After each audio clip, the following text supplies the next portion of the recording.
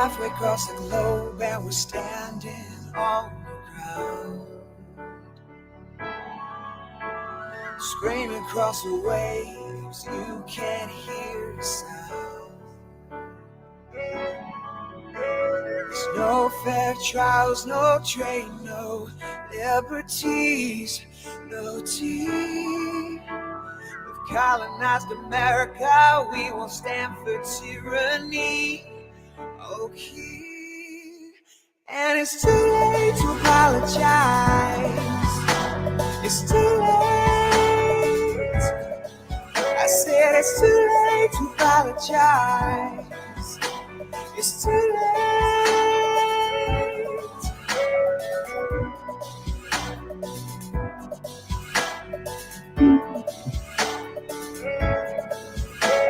You paid your foolish tax, read the acts, and they just won't do.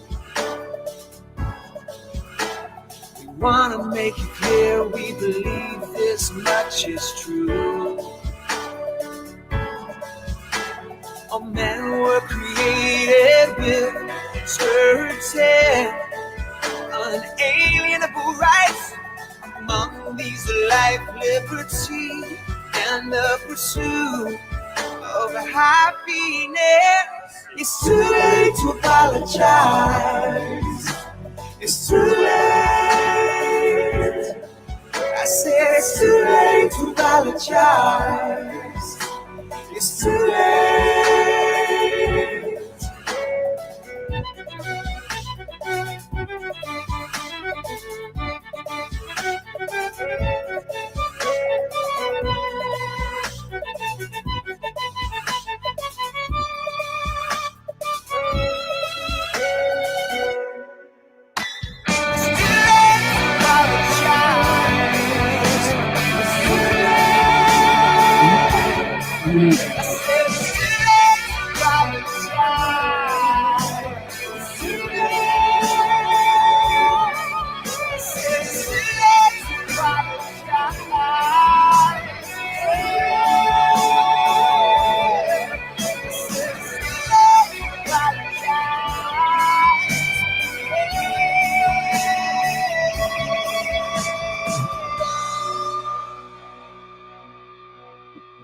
Halfway across the globe and we're standing on new ground.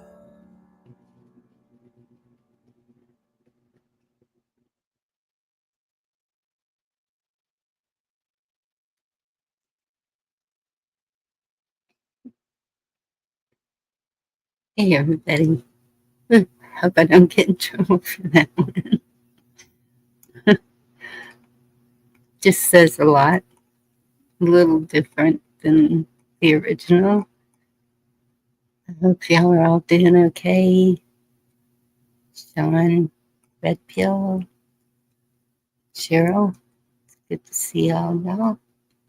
Ricky, Meat Puppet, Susie, it's been a minute. Hey Mary, Anne, Sandy, kiss off. But that didn't cheer you up. I liked it. Hey Anthony, how are you? Oh my goodness. Okay. I might be a little nervous tonight. For some reason. I guess because it's, I don't know. It's Monday. Thank you for posting that, Sean. Appreciate it. Absolutely. Nonviolent actions that people can do from right where you are. Yeah, I took a deep breath. Thank you, Cheryl. Oh, goodness. It's been a busy day here. Long night.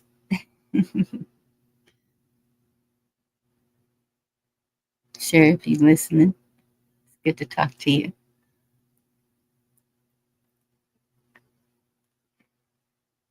Yeah, and I've been seeing Michigan's been smelling those fires too. Bon Eric, good to see you. Hey Dee. Yeah, Dee, check your email. Terry, good to see you.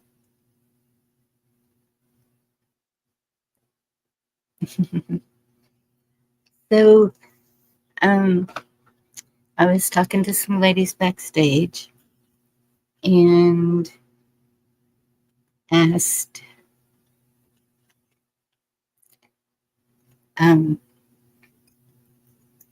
what they would like to see. And one of them told me First Amendment of the Constitution to hear about it because she doesn't understand it. John Dunning, good to see you.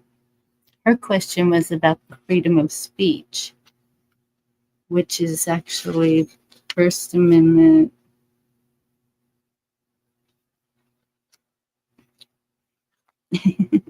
Let me find which section, because it's not in section 1.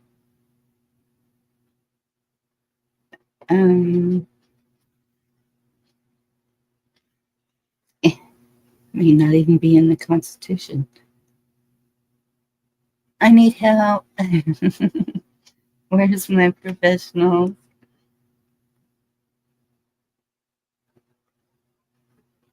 All of this is how the government is run,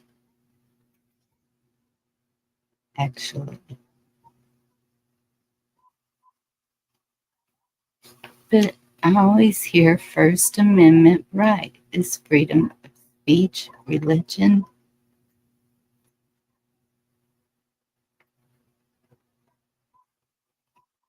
Constitution of the United States. I'm in the right place. Maybe it is under the Declaration. John Denning, good to see you.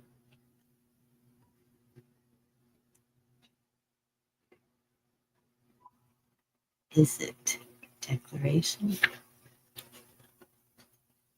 I bet that's what it is. First Amendment of the Declaration. I know exactly what I'm doing. No, I don't.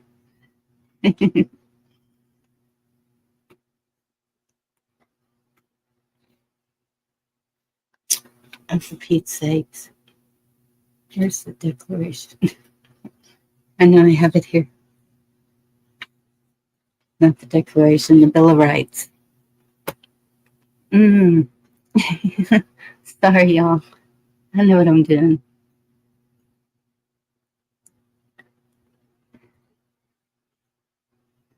So it's not the Constitution, it's the Bill of Rights. Amendment 1. Congress shall make no law respecting an establishment of religion or prohibiting the free exercise thereof, or abridging the freedom of speech or of the press, or the right of the people peaceably to assemble and to petition the government for a redress of grievances.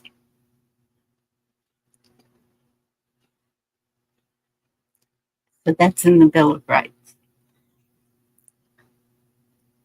So what that means is they can't make any laws against any of those rights.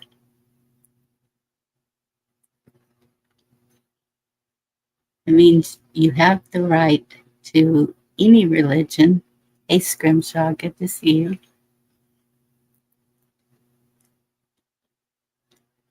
Stands alone, good to see you.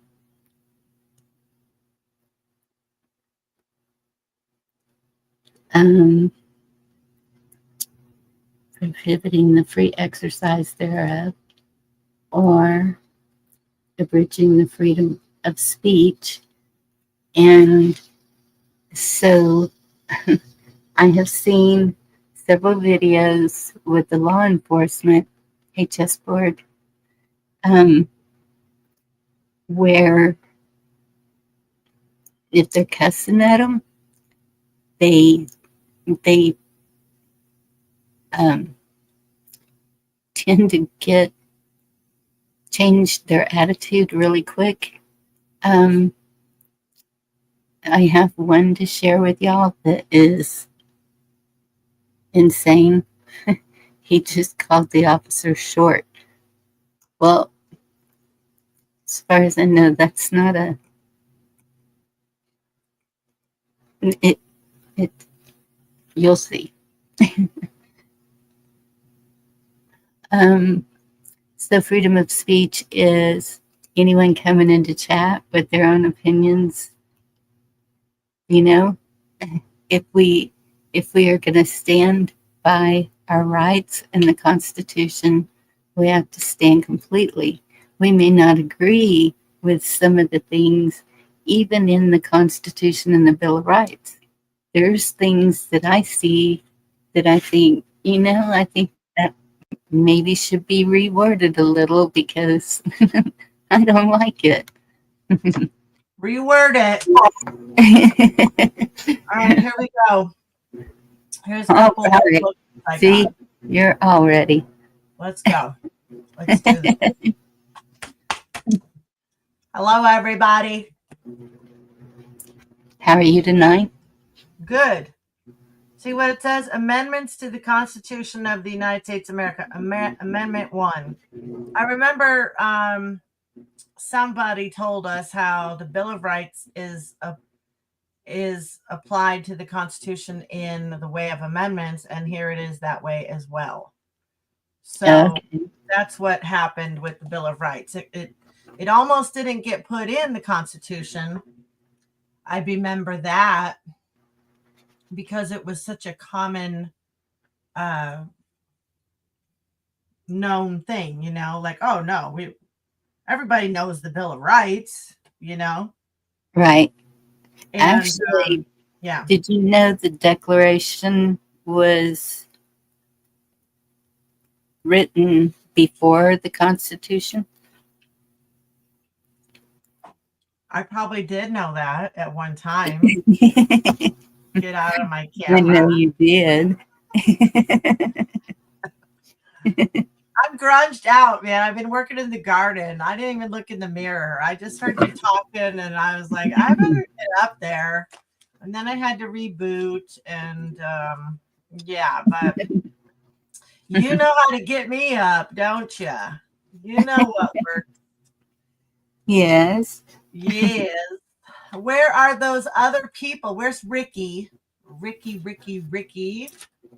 Hey, Be Charming. Good to see you. Blue Butterfly. I see them in chat. I see and Scrimrose. Very good. Thank you, Mary. Mwah. Yes. And I don't know Bex. Did you say Bex? I did say Bex, yes. And I don't think I have Scrimrose email, actually. Oh, yeah? Mm-hmm. Yes. I can send her the link if you like. She may or may not be able to come. If she can, she probably would. Right, Mary. D always looks pretty. It doesn't matter what she's been doing. I do not. That's not true. Yes, it is. I'm a grungy girl right now. Grungy. Oh, you know what? I just did something really manly, too. I'm going to tell you guys what I did. What'd you do? I'm going to tell you what I did. I changed the attachment on our Bobcat from the forks to the bucket thing. And that was hard to do. I almost cried and I almost gave up. That's a true story. Okay, Scrimshaw. But I did it. D sent it. I'm going to try. Oh, okay. Now, can you get on my channel? Okay. Anyway, that was hard, but it took me a long time, but I did get it. And then I You got, go, girl. yep, Look I at did it you.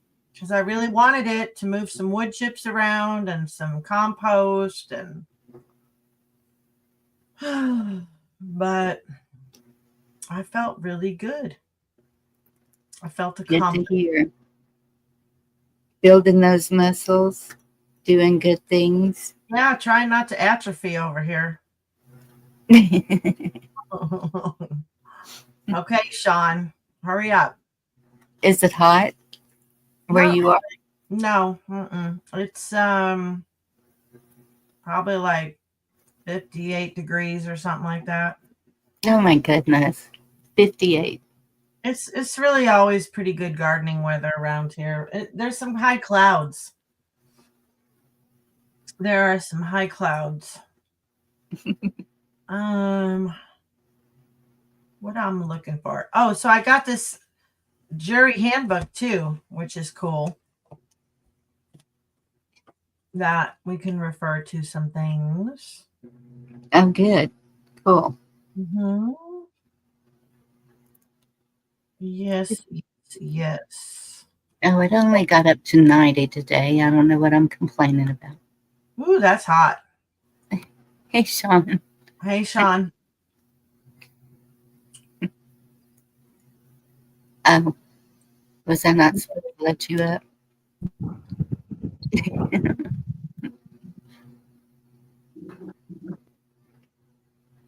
I hear Hello. wind blow. My audio. Yeah, I have a fan blowing. Oh, Still kind of. hey. Still, I haven't sent that yet, Scrimshaw. I'm my brain farted out. I forgot what I was doing. My phone's in my hand. I'm like, what am I doing? Forward. Oh, What up, God. Sean? Sorry, Bonnie. It's okay. Chessboard, go back and watch the song. REI. Okay.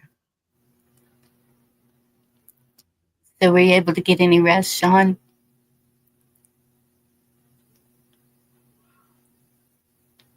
I think we lost his audio.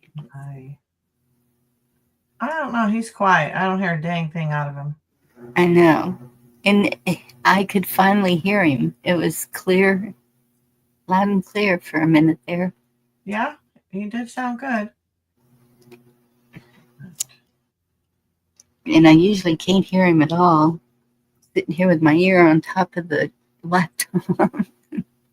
Oh, I know. He gets it every time on the call, too. Yes. Turn up your volume. Okay, Scrimshaw, I just sent it. Sorry, it's taking me forever. Okay. And so to finish that, freedom of press. Yeah. That means they can print anything they want to, doesn't it? As long as it's not causing harm to another.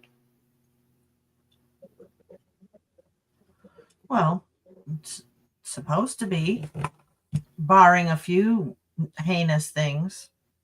You know. And the newspaper I worked for, we were very, is it biased whenever you don't show your opinion or your No, it's not biased. That is, it's non-biased. objective. Hey, Scrimshaw. Hi, how you doing? Good. So, What's hot? We're just discussing what it means to not have a bias as a journalist. That's really hard, I think, sometimes. What word comes to mind? Not bias, right? Well, you could look at that a lot of ways. I mean, some people have prejudice, but if you just leaning one way or you have a one-way type of thinking, how can you be how can you possibly be fair? You got to look at everything from all points of view and all sides and see what's right. But you got to make sure that you're not being biased or prejudiced. Exactly. And that's the biggest thing, and the biggest thing that I'm seeing wrong with a lot of what's going on in the court system is to go in and everything's stacked before you get in there because they got their law firm Family, crap going. So I Eric. mean, everybody knows that. Yeah, I saw that, Sean. Thanks, but thanks for sending it to my email because it's easier for me to figure out how to get on the computer that way. Thanks, Dee. Yeah, I just think you really have to be careful. And yeah, it can be real hard, but I think if you follow common law principles, then it will be easier. Yes. You know, you have to be impartial. And that's the only way you're going to be able to do things. You can't judge on anything but to be impartial. And that's what's wrong with our court system in a lot of places. So I yield. And I think that's where I learned that was because covering the elections locally and state, um, I had to meet with all of them. And if oh, what was his name? The car salesman sounding guy, Rick Perry. If he actually would have looked at my face, he would have known my feelings. But I was The trying governor of to keep a Texas. straight face and not show any judgment or my opinion. But he said some really stupid things. It was Oh Yeah. boy, I don't hard. know what that was all about. Oh, It's when we had a governor's race, and oh, there was a sharp, and I can't even remember his first name, and he was running against Rick Perry, and that was one of them that I had to cover. Had to go to their oh, barbecues and the functions that they had, and well, I'll be right back. even for local, um, we vote for our commissioners and sheriff, mayor, um, judge. mhm. I'm sure y'all do the local thing too, and I guess that's when I started learning about politics too. Um, I was covering Pete Rose also, and I think he was running for state representative, Mhm. and he's one of them that ran to Oklahoma. Remember the runaways? And I just heard that we have had runaways again. Well, I tell you, my state's pretty interesting right now because the court system is such, thanks to the playing around with footsie with finances, is that they don't have enough money to pay the public defender lawyers, and so they're letting everybody out of jail, letting everybody off. Don't matter who they are. Don't matter if they're innocent. Don't matter if they murdered somebody. They're out. So Wow. yeah, Hey, it's well, insane. It's insane up here. Very insane. I can't and tell you. where is that? Massachusetts. Massachusetts. Mm-hmm. Okay. Yeah. Thank you, Governor. Not. And yeah, we have a lot going on.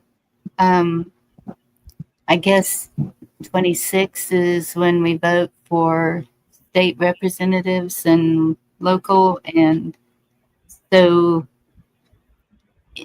just before any election, whether it's federal or state or whatever, they start doing things to try to please the people or Oh yeah, yeah. keep it the way Oh they yeah. want it to be. And so I'm sure a lot is going on throughout the states right now. Oh sure. Yeah. It's a dime a dozen for all the stuff that's going on. Yeah, there's all kinds of stuff going on. Yes. So no surprises. It's a shame. It's a shame politics is gonna be like this, but it is. It's a dog eat dog world out there, unfortunately. You know, uh, a lot Yeah. of people don't have values, and what happens is they're doing underhanded things. Some of them, and what the hell are you gonna do? It is what it is. You just gotta be careful and look for it somehow.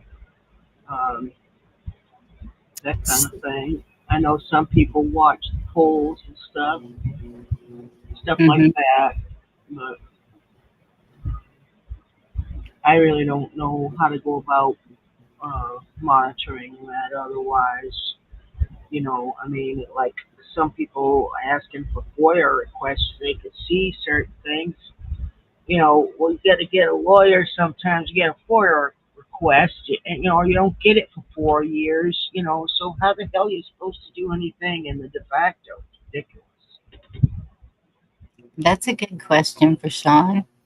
Hey, Life Cruising Carpenter. Okay. Are you with us, Sean? This year, Yeah, I don't know if his audio is working. he's in the chat. I mean, he's in the chat, and he's been greeting people and putting the StreamYard thing up. So, anyway, stuff like that. Yeah, so I mean, I think the only answer for me is to uh, do assembly. That's all. Go to restore-america.org. That's the absolute only answer. I don't know why I don't have an icon up, but I normally do. You're Um, yeah, so that's my thought on the matter. What else? How else are you going to get oversight? You got to have oversight over all this stuff. And even though like the people in my state voted for, overwhelmingly voted for pro an audit, they have not completed the audit. And I don't know what the holdup is. It seems like there's a lot of stuff that's being not brought forward, and mhm. so the only way I see is to be able to have an audit is to go through, a general assembly. You want to say general assembly, or our common law assembly, basically. We need the common law desperately to be able to handle some of this stuff, and I don't think people realize just how much is going on. Every day I'm hearing something horrific that's going on, of course, but I mean it's something that shouldn't be done by just politicians. Some of the stuff the vote should be going to the people.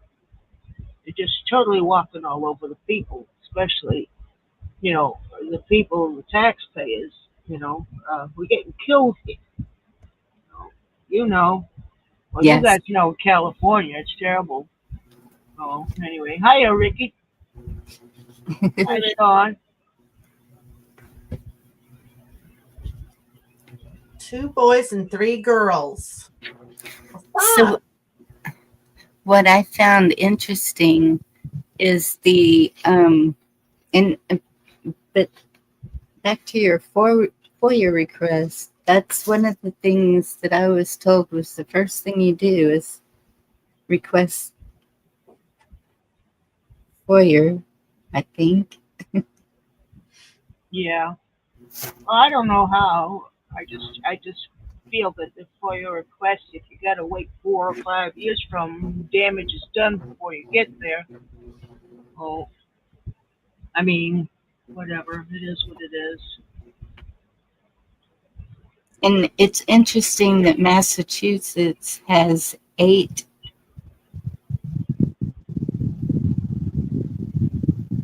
I'm sorry you're not coming in too good here. What is going on with StreamYard? Is it 8 representatives? It is. It's you have 8 representatives Mm-hmm. in Massachusetts, and it's not a very big state, is it? No, no. It's just, and there's a lot of population, the highest populated big cities have like pretty much changed things. Of course, they restrict stuff all the time, so they went through and did redistrict so they could get more representation, and it is what it is. If I may, Ricky, can you email Vex, please? I was looking for an email. Oh, here you go. Give him the link. Would you mind? Whoops. Would you mind, Ricky? Ruh-roh. There goes Sean. Yes, I think he's having technical difficulties. So Sean said the Freedom of Information Act, FOIA, generally requires agencies to respond to requests within 20 working days. This time frame can be extended under unusual circumstances with proper notification.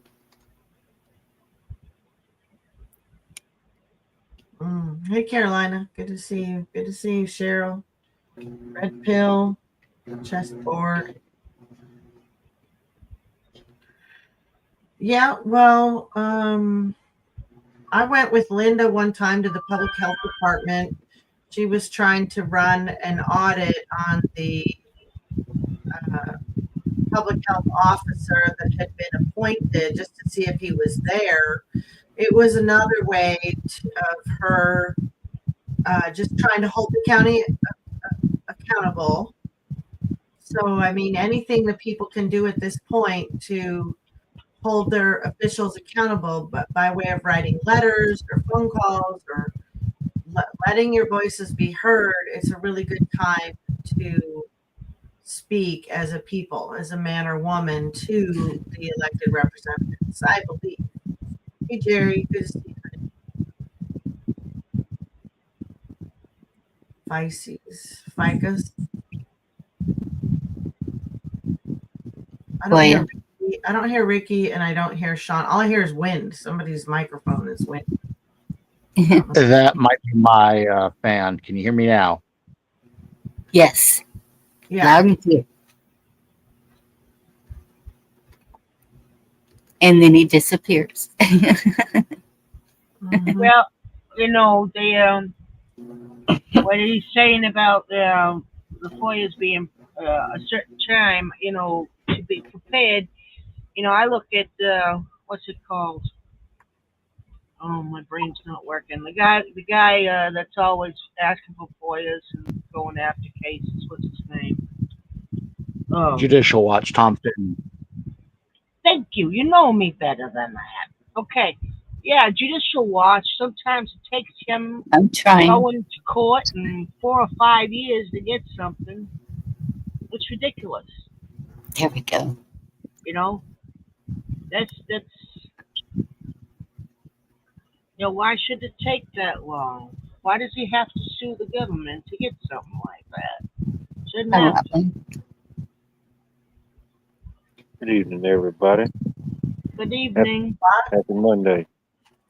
Happy Monday. Monday. So, Hope y'all are doing well. Excuse me. sorry. Doing good. Sappa Dumpling said, doesn't actually have to be unusual circumstances. The fact that I made a request of 7 times, so it might be too much for them to prepare in the short amount of time they're allowed to ask for an extension, I guess is the end of that. And she is in California also. Yeah.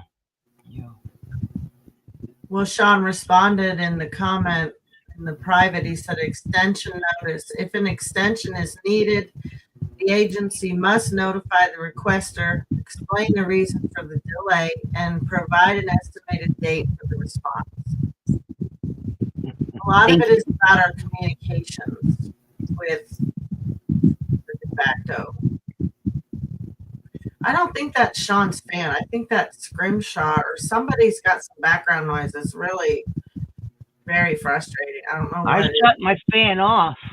I don't have nothing on here. Let me see if I can. See who it is. Probably me. Plus, I keep disconnecting. I don't know. Hey, Ricky, you home? There. I just reduced background noise and I don't hear it now. I'm still Check, hearing 1, it. 2, can you hear me? I still hear it. Yes. Yep. Yeah, I hear it It's like sounds like it windy might be a fan. microphone. It sounds like someone's in the wind in the microphone. Yeah. No, I'm not. I'm sitting in a warm room, which is no fans on, no air conditioner, no nothing, so you can hear me straight. Okay. Who shut something off? I don't hear Ricky either at all. I haven't heard him Oh. say one word. I hear a fan. I hear a buzzing. I don't hear nothing. That's my fan on the wall out of my Okay. reach. So That doesn't can't really sound do Okay. nothing about that It's one. better than the other. Yeah, Okay. way better. Doggone, thank you, whoever did it. Sounds Well, like thank you. Go What? ahead. Hello, this is a test. Oh, what's up, Ricky? hey, Ricky. Good to hear you. Yay! Happy me.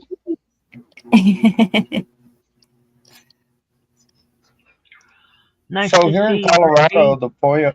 Hi, Scrimshaw. So here in Colorado, they have 5 days to respond. 5 days. 5 days. And if they Wow. can't get what you're asking for in 5 days, they have to respond with a reason and estimated time when they can fulfill your request. And that's a federal law. Here in Colorado, they've just, I don't know, I could look up Colorado law and see what it is, but yeah, it varies from state to state. As far as Tom Fenton is concerned, sometimes he has to sue them because they won't release it. They won't release the information, so he has to sue them. So here's an example of that here in Colorado.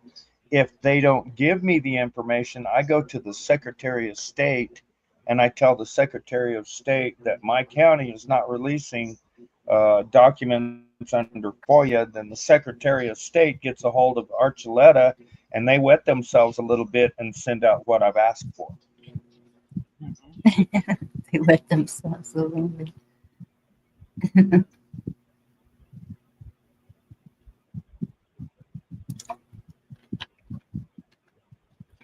And is that a FOIA request? Yes. And Meat Puppet, you are correct. It may be a federal law. That doesn't mean they're going to follow it. Mainly because they're a corporation and they don't have to do anything.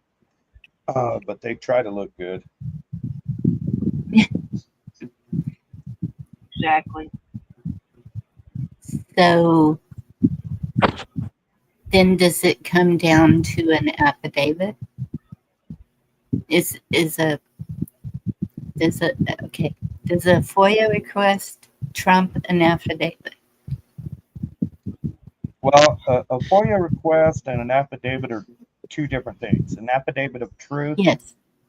would be something you would send to somebody or to a judge to bring something forward, an affidavit of truth, or you could send an affidavit of truth to your state's attorney about the FOIA request. Two different things. Okay. So it's a list of grievances. Most, An affidavit of truth would be me with my name stating facts about a situation, Right. not opinions. Because as soon as you put your opinion in there, it's an affidavit of opinion. right. It nullifies the whole truth of the matter. So, affidavit of truth is a document. I could look that up and read it to you. I have a few affidavits of truth that I have actually used, and not just me, but the people that I'm associated with here in Archuleta County. We sent a judge an affidavit of truth stating that our county attorney is violating our constitutional rights to put things on the ballot for Archuleta County, saying that we cannot do that. And all we stated was the truth of the matter. And I won't tell you how that went because it turned out to be a real cluster. Mm.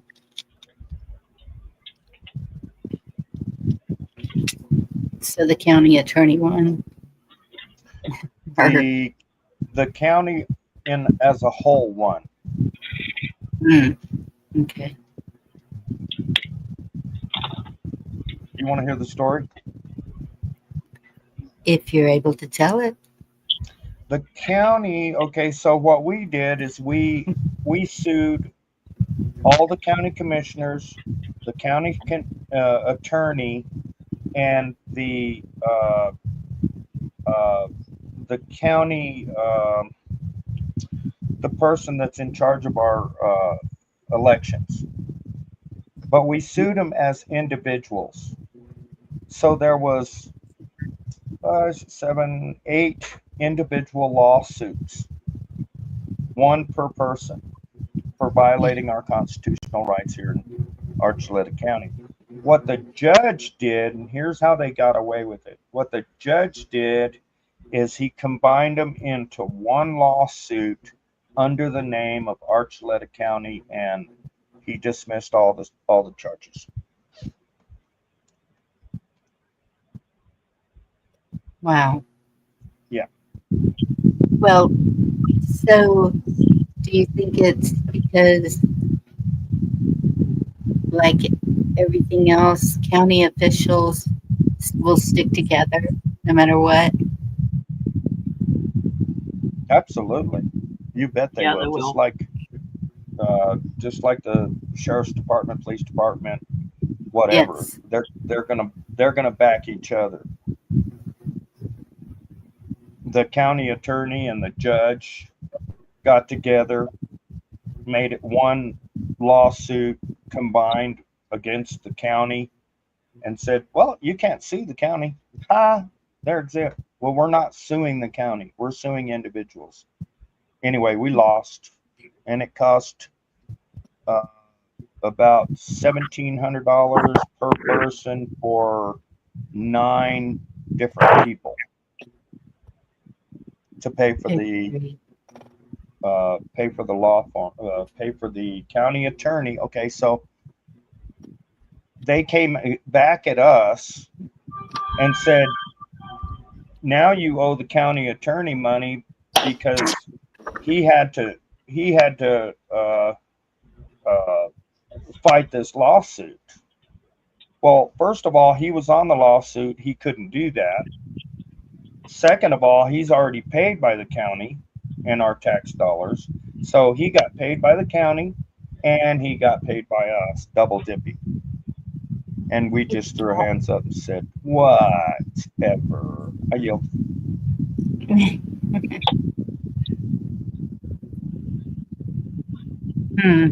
Okay, well, that doesn't sound real hopeful. May I?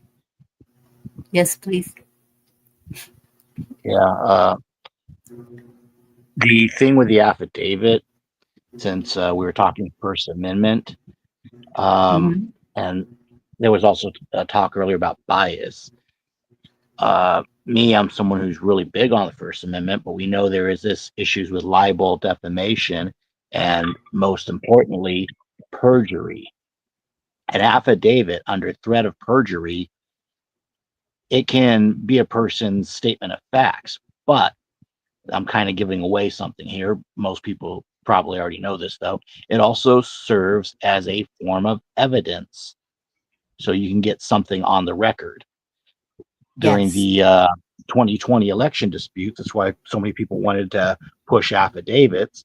The affidavit isn't an enforcement document. It's a document to get things on the record. That, on this date, you sent a cease and desist notice or a notice of liability, or you witnessed this action, or you saw, this guy run out of a house at 1 a.m. with a TV on his back, whatever. This way it stands as evidence properly notarized. Now, that can be with the notary public, or it can be in the American common law. There's another way to do that. I won't get into that on an open mic.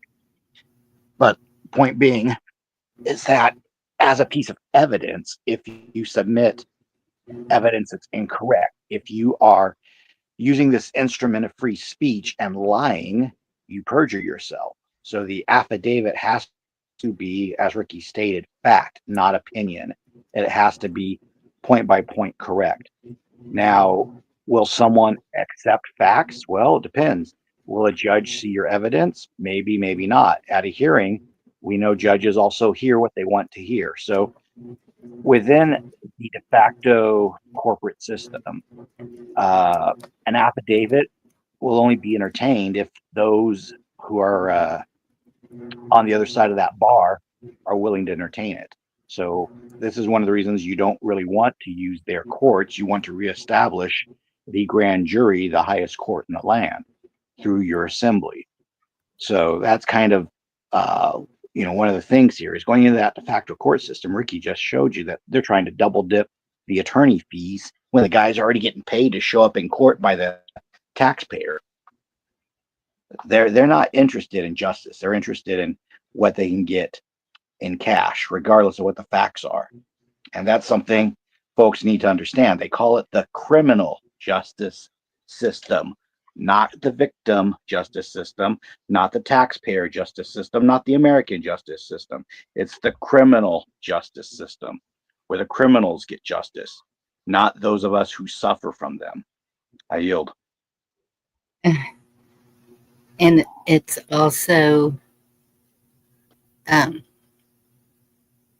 guilty till proven innocent. It appears nowadays. If I may, Bonnie, you're correct in that. They issue you a fine, a ticket to pay without even allowing you the option to invoke your grand jury or to have a hearing or anything. They just say, show up on this date, pay this fine, and let the judge hear your plea, your contest. And that's their attempts to make the courthouses nothing more than a rubber stamp for their application of what they want to consider justice, which isn't justice. It's just a form of control. I yield. Mm-hmm. Seems to be what it's all about, control. Where can that go? Control and money. Mm-hmm. Correct. And the biggest threat to that control and money are all the parts of the First Amendment that you guys quoted earlier. That First Amendment, just by the people being able to speak, well, the speaking also comes from the people assembling. A person just talking to a wall is not going to affect their control. That's why they separate you and put you in jail cells, ideally alone or with as few fellow bunkmates as possible. Or in other situations, they put you with a bunch of them, but you're so regulated, you don't have the chance to really do anything.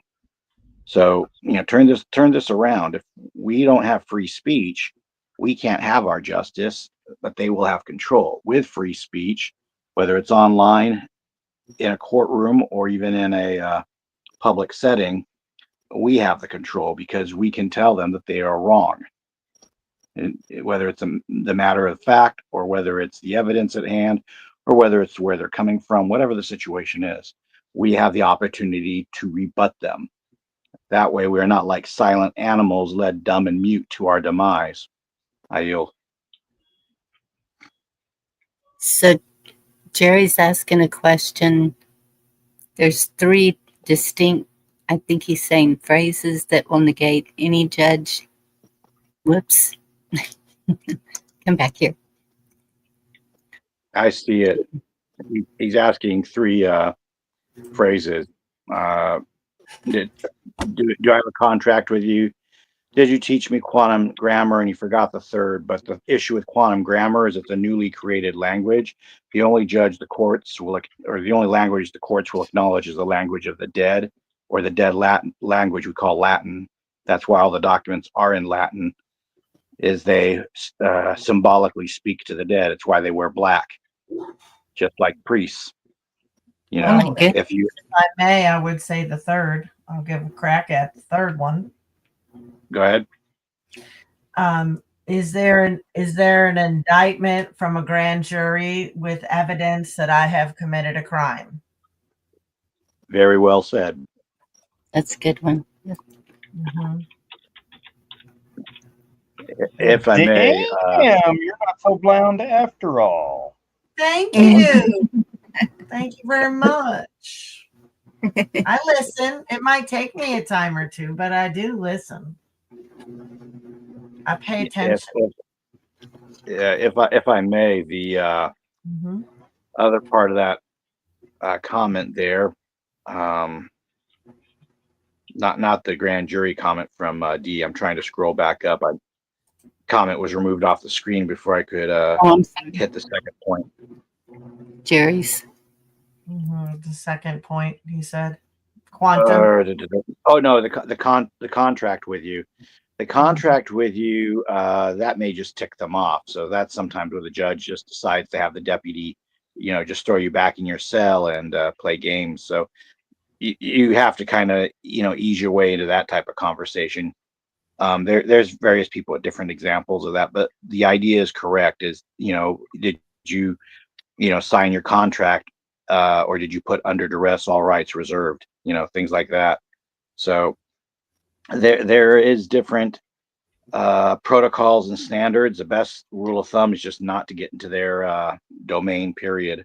It's like, there's a lot of people who want to showcase, oh, look, I can shut down a judge. And it's like, okay, go ahead and enter into that spider web and do it enough times and see how long till a black widow stings you, So I would advise avoid the web completely, and then let's build our own thing over here. And eventually their web gets full of leaves and they just starve to death. I yield. I think wherever somebody is confident about how the court system works, they can use it. But to be throwing things around, if they lack the confidence and they really haven't seen it work, I mean, I could tell you, yeah, we will work on uniting and all that. But if we end up before a judge, before a magistrate, whatever you want to call that person in black, we definitely want to know a few things if we can. We're just so dang ignorant, we just haven't really learned these things. I yield. If I may, that's why there's also the National Assembly conference calls on Thursday night, because they touched on that issue. When there's a properly convened grand jury from your assembly, you can offer that grand jury for the purposes of arbitration. You can default and have that grand jury see your case, but it has to be standing and already a body that's convened and in existence. People aren't assembling. You can't just snap your fingers and say, Judge, I want a grand jury of my peers from my General Jural Assembly, when you don't have a General Jural Assembly sitting there. So they give you the civil grand jury, which is led by the nose by the district attorney, which in a way contravenes U.S. versus Williams, because just like the defense attorneys in that case are not to interject into the jury proceedings, so too are the prosecutors supposed to kind of stay outside the jury box once that door closes. And that's been a issue we've been having we saw that time and again with Donald Trump. They kept submitting and then changing the standards until they said, well, the juries have to convict for something, even if they don't think Trump committed a crime.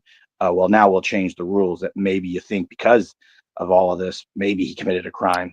The grand jury is not supposed to give a bill or no bill based on maybe. It's supposed to either be cut and dry, no bill, or cut and dry, true bill.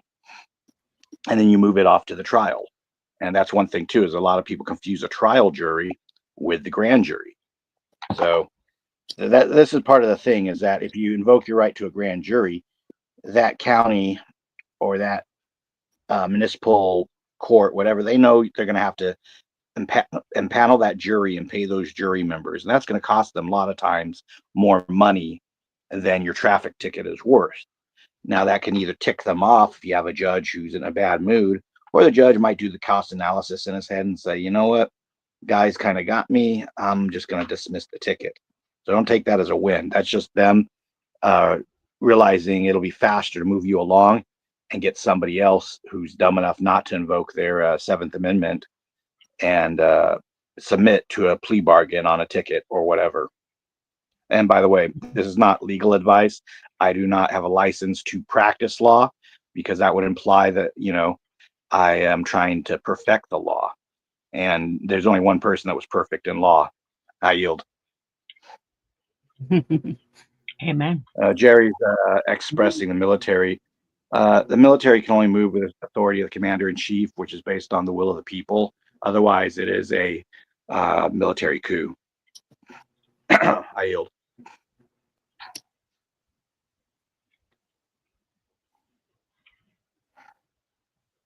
Goodness.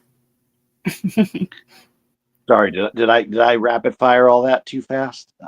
I'll slow it down. It was a lot, Sean. That's all. It was just a lot. Yeah. I forgot what you were talking about for a moment there. I was trying to remember, but I tried. Different ways. Pen and paper, folks.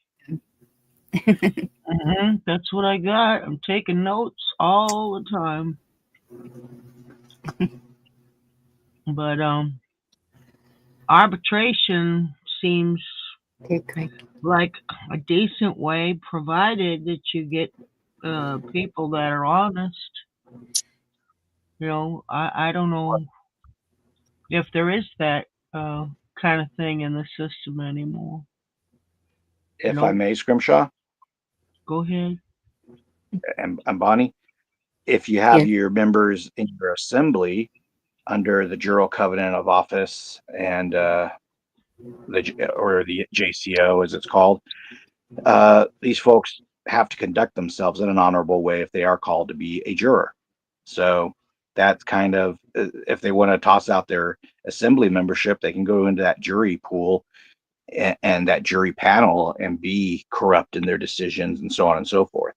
So that's why basically it kind of, for those who've onboarded with us, they go through a process where we vet our membership over the course of weeks and months. And we even have the person commit that if they are going to be in an assembly, they are willing, if the need comes up, that they be called to be on a grand jury. So it's not kept out of the realm of possibility for them. And the good thing is that gets rid of people who are flaky, who just don't want to be bothered. They want someone else to make decisions for them and someone else to be their government, as opposed to self-governing. So your concern, Scrimshaw, is valid with the civil de facto system we have. But in American common law, if we were in de jure self-governance, the people would have already vetted each other, and you would be amongst like-minded individuals, a jury literally of your peers, to decide, hey, did Scrimshaw, steal from anything played at church, or was it the dude a couple rows over who just came in off the street that nobody knows about, or did Scrimshaw wear a purple bonnet on this day instead of a yellow bonnet? Whatever the court case, the facts are. Would have people who know you because they're in your community, they're in your assembly, and that was what assemblies were. It was your community, it was your church, it was your fellow school parents, and what they did very successfully is they made all kinds of brands of groups and clubs to take we the people away from gathering together and deviate us, divide and conquer us into smaller niche clubs where we don't come together anymore. It's like having fishermen and hunters and marksmen. They all have their hobby, but there's overlap in survival in the woods there, but you don't see them all come together because now they have sporting events. And the fisherman has his competitive fly fishing one weekend. The marksman, he's got to go to his shoot off, one weekend. And the hunter, well, he can't avoid that, big 10-point buck. So, they're all making separate schedules instead of time to come together once a month or once every couple of months to say what's bothering our community and how do we fix it. I yield. May I? Yes. I'm concerned for years now because they make all the young people sports on Sunday mornings. So they're Bingo. not getting the education from church that they should be getting.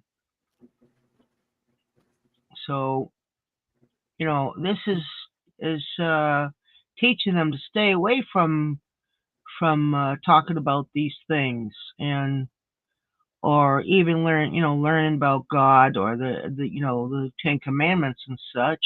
I wonder if the kids these days could even tell you the Ten Commandments. Most what I hear from young people is, they don't want nothing to do with the Constitution and they want to change the whole ambience of the country. It's crazy. They want to turn life upside down. And I don't think they'll like it much if they do. I yield. And I agree. And that's one thing that Texas has put the 10 Commandments back in the schools. I'm glad for that. Yes. May I? Yes. And Bonnie, right there buried in those 10 Commandments, thou shalt not bear false witness. That is clearly instruction regarding our free speech to not lie or to not testify falsely. Mm-hmm. If we could get our culture back on track with that, just to be honest and stop lying, we wouldn't have all these cover-ups and all this obfuscation in different levels of government. Point I want to make with the lying and the free speech and everything. Again, you guys touched on the newspaper reporting earlier. There is lying by omission. If you're telling the truth, the whole truth, and nothing but the truth, so help you God, you got to call everything out, good and bad. You just don't give the play-by-play of what benefits you. Even if it hurts you or screws you up, you have to tell everything that happens sequentially, not leave out the part where, okay, so you left to go to work, you were in a hurry, and you read in the red light and you hit a fire hydrant. But what you forgot to tell everyone is that you're also looking at your cell phone at the time, and there's 2 or 3 witnesses who say, he's looking at his cell phone. By you not mentioning you were looking at your cell phone for whatever reason, you just omitted that, and you're actually going to have it held against you greater because you weren't being honest and upfront of it. You could have said, I was running late for work. I looked at my cell phone to check the time, and I ran the red light and hit the fire hydrant. My apologies. People would understand a chain of events, but you leave out a significant part of that chain of events.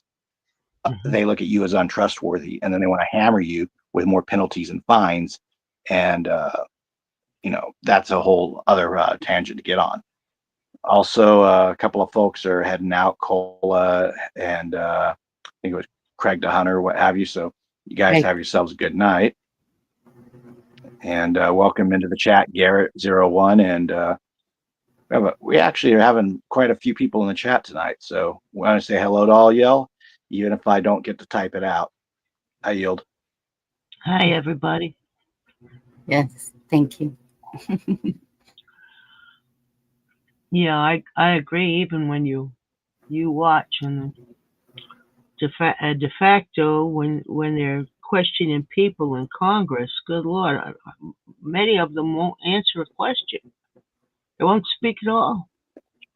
Yes.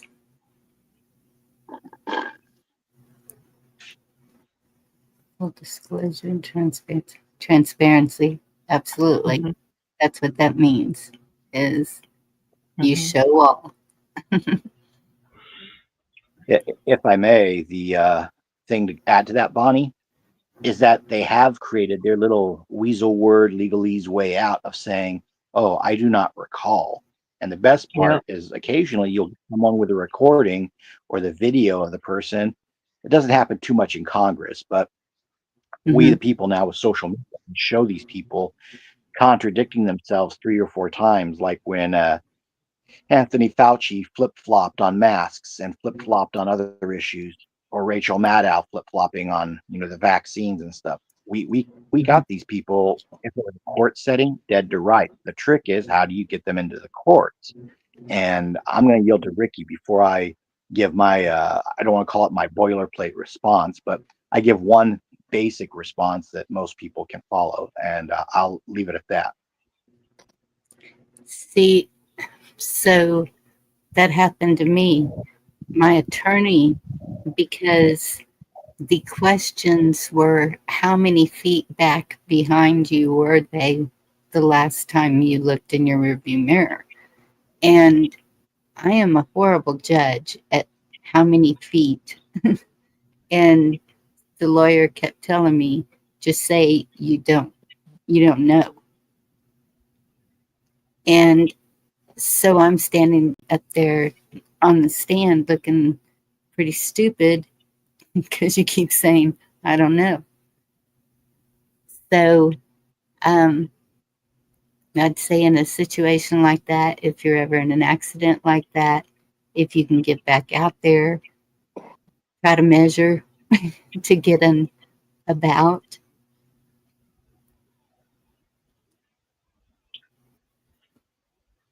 Or approximately something. Something else you can always say is, I am not qualified to answer that question. Excellent. Oh, that's a good one. I'm not qualified to answer that question because I am not a surveyor. I don't have the tools to measure distance. I'm not qualified. Something else, I got my mom out of a ticket. She was before a judge with a traffic ticket. She's hard of hearing, so I was there with her in front of the judge. And the judge asks, turn your hair dryer off, Striker. The judge Okay. the judge says, do you understand? And I turned to my mom and I acted like I whispered in her ear, and she couldn't hear me anyway. And she shook her head, because she always shakes her head no when she doesn't understand what I'm saying to her. She shook her head and I said, Judge, she does not understand. And the judge said, well, this is really different. I've never run across this. I will have to consult and be right back with you. And he looked it up and looked in his books, and he says, well, I've never had to take a traffic ticket to a jury trial, so we're going to go ahead and do that. We're going to schedule you for a jury trial on this traffic ticket. And the reason he did that is because she said, or I said actually, she doesn't stand underneath your authority. I don't understand you. I don't stand underneath your authority, so we're going to have to take it to another authority. Well, anyway, the prosecuting attorney over the ticket dropped the charges because they weren't going to go through all the jury bullshit. Remember, if they ever ask you if you understand, you say, no, I do not understand. And don't say anything else. That's Yeah. if you're before them.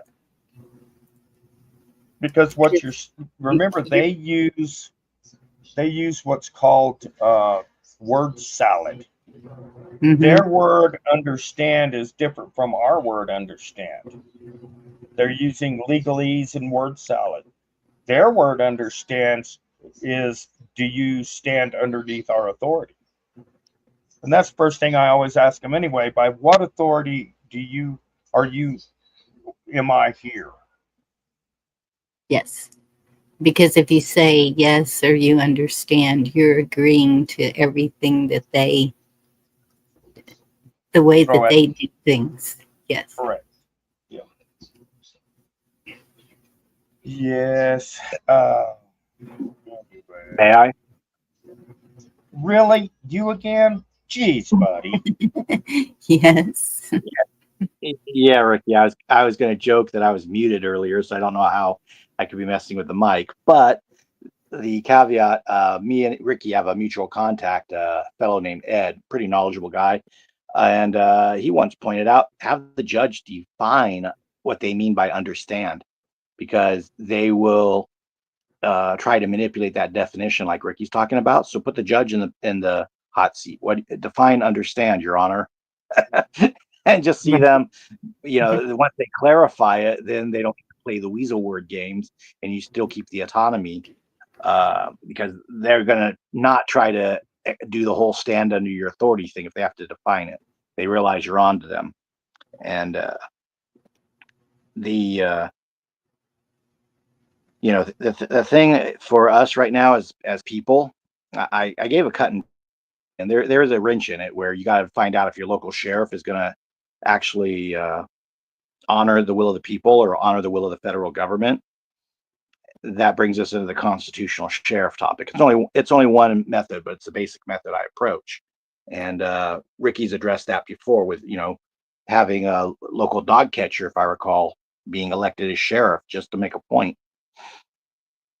You can have your grand jury issue its findings as a presentment, and that presentment can be delivered to the sheriff. You leave the district attorney out of the process completely.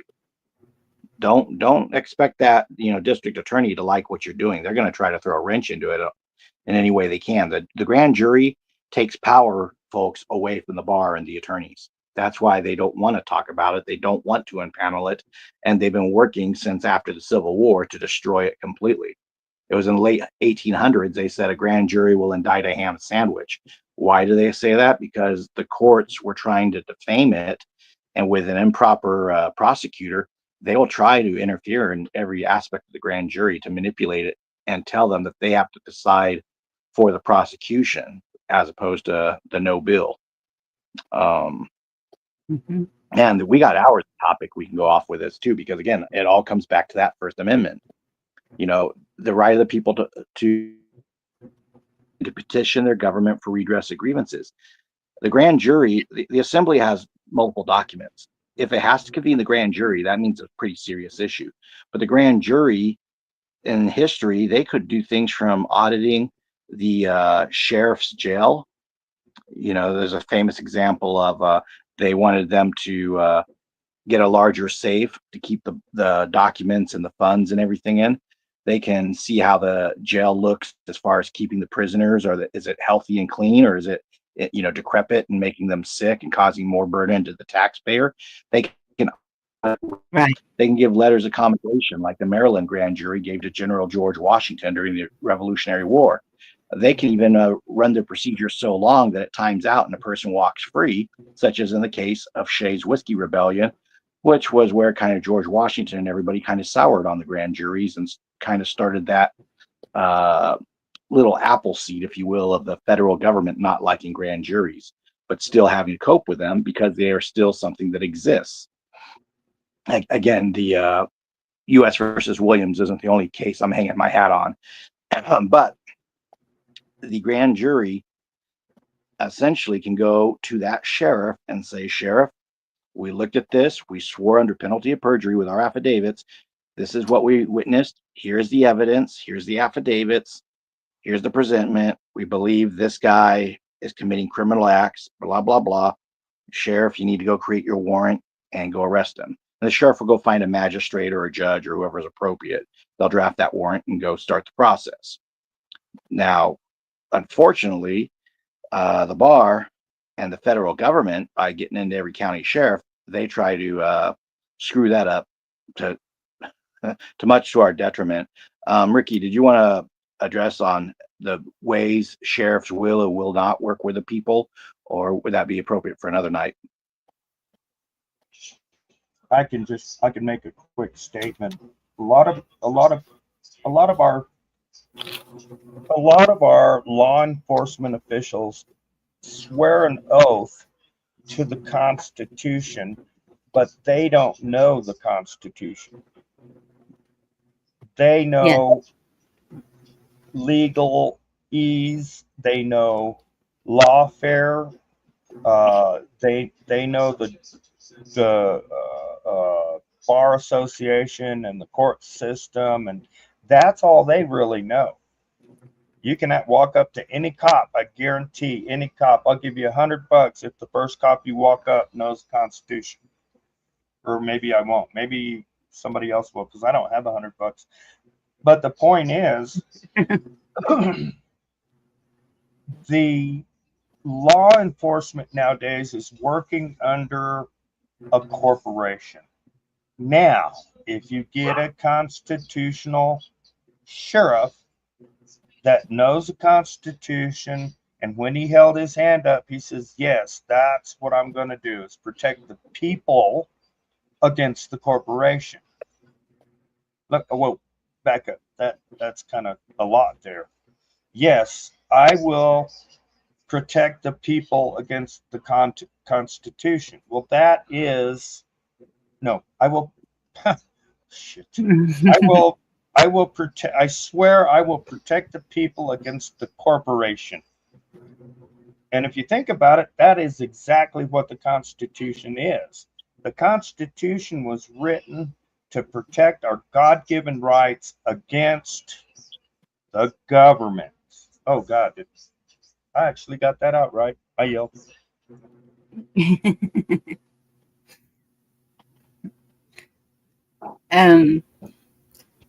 I think this is a question the cat has. Lying is never going to work for the people who have an ounce of integrity, and they are not going to get a jury's vote on the case of the high court rulings and verdict. Question mark, question mark.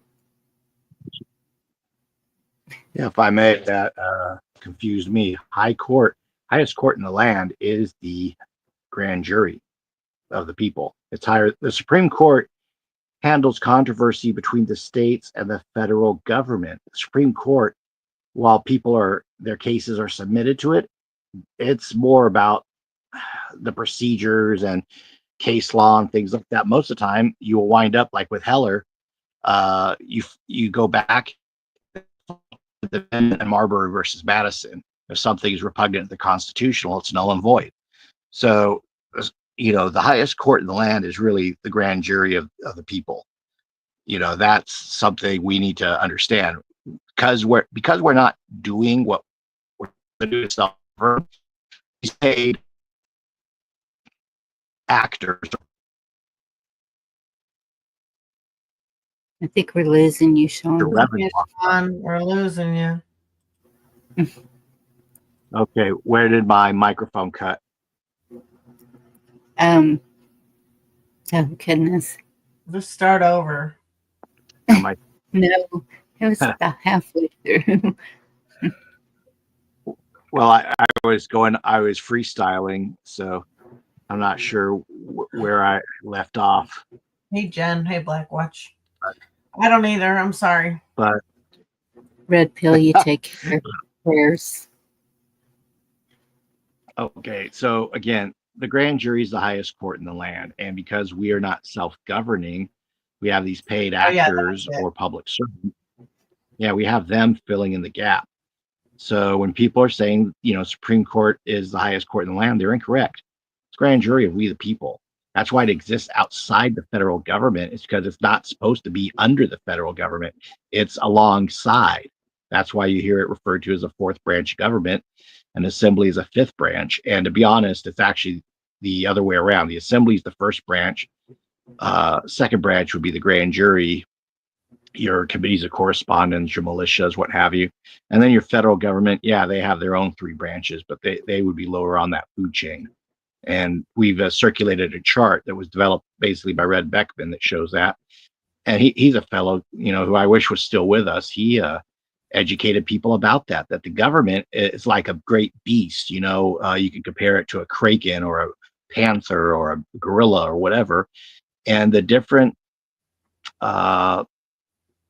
levers the people have are the bars on the cage that keeps the beast in check. You know, we have a Bill of Rights, we have the Constitution, which is like for the day-to-day functions, and then the other bar would be the assemblies. And if we invoke the grand jury, yes, the grand jury. And if we don't invoke the grand jury, the assemblies can still issue directives and requisitions, which, you know, are basically for guidance.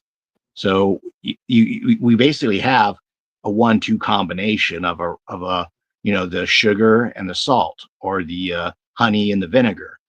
And that's the thing, is that people have to, if we even go and look at the de facto system, okay, they don't accept what we're talking about with American common law. All right, then you better be willing to get some people who are willing to run for office.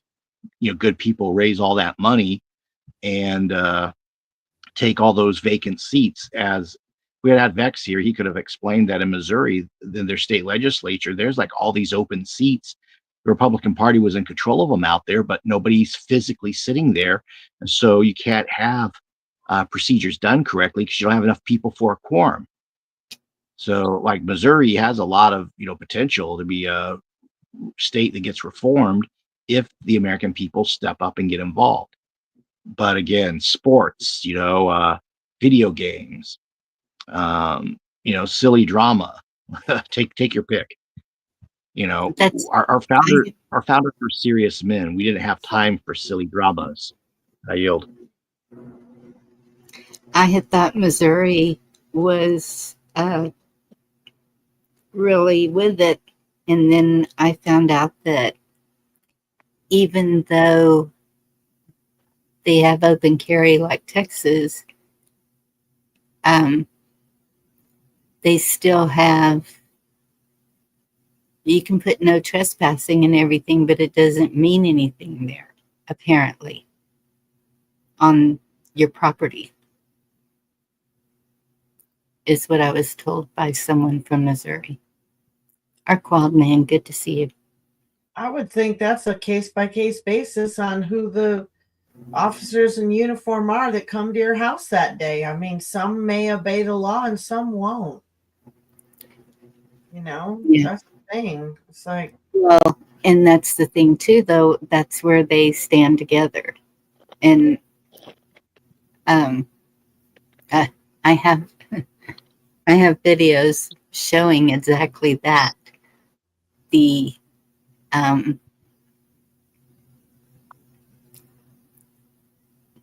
one of them, a man was arrested for looking for his cat.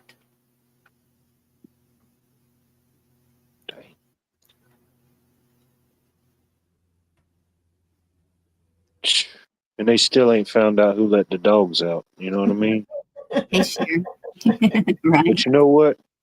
Rightful liberty is unobstructed action according to our will within the limits drawn around us by the equal rights of others. I do not add within the limits of the law, because law is often by tyrants' will, and always so when it violates the rights of the individual. That was a quote by Thomas Jefferson, I believe.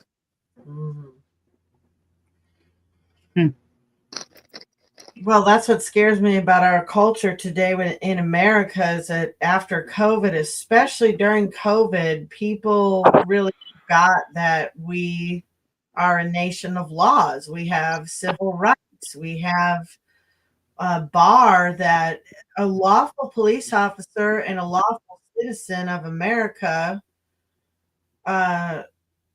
should be able to come to common ground on. But you do have, you know, you have a lot of out of control law enforcement. That's what blows my mind. They don't, people that will back the blue, but they know Newsom and Cuomo and these governors are lawless. That's who the police is protecting, their stuff. So how can they constantly, I'm really surprised at the grand jury show as to how many people are willing to let, you know, the way, really what surprises me is the way they talk about the victims a lot of times, or they're not victims, they are they are breaking the law in a lot of cases, but they're judging the person who's getting harassed by the police officer. Maybe harass is the wrong word if they're breaking the law, but you know what I mean. They're supposed to be judging the police officer's behavior. So it's been pretty eye-opening to see that side of it too. Yes, it has. Yeah, I was really surprised. Really surprised at the no bill decisions on a couple of them. But If I may. yeah. Well, what that shows also, though, if you watch it over enough time, is you see that these law enforcement officers, when people are thinking that they're going to be like, SEAL Team 6 or, James Bond, and or, as I like to think about, Marine Corps Force Recon Scout snipers, they're going to be like all perfect with their bullet patterns, and you see these folks. The truth is, with a strong city initiative from the UN, these folks are not getting the training they need to have to be safe to themselves and others, but they are getting training to harass American patriots and the average American taxpayer. I am not kidding. A couple of weeks back, I got animal control to my mall to pick up a kitten that had been ran over quicker than I get a response from the Riverside Police Department when there are, shoplift, shelf sweeps, whatever. And here's the kicker. The guy from animal control apologized because we have these burros out in our county that come down from the hills to drink water and go through people's lawns and stuff. Well, the poor burro got hit by a car. So he apologized for, taking 45, 48 minutes because he had to, deal with a dead donkey. And it's like, wow, you actually got here faster than these police cadets that are, unfortunately, basically our police department used to be pretty based. And then we had series of incidents from the late 90s onwards where basically Al Sharpton and Jesse Jackson came out and stoked fear of race riots and bent our police department. Excuse me. So it's something that the police out here, their only policy that's still remotely based is if you flag them with your gun, they're shooting you. They're going to shoot you no matter what. And they're not basically the Riverside Police Department has a pretty good record of if you're an armed person and you're squaring up on them, you're not living, which is kind of a bad thing too. I'm also trying to watch the comments, what have you. Yeah. Jerry commented, we're not moral enough to keep the republic. I think we can be. That's why we, outside of this, you're trying to, follow Christ and preach the word and so on, is to rebuild that morality. That's something. If you have a moral people, yeah, you can keep this republic, but you have to have a. I have to say this, you can't import the third world and expect our morality. If we don't teach those people our morality, we can't blame them for when they act out the way they do in their homeland. That's not to say I want them here and I want to take the time to teach them and everything, but this has been one of the biggest issues you see is you import immoral people and then you send no one to proselytize. Yeah, go ahead, Ricky.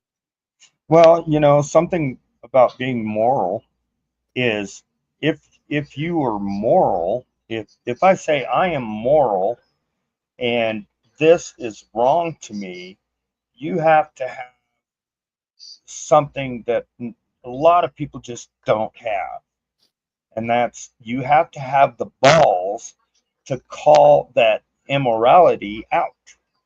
So let's say, for instance, it's the pastor of my church. He is not talking about what the government is doing to us. The pastor of my church, is teaching his flock to get $100 by Friday. Here's how you pray for $100, give your tithings, and I believe, etc., etc.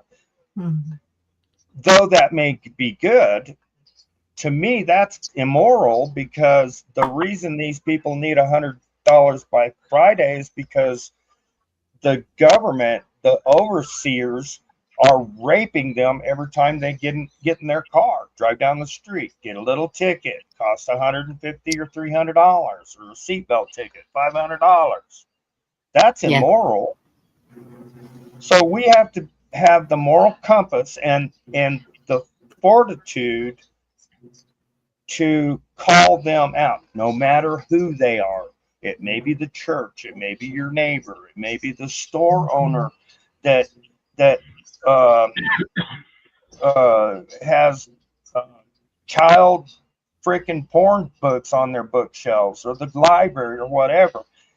It's not up to everybody wanting somebody else to do something. I mean, come on, holy shit. It's all about us doing something. You're a keyboard warrior, or I don't want to go outside. That's fine. There's things you can do. You can start learning, for one. You know, it's exciting to me to learn something new. And I learn something new every day. We all do. But Yeah. it's exciting for me to have a focus. Okay, so I could have my brain looking at all these different freaking things. The aliens, the aliens crossing Mexico border, the water, the this, the that. You have to focus. And right now, I think the biggest focus for anybody is the Constitution and your Bill of Rights.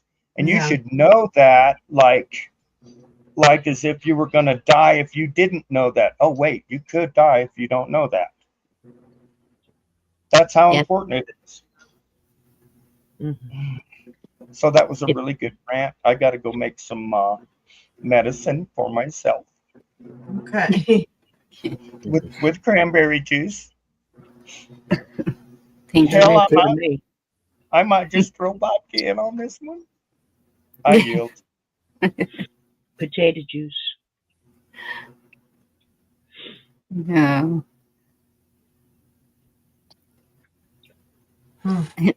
Man, I was going to say something to what he was saying. It just.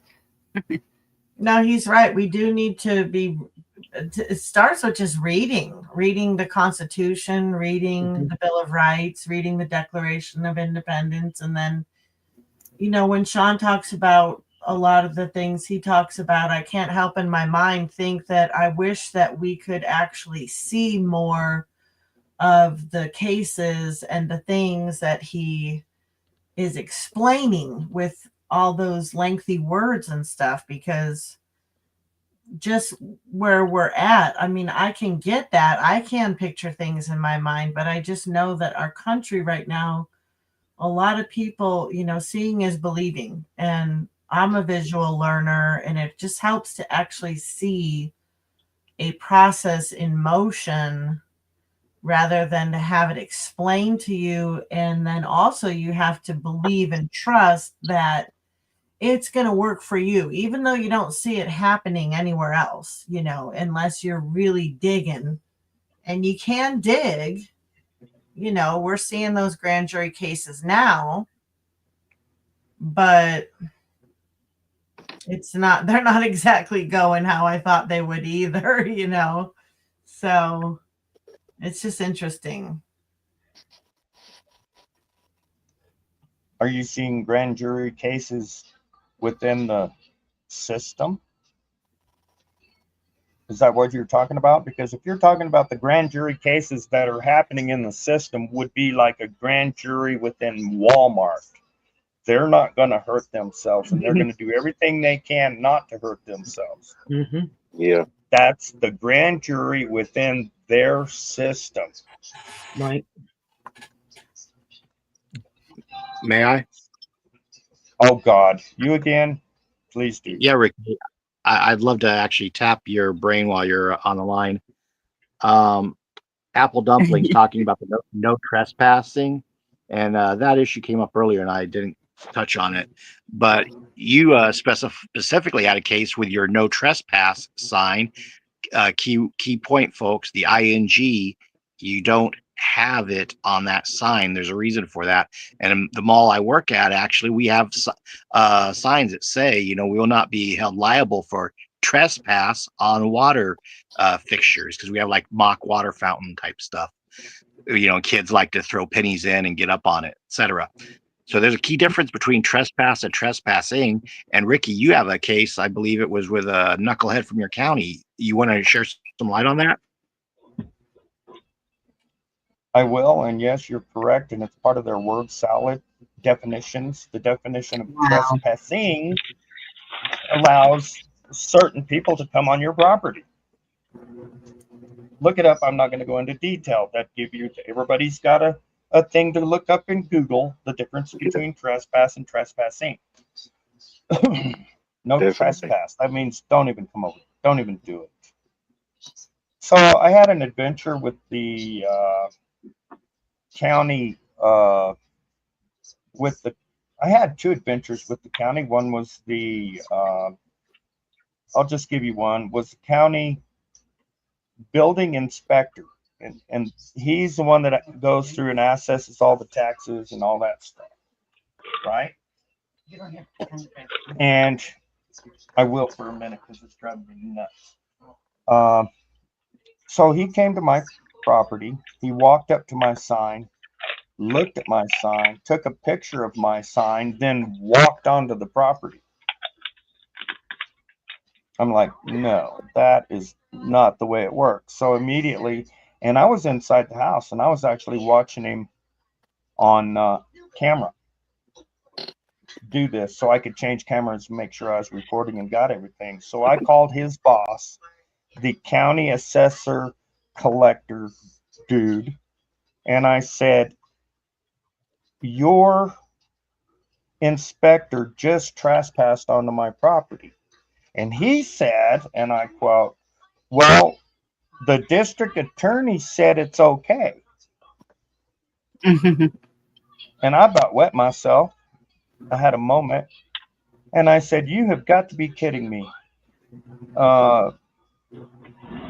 You're saying you're going to follow the district attorney just because he says so, even though there's laws on the books that I could sue you, and you're going to get the county in trouble? And he said, well, I'm stupid.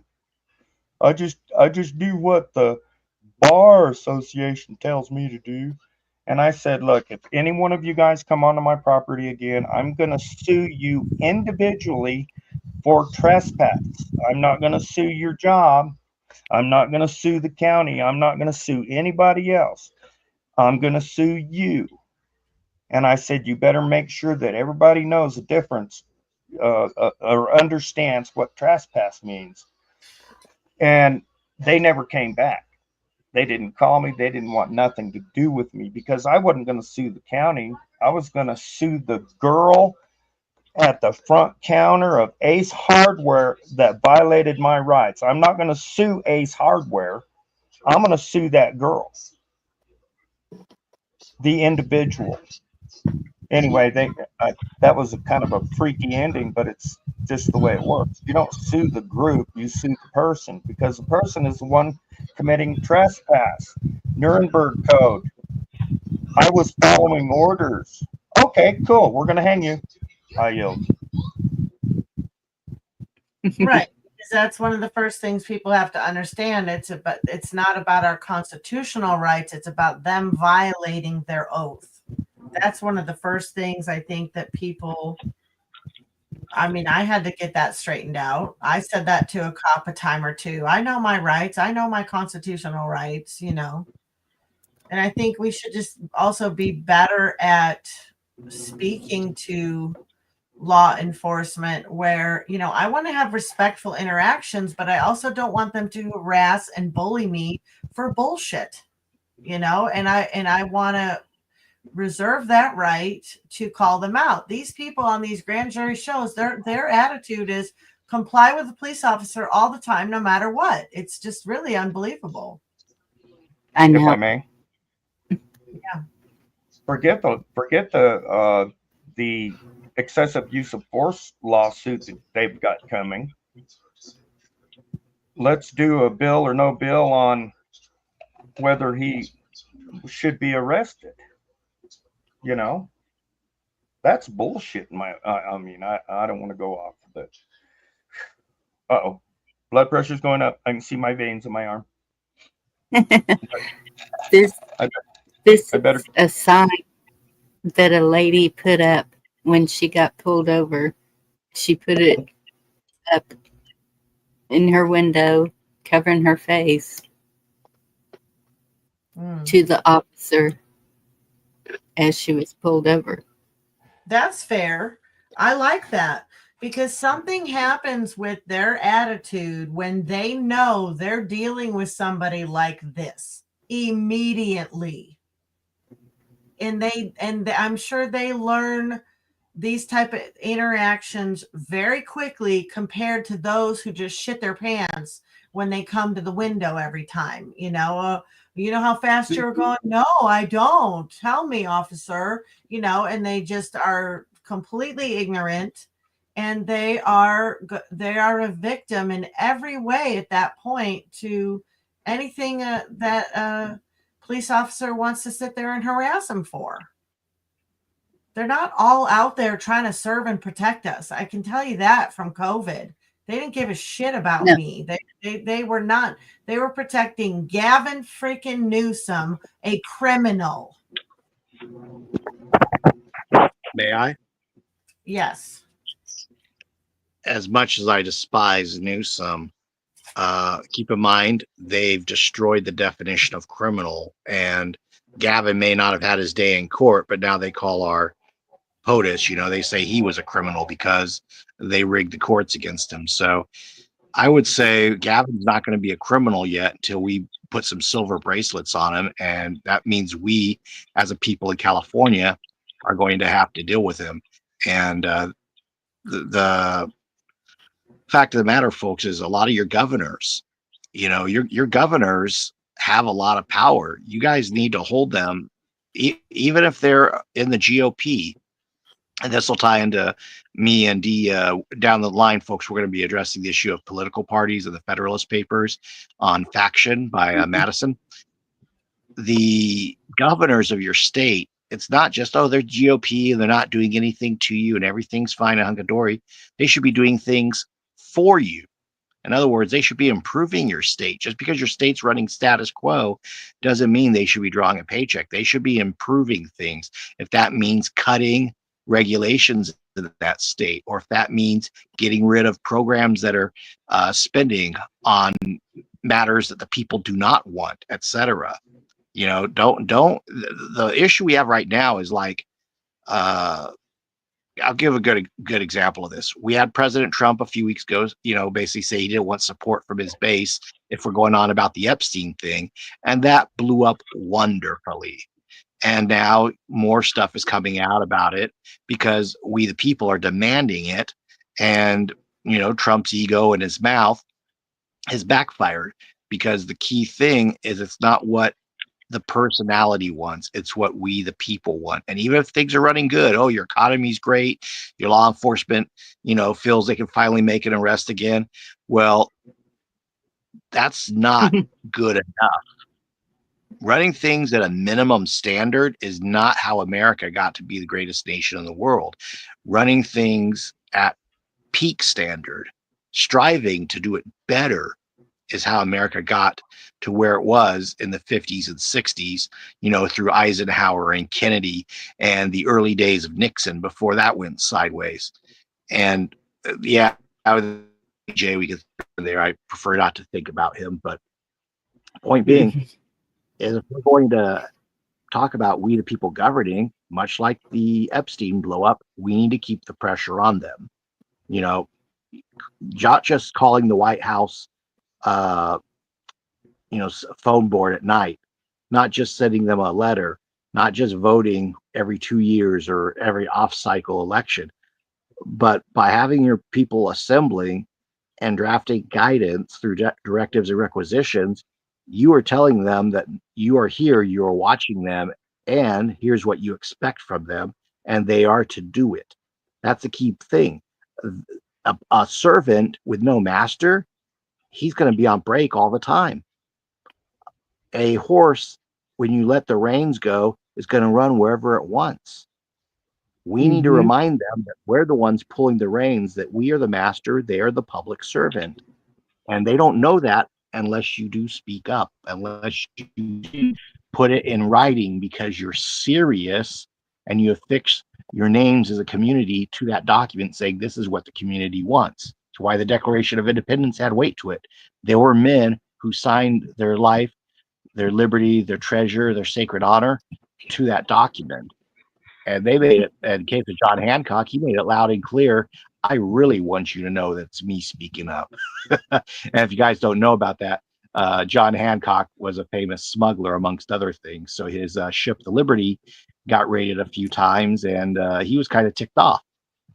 So you can understand the big signature. I'm sure you guys are probably a little bit ticked off, but not doing anything with that anger is counterproductive, and it may even give you high cortisol and get you stressed out. I don't talk about these topics to stress you guys out. I bring them up to say there is remedy, there's still solutions, there's plenty of First Amendment options before we even dream about that Second Amendment. And I know everybody loves to dream about the Second Amendment because it's Hollywood. We're brainwashed. We're basically MK Ultra into thinking that violence is always the answer.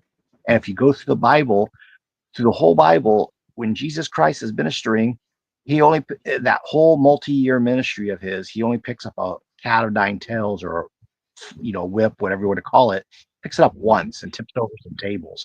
He's not talking violence the whole time. You have to comprehend that there's a time and place for physical movement, but the idea is you actually want them to trespass on you in the physical, and that's when they're out of order, when they are wrong, and then they get hung up on their own petard. So if we're going to keep pressure on them, that pressure is what makes them slip up. You don't slip up. You don't resort to violence. First thing I posted, first comment, or if you guys rewatch this video later, first link I drop is 194 peaceful actions you can take, to protest the government or stop, incorrect government action and so on.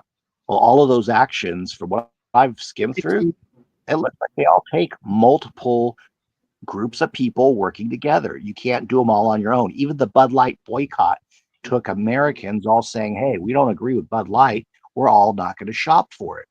And it had some results. Same for Target having lower sales. And a lot of us opting out of pharmacies. Well, wow, Rite Aids are closing up now. CVS is a Walgreens are Imagine struggling. if all that energy went to where it really matters. You know what I mean? Correct. Money is like lifeblood to them. So one of the things you can do as a group of people or as an assembly is demand that certain things cease being funded. That's a very simple thing right there. And a lot of this, to be honest, folks, you can do this stuff for free. This is why when I'm talking about this, or Ricky's talking about this, or whatever, we're referring you to people who aren't going to put up a paywall or try to mess with your social security number to have you pay to fix your status or whatever. These are powers that are inherent in the people that always have been. You don't need to pay to to put your pen to paper, other than the price of, hey, you're buying a pen, you're buying a paper, maybe you're stamping an envelope so it gets there faster or whatever. Anyone who thinks the American people having control of their government is some pie in the sky thing for only the rich, you're buying into the programming, folks. Stop buying into it. Wake up and get involved. I yield. You said corn. It made me think of, if you ever seen the movie, what is it? Free State of Jonesboro. I think that's the name of the movie. But anyway, there was a Matthew McConaughey. He made a quote in the movie where they came and they stole all his corn they had put up, and he came to the guy and he said, "When you take my corn, I ain't got nothing to feed my hogs. And if I ain't got nothing to feed my hogs, I ain't got no meat to put up for the winter. And if I ain't got no meat to put up for the winter, I can't feed my family." And make a long story short, it just made me think of that. That's murder, however you want to look Yes. at it. I think that's how they described it in the movie. And he said, he hollered at all his men. He said, "What's the punishment for murder?" Of course they said what they said, but yeah. that movie actually is really correct, Free State of Jones, and it also showed how a person can create their own community, that's kind of separate from everything else. I like So that movie. Yeah. yeah, it's one time I thought Matthew McConaughey was kind of gonna come over to Yeah. our side. Love him because, or hate him, I think he did pretty good in that one. I think. Amen. Yeah. And what's the name of I that also movie? love Free State of Jonesboro. Free State of Jonesburg. Yeah, it's a pretty good movie.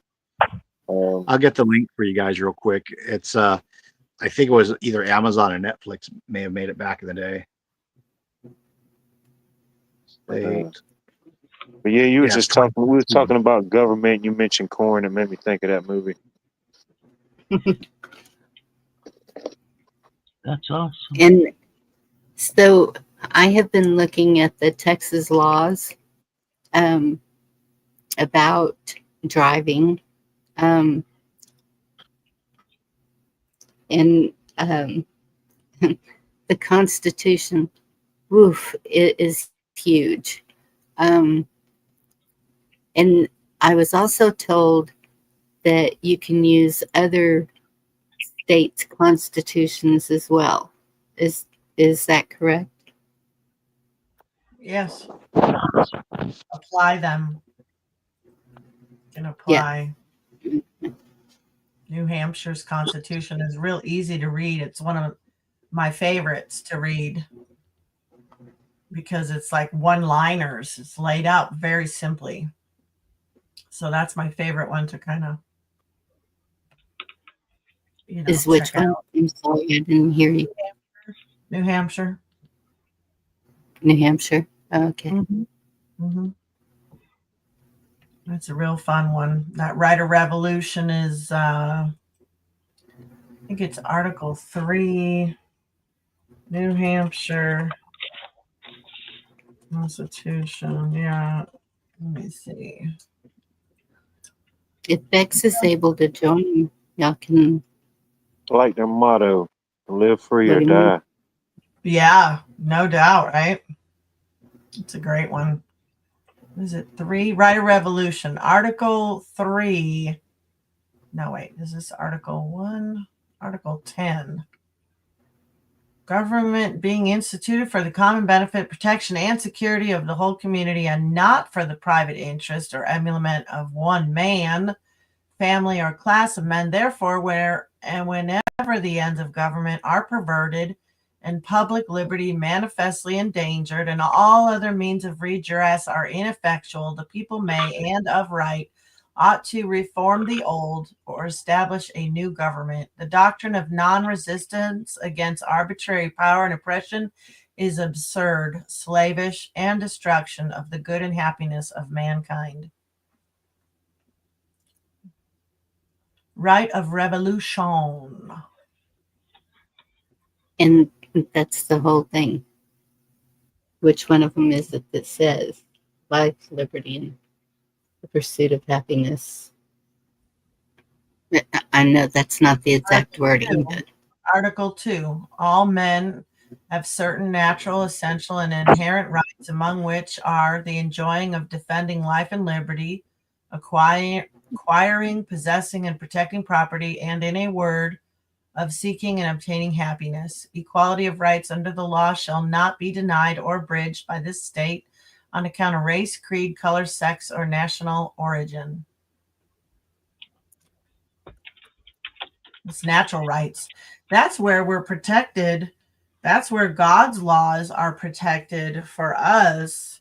This is the Bill of Rights, of course, and this is Article 2 in New Hampshire's Constitution. And, that's where when you get to apply our natural rights from God, protected by that particular article right there. Yep.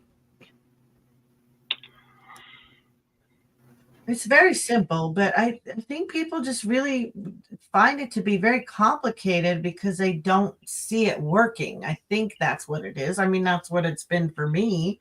I really believed in it until it didn't work so well during COVID, and I couldn't understand why it wasn't working so well, you know? And but that's the thing is, I think that because we keep being told the Constitution is being stomped all over, or that they have created another Constitution for the corporation, so we'll maybe losing faith that it is even going to work. But that is, we're all about solutions and remedies, and to I think most of us up here, that's the way I see for us to get anywhere is to get back to the Constitution and let them know we do know the Constitution and we're going to use it in whatever way necessary so that we don't go kinetic in any way. Yeah. Yeah, I disagree, chessboard. I do believe you're wrong. State constitutions are applicable to other states. Legally binding, I don't know what you mean by that. When you write up an affidavit, you can certainly apply. I've done it. I've applied Arizona Constitution, and I do believe it is. I mean, as much as you're going to cite law, state constitutions can apply to May other I? states. Yes, please. May I, after you? Yeah, if I may, the other states' constitutions, it depends really. I look at this as in the case of who the judge is, because you have a twofold argument here. It can be argued as precedent and that it should be followed because it's fine in other states. So kind of a law of the land overarching argument. But other judges, and this is a problem with taking it to judges instead of the grand jury, and problems with taking it to the bar instead of we the people. Others will argue, well, it's that state, and in our state, our constitution is sovereign, and our codes and ordinances, et cetera, are sovereign. So we don't acknowledge that state way over there. They can play it either way. And that's the problem is that these bastards in the bar, ladies and gents, create a problem that can be open-ended and go either way, and then they rule it the way they want that makes the courthouse the most money. Ricky, hit it out of the park, man. I yield. So cheeseburger is actually correct. And I'll put it this, I mean, is it cheeseburger? I'm kidding. Chessboard. Anyway, he's actually 100% correct because let me explain it this way. Because, okay, so I'm in the state of Colorado and I'm next to the state of New Mexico, and I like something in the state of New Mexico. So I'm going to go over there to the state of New Mexico and grab up one of their statutes and codes and bring it back to the state of Colorado and throw it against the wall and see if it sticks. Well, it's not going to stick because your state has its own constitution, Bill of Rights, codes, statutes, and all these other things separate from all the other countries around us. Notice how I did that. All the other countries around us. Our country is a separate nation. That's why there's a Navajo nation within the United States. That's the Navajo nation. They have their own rules and regulations and whatever. You can't just because it's in one state doesn't mean it applies in your state. And good luck trying to make it work. May I? Yes, please. I yield. Yeah, and Bonnie, this conversation may go a little off topic, so reel me in if I go too far. But with what Ricky's saying regarding the Navajo Nation, with what he's saying regarding the Navajo Nation in California, for example, we have a lot of sovereign Native American or First People nations, whatever you want to call them, As a result, we have a lot of these casinos that they've installed. You go to those lands and those casinos, folks, gas prices are drastically different. Either they're not taxed or they're much lower. There's different, rules and laws. So if you screw around out there, say you go and you have a rave in the desert. Oh, imagine that. I believe it's Burning Man or Coachella. They would actually have those Mhm. raves. And here's the thing, folks, those raves were covered for selling drugs. Imagine that. And this is how it got exposed. The sheriff's daughter went to one of those raves and she dehydrated. She was on ecstasy, overdosed, and he had a hell of a time trying to expose. I think it was AIG or it was one of these big entertainment ticket concert groups. But basically, they would organize the raves to sell the drugs to the concert goers, and that's where they were making their money because on those sovereign lands, ecstasy, methamphetamine, all these other drugs were considered legal and acceptable there. Eventually, the cops and sheriffs got wise, and they would wait till people would leave the areas, and they would put up the speed traps and things along the highways outside of those lands, and that's why no one's really interrupting it. It's because everybody's making their money off it despite people overdosing when they go to these raves in the desert and stuff and are irresponsible about it. So America says we're fighting fentanyl, we're fighting opioids. Guess what, folks? A few of our reservations, they happen to be pit stops for the narcos and the mules, and they use those as areas to store and traffic their drugs and other parts of the state. And because of the sovereignty, you can't trespass and do as much as you think you can unless you bring in the feds. That's the one caveat. Then you have to bring in the feds. I've even been instructed that uh, as far as general drill assemblies go, we would have to look at those sovereign nations as basically having the equivalent uh, influence of being another county. And instead of going there and have them start from the grass up, you'd have to take their council of their elders. That would be their general drill assembly. So there's a little trip for y'all there. Is that they're kind of running like general drill assemblies on their own, and in their little sovereign states, they don't have a war on drugs per se. And in fact, they seem to be quite open to people, taking drugs, especially for those who know about the ayahuasca and the DMT and things like that. It's like, yeah, they're not going to crack down on it for some reason. So, how's that for an example of yes, you can be sovereign in the United States if you're one of those tribes and on that land. So it can be done. You just got to know how to do it. I yield. Well, and that's how DC runs, isn't it? And then Chessboard said Disney also, which is true. They run separately from the United States. Yeah, Disney bought land in Florida for Disney World from the CIA. No joke. Go look up that rabbit hole, and then we'll get surprised that Ghislaine Maxwell learned how to drive a submarine from Disney World.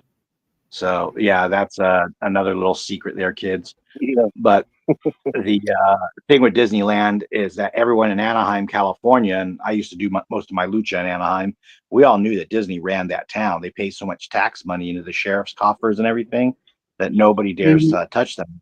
I will tell you this, they don't human traffic it, but I would visually witness that they were, because I would use the bus lines. We have a Riverside County, Orange County bus line, and its last stops are there at Disneyland, Ocatella. And I would witness laborers, for janitors, for cooks, for chefs. Everybody would be coming in, late night, 10 o'clock at night, riding that line, going out there to Orange County to work the overnight shifts and coming back at 6 or 7 a.m., which was good for me. But I look around, I'm like, I'm the only white dude on the bus. They are getting all these people, you know.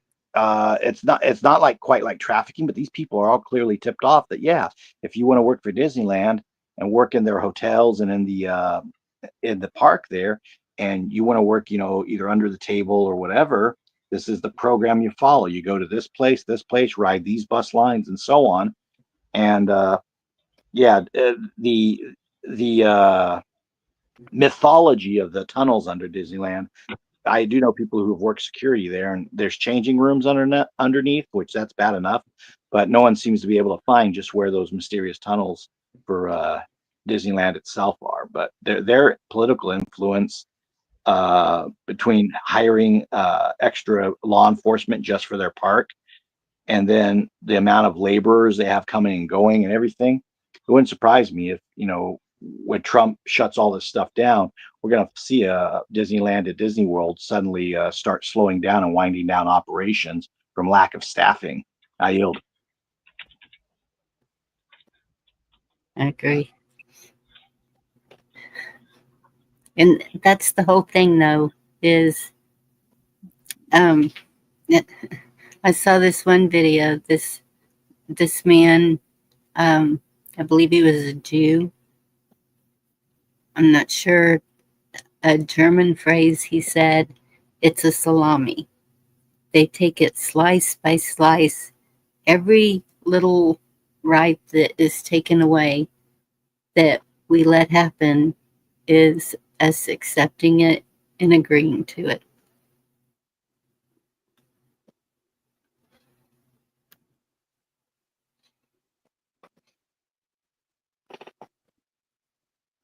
If I may. Yes. Yeah, you're quoting the Polish gentleman, or no, Hungarian gentleman, who had survived World War II in the film Monumental with Kirk Cameron, which addresses points that the chat had made. We need to be a moral people, and we do need to take some guidance from our founders. That we have to stand up for our rights and for liberty. Because they will use that salami tactic, which is slice by slice, as the old man said. And regarding that film Monumental, I've noticed YouTube's been playing games. People are putting it up and taking it down. So if I search for it, I might be able to find a link for you guys. But it's Monumental with Kirk Cameron. I've also bought a DVD copy of it. So if I ever need to, I can burn it up to YouTube, I suppose. And Scrimshaw she's not with us right now, or maybe she is. She actually visited the Founders Monument. She wants to tell us about that. That'd be wonderful. She sent me some photos of that. Yeah. Yeah, you guys have to watch it because it's monumental and you have to watch it. I mean, it's a must. If you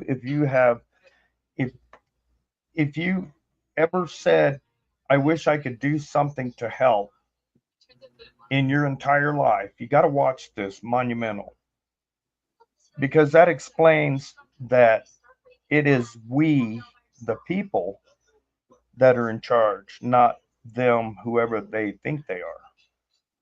Yeah. Yes. And it was left by the founders Absolutely. as a Yeah, if I may, in the late 1800s, they built it, and I believe it was around the same time we were also getting the Statue of Liberty from France. So it's kind of funny that we have like these two monuments, and the Statue of Liberty. Everyone's celebrating it, despite that being kind of a boondoggle where the sculptor originally didn't mean it for us, but then he sold it off to us, and so on. Whereas the Founders Monument there was built by people who specifically wanted to evoke what the Puritans and the early colonists believed in, and it's a pretty huge statue. I know Scrimshaw just went to take a restroom break. When she comes back, maybe she can let us know how it was to visit that and see it, in person versus just seeing it on a video.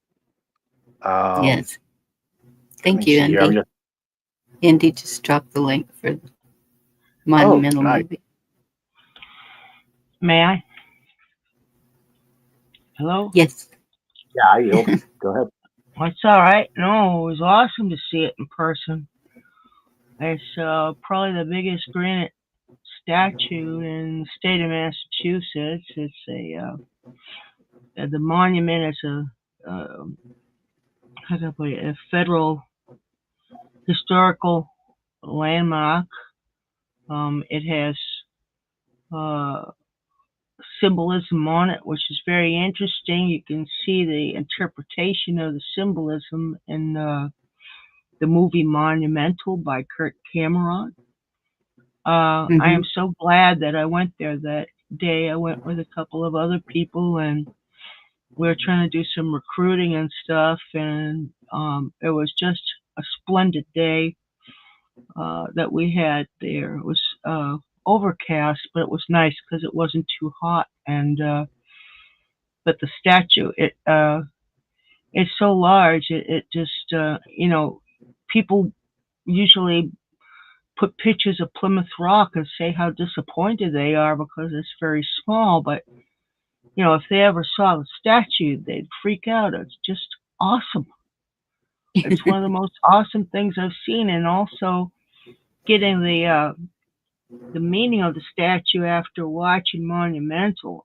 It's unbelievable. It's a real sight to behold. I've been to Washington D.C. and stuff, and I gotta tell you, this statue beats them all. It's just beautiful. There's biblical references and stuff, and the meaning, and what the forefathers. It was a solution on how to keep our rights and so forth in our country, and how to uphold them. And that's the National Monument to the Forefathers. Yes. Yeah, I always wanted to get up there and see that. Oh, please do. It's great. And then come by and see me. Oh, I'm gonna let you know. I'm on the way. Just be ready. Okay. But it sounds like it's a very moving experience. Really, for me, it was, especially like I said, watch the movie before you go. I think it'll give you a good feeling of what they were feeling when they made it, and the symbolism in it. It's amazing. But you figure, our people in Massachusetts came here.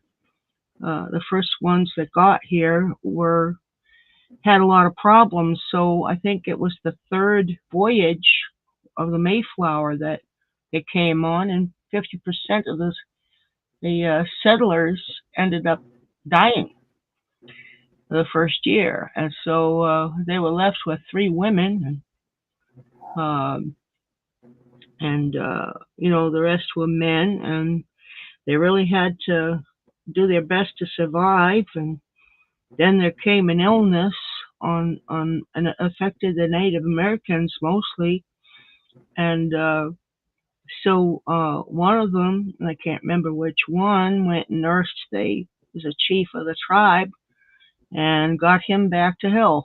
And so, when I hear of all the baloney about everybody being bad coming here, that's not true.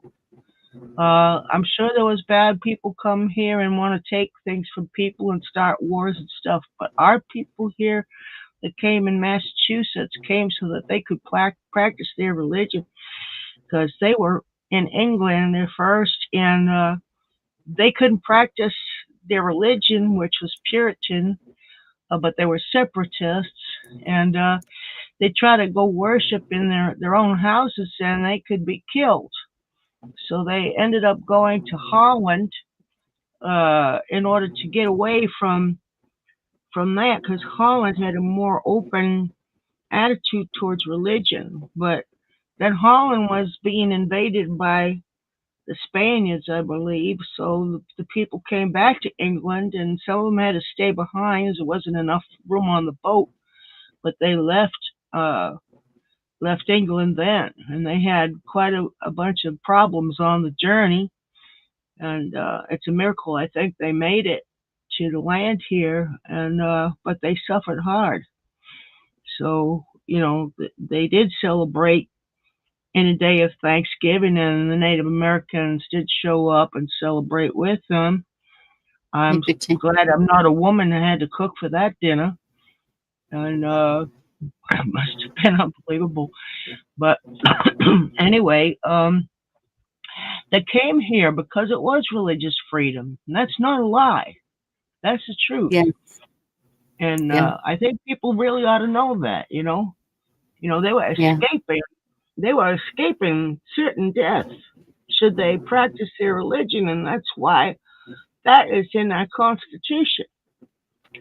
So Mhm. I guess that's about all I can say about it. But I'll tell you, that is the most wonderful, beautiful sight. It's so large.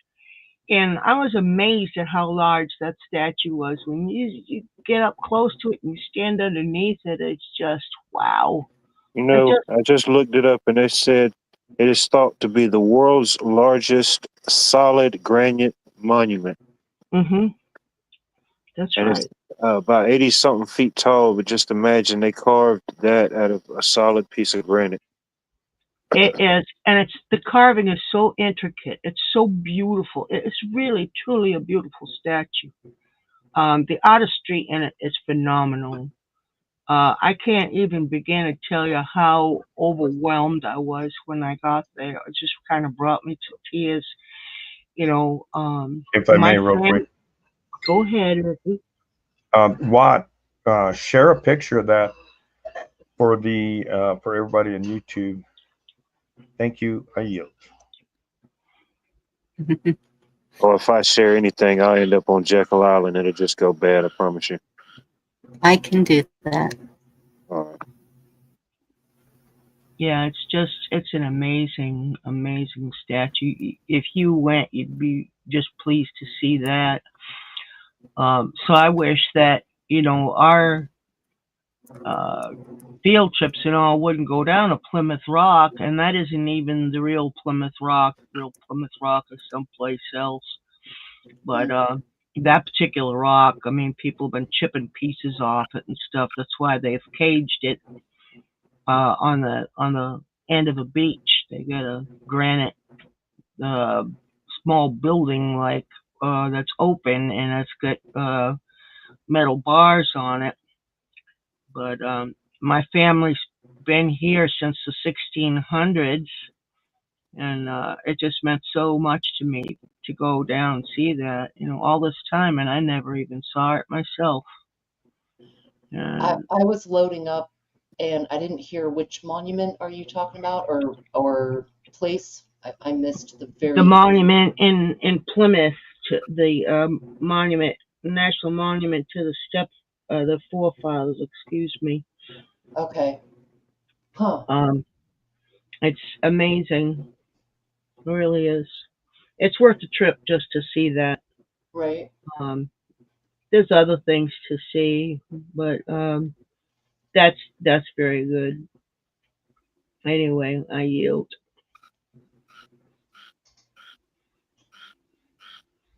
Did it pop up? Oh, Not yet. there it So is. you can see the trees, how much It's beautiful. over the trees it is. And each person sitting around it is symbolizes something, and then there's writing in between. It's just it's the blueprint that we were supposed to live by. And hmm What is what does the writing say? Do we know what's carved on there? Oh Lord. Do you remember, it, Scrimshaw? Like, Honestly, I'm sorry, I don't remember. I have a okay. terrible memory. All I know is just I was overwhelmed with the carving and the beauty of the art, Mm-hmm. and you see more of that probably on the movie Monumental because they explain everything on it.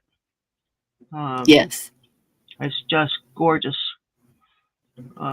I'm trying So to see if it. I'll refer you to that, and you can see Monumental here on YouTube. You don't have to pay for it; it's free on YouTube. Well, it says there a dedication on the monument reads National Monument to the Forefathers, but then it hmm doesn't say what. Yeah, interesting. I'd be It, curious if it it was just like, it in the write up. It just says features allegorical figures depicting the virtues of faith, morality, education, law, and liberty. On hmm, the mason pedestal stands the heroic figure of faith, with her right hand pointing toward the heaven and her left hand clutching the Bible. A dedication of the monument reads, National Monument to the Forefathers. yeah, more in-depth interpretation is on the movie Monumental. So I'm Yes. gonna suggest you really have a look at it. That's worth seeing and looking at the history that happened around that. But it's amazing. I mean, you stand in front of that and you're just dwarfed. And What state is this in? Massachusetts. Massachusetts, it's in Plymouth, Okay. Massachusetts, and it's sort of tucked in off the main drag. You wouldn't even know it was there if you didn't go up side roads. So you really have to look at a map or your Yeah. GPS or something and Hmm. look it up. And I went down with a couple people, and we just had a great day. It was an awesome day.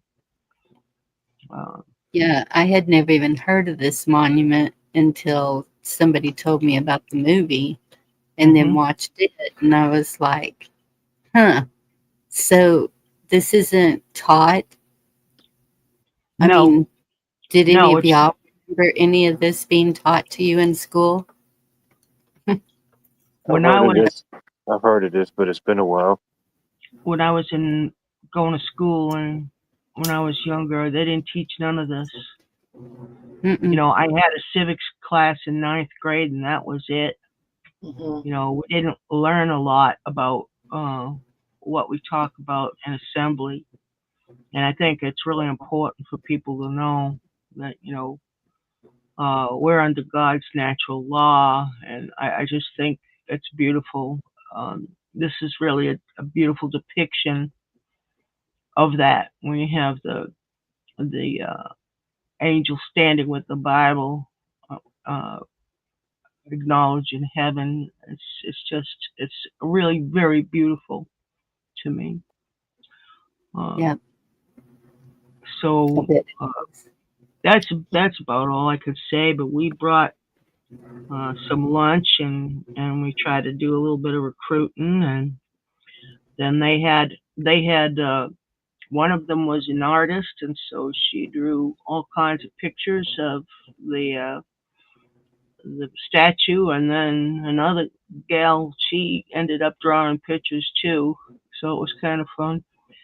But and then she had a shofar, one of those Mm-hmm. uh horns, and she went and said prayers and blew the shofar around all the four sides of the statue, and it was that was unbelievable. It was just wonderful. I can't tell you, it was what an experience it was. It I sounds mean, amazing. and they got this out of the way. So I mean, unless you went on a tour or something, you might not see it. If you were just going down Gloucester and going along the boulevard, you would see that there was Plymouth Rock there, which has shrunk due to people chipping off pieces, and of course it's surrounded by Oh, the ocean, so every storm you get, it comes in and gets on the rock. But you wouldn't see anything special like that. I can remember taking field trips as a kid down to Plymouth from school, and we never got to see that statue. And Huh. I'm like, why aren't they teaching this to people? isn't You know, that interesting? there Right. should be, all the kids should be going to see that, even if Yeah. it's just for the artwork on it. The sculpture is amazing. It's, My it's my exactly.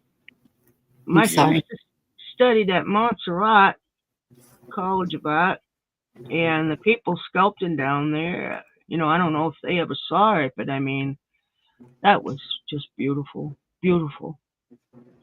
Uh, it's a work of art that you'd never see anyplace else. I don't think. I mean, just beats everything, and the symbolism is just so profound. Anyway, that's true, Vex. No one teaches you what you need to overthrow 'em. Yes. Yeah, but this is If I this may. is. Go ahead. There is a short video. I'm looking for it. I can't find it. Either Bex or Sean. It's only I think it's like a 10-minute video. And I can't find it. I've always got it, but I don't know where it is right now. It's section of the Monumental that just concentrates on the statue itself Correct. and the And I'm meaning of the looking for that. statue. And I'm looking for that. If somebody could pull that up, I'll try looking. and Bonnie, if you could play that, because it's a short version, and it just goes over the statute, but it's very self-explanatory. I Let me yield. see. I don't remember the guy's name, but during the 4th of July celebrations, there's a lot of monuments in and around Augusta. At one time, Augusta was the state capital of Georgia. But downtown, they have what you call the Founders Monument, and it's just a tall obelisk. It's not as nice as the one in Massachusetts. But they read off all the names of the signers of the Declaration of Independence, and they had a representative from each of the 13 original colonies. I thought that was pretty cool. But yeah, I love stuff like that. Sculpture, any type of stuff. I find that stuff fascinating.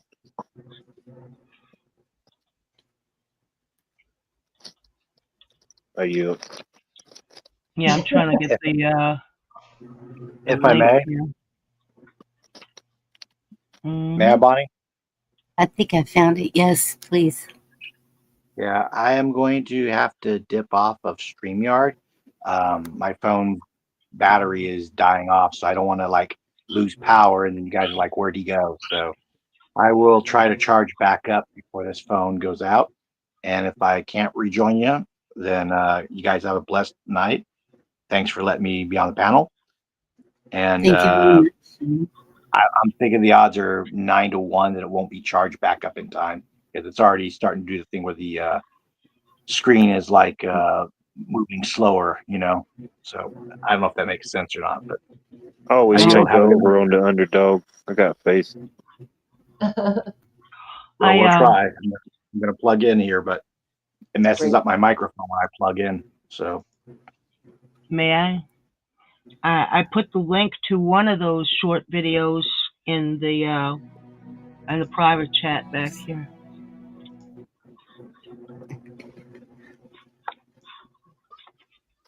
Imagine they'll have something big planned there at that monument next year for the 250. I hope so. I think I found mine scrimshaw. Yeah, I think it's the same one you found. It was like 4 minutes. Yes, 4 minutes. Okay, I'll go ahead and play this. All right.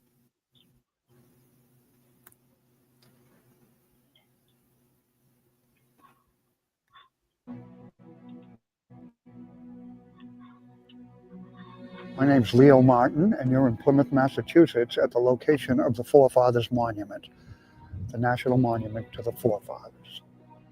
Folks, you are staring at the largest freestanding granite monument in the United States. It's 81 feet high. This monument was designed by a gentleman from Boston, an architect by the name of Hammett Billings. And as we look at the monument, we're going to see 5 statues. The first 2, faith and morality, inward governance. The next 3, law, education, liberty, external. And we'll see how the internal affects the external. Look at faith. That beautiful young lady's facing the ocean. She's actually facing the exact route the Pilgrims took when they came from England to start a new life based on biblical law. You might notice she's standing on a rock. That's Plymouth Rock. To us in Plymouth, Plymouth Rock is a sign of the overthrow of tyranny. We left Europe, we broke the chains of tyranny, we stepped on Plymouth Rock and found the piece of the Bible. And as you look up into her hand, you will see the Bible. You might see that it's open a little bit, as if a breeze were blowing through that Bible. Well, if you would ask the Pilgrims, they'd say, oh, that's no breeze, that's a spirit. That's the Holy Spirit. When we look at the smaller statues underneath faith, you're going to notice a representation of both the Old and the New Testaments. This young lady has the 10 Commandments in one hand, the law from the Old Testament.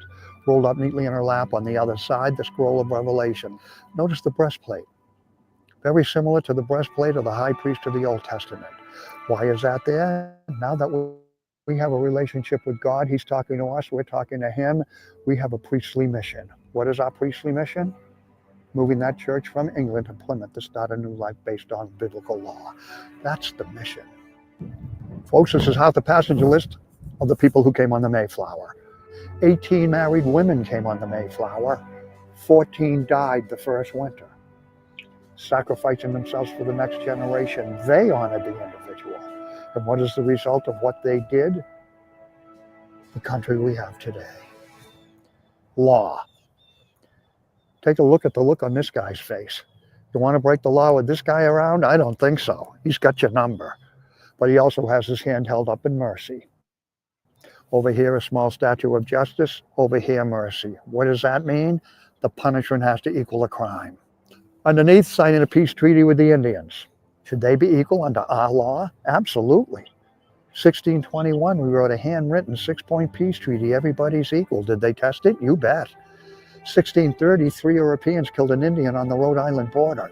2 were captured and brought back to Plymouth for a trial. Naturally, the Indians thought it would be a joke, a mock trial. John Jenney found the 2 men guilty and had them hung. Everybody was equal under the law. Education. Book of knowledge on a lap, the Bible. On a head, a wreath representing honor, honor of intelligence, education. Over here, a small statue of youth, a young mother holding the hand of a child, teaching that child from the Bible, teaching that child right from wrong, how to behave in public, how to honor your adults. Education was a family affair. Everybody got involved because the Pilgrims knew if that biblical education skipped a generation, there would be trouble. Folks, this is my favorite. Liberty. Look at the muscles on that guy, will you? Check out the breastplate, the sword, the helmet. But look at the sword. It's in the sheath. It's in the defensive position. This battle is over. It has been won. He has a lion draped over his shoulder. In the secular world, the sign of tyranny. In the Bible, Satan. The lion's been slain. The chains on his hands and feet have been broken. He's broken the chains of tyranny. That is the Pilgrim story, nothing else. Let's take 1 minute and look at the quote in the back. Governor William Bradford wrote this quote. Thus out of small beginnings, greater things have been produced by his hand that made all things of nothing and gives being to all things that are.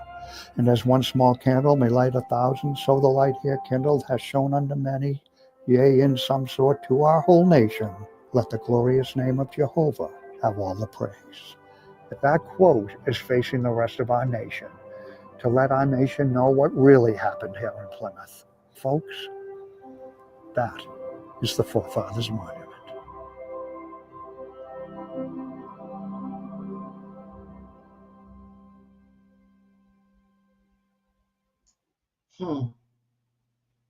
Interesting. There's a lot of symbology in there of Greco-Roman gods. A lot of our monuments kind of have that. I'm curious who built it, what they were tied He to. said at the beginning, let me see if I can find it.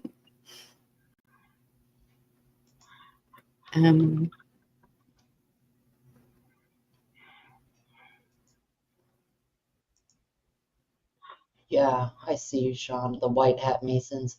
Yeah.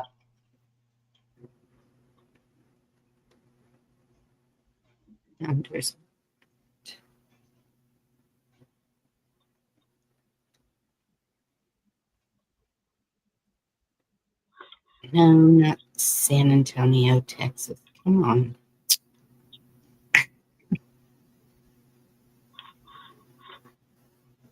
Chessboard says Hamat Billings, Boston architect. Yes, that sounds right. And wait, not the Founders Memorial on Boston Common. This won't even go to it.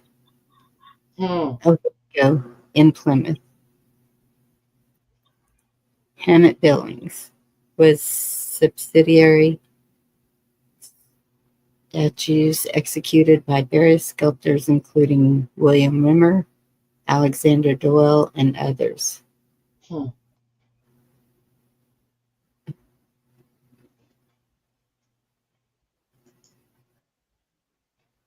Yeah, that'd be interesting to see what they were all about. You know? Yeah, James, I'm of wondering if it was built or found. That did cross my mind too.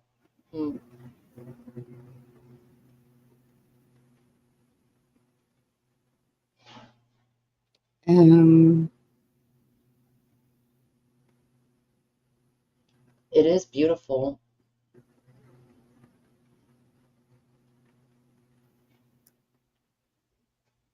It is. Just watching that just kind of made my eyes water a little. Hmm.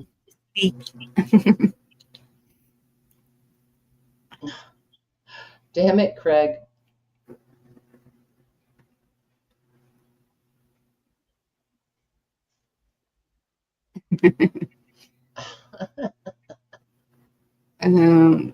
Okay, well, there you are.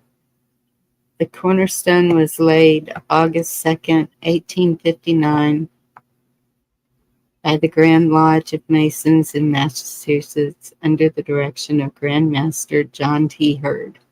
The monument was completed in October 1888 and was dedicated with appropriate ceremonies on August 1st, 1889. Is that what you were looking for? Yes, that was a very interesting tidbit. Huh. Wow. Well, I think I had the same thing happen to me, not only when I watched Monumental, and that wasn't from Monumental, that's just a local historian. He does some pretty cool history, that guy.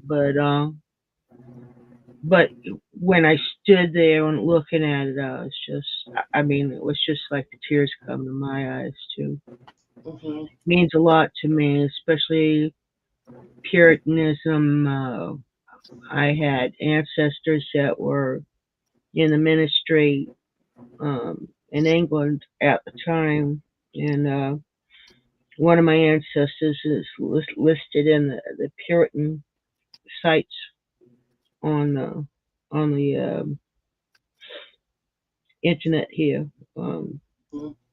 So it's for me, it's just an all around experience. Maybe I don't experience it like everybody else, but it's just, to me, it's very profound and beautiful. And I see some people say in the chat, they're not into religion. You don't have to be. You just have to have faith in God. Faith in your higher power. The Creator, the where you get your breath from. Where you get the spark of life from. Mm-hmm. Yeah, I probably should try to contact him, Bex. I hope he's still around so I can. But yes, he's done quite a few programs that I've seen on YouTube here. Very lovely, wonderful historian. He's given talks down in Plymouth and around local a lot down there. I just think it looks older than what did Bonnie say, like around 1870 something? I think it looks older than that. When I saw it, it was in a lot better condition than that particular picture. Mm-hmm. I don't know if they went in and did some repairs and stuff, but I didn't see any of those cracks looking that big or anything. It just looked perfect. It looks perfect. It's amazing the professional sculptors that could precision cut in those centuries. Yeah, it was a heck of a lot of work. Yeah, I mean, you think about that, and you think about, was it South Dakota that the statues of the 4 presidents are carved into the mountains? Yeah. I mean, this is amazing, beautiful art we have. That we have documentation of, though, and we can see that this statue. There is documentation of it. There is pictures of people working on it. You'll find that around and about the net. With that statue. It just depends how perfect it is, because some of these buildings that do have, like you were saying, Ritz, the Roman architectural hues and tones, I have a very hard time believing the narrative that we've been given, because we don't create things like that this day. And I think that there were a lot of those buildings already here, especially of the kind, and particularly of those on the World Fair. The founded type. Yeah, the founded type. And it doesn't take away from the beauty of it. It's just an intriguing thought of like, hey, that could have been art. Or the history they gave it. Yeah. Well, it does take away from that history. That's wrong to say. But I mean, it's, or the message, I should say, that, you know, whether they hijack that, a lot of those buildings, like the courthouses, the early courthouses in every state.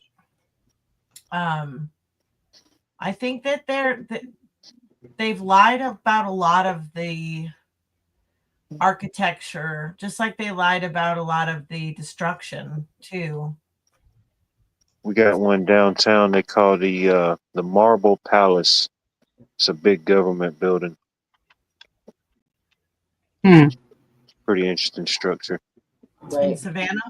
Sounds like it. Here in Augusta. Yeah. Need to go record it one day. Let y'all see the Marble Palace. That'd be something. Yeah, because they really don't make, for when they tell you, you know, this was made in 18 something, and you're looking at it and there's like, you know, horses and buggies around, and there's just no advanced technology that could do precision cuts of monoliths. Or I mean, I'd have to really look at that statue again, because I think I haven't really scrutinized it in this light that I'm scrutinizing everything anymore, with a possibly false timeline. You know, that's all. I mean, questioning the church that puts out this timeline. I really think that it's possible we lived through the millennium reign. That statue could have been, you know, don't get offended, Scrimshaw. You know, I don't want you to get offended. I know that you went there and you saw it and everything, and sometimes that really, people really take it in that way, and it can seem like a preposterous. What the preposterous? You know the word. You know the thing. Come on, man. You know the thing. Come on, man. Come on, man. Ice cream. And I don't want anything. I'm not even dug in on any. I just want the truth, you know, and I just have a hard time with everything lately. It's not. It could be 1,000 years old. It could be. You know, like our history is really interesting. That doesn't mean it's not connected to some of our concepts of founding this country and everything. Yeah. I think it's really interesting to think, well, what if some of the stories are true that they're true. Is false. Thank you, Sean. And that, you know, like Jerry said a bit ago, evils, you know. Hey, Cola. Yeah. I mean, it's like, I don't know. I know some things get lost over time, or, you know, his story, but, you know, if I founded such a great thing, where's all the documentation of this thing? You know, if I'm creating this great invention, I'm gonna document it through, or whatever it is, my masterpiece. I'm getting timelines of it over time, you know, but some of those things you just don't find them. It was just founded. Right.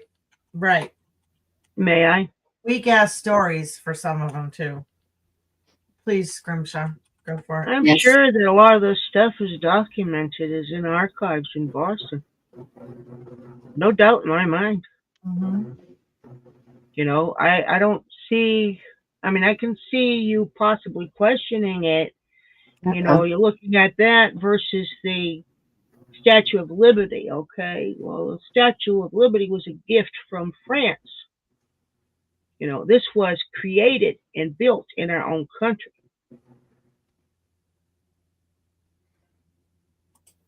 That's right. With American artists. This was not a gift from France. This was not something that the Martians sent down from space here. Anyway, Listen, I'm just saying,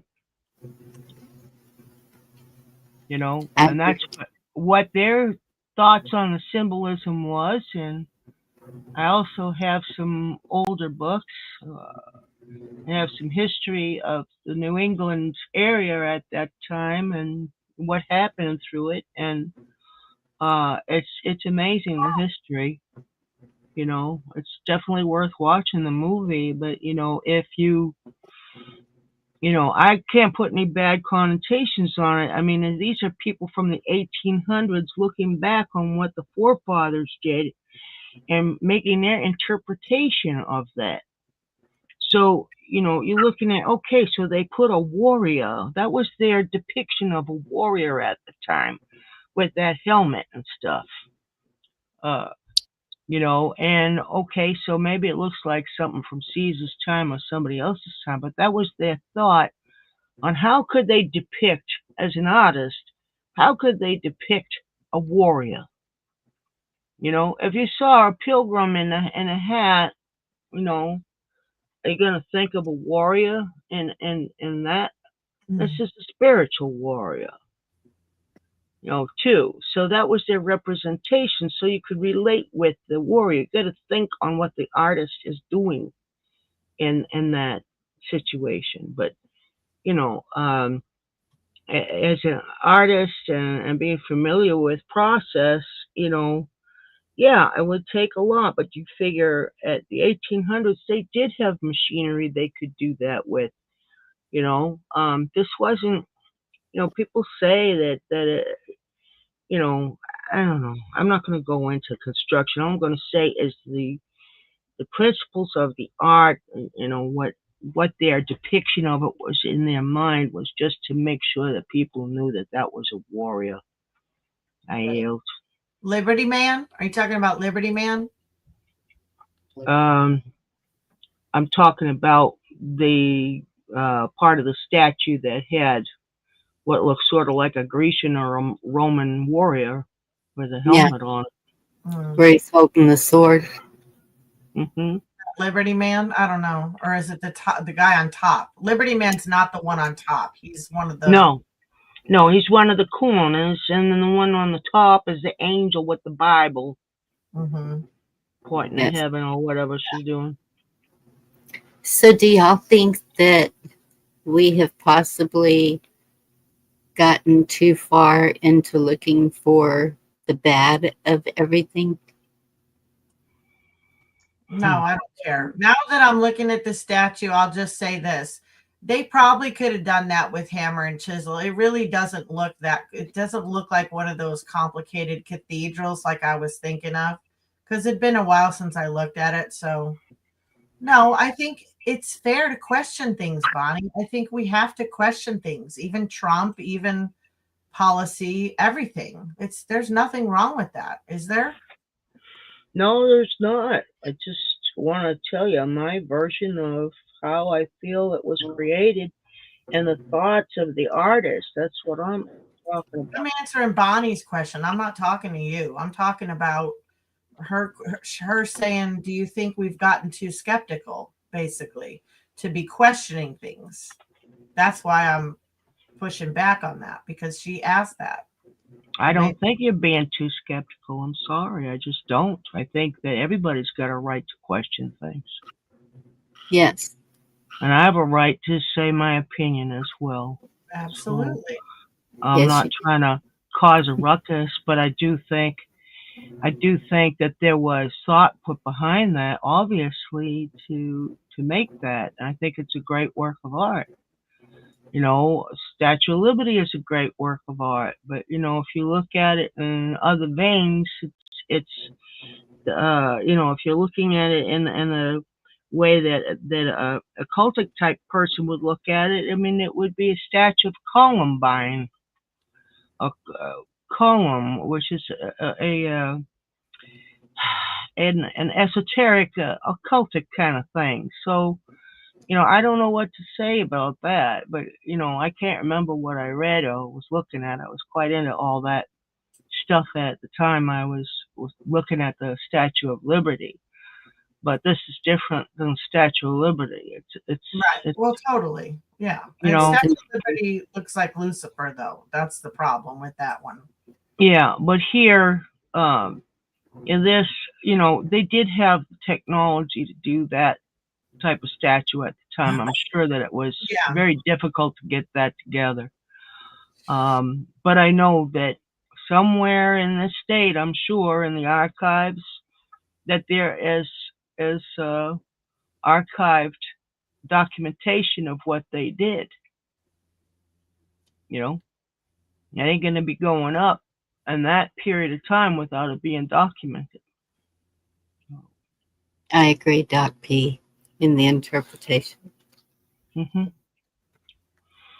So, I mean, I don't know, maybe, I can understand your questioning. Yeah, I mean, everything you got to question these days.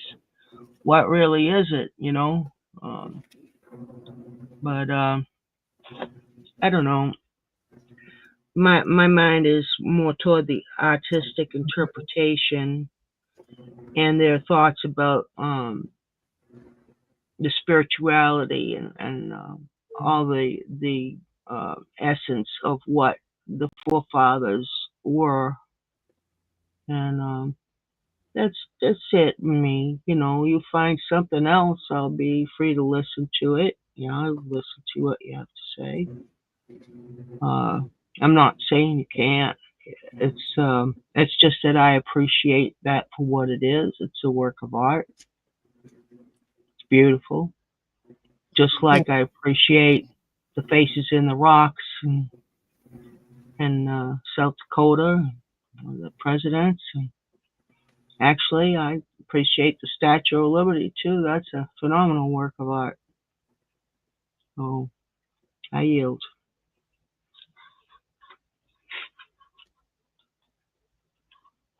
I think we can all agree on the beauty of them, Definitely.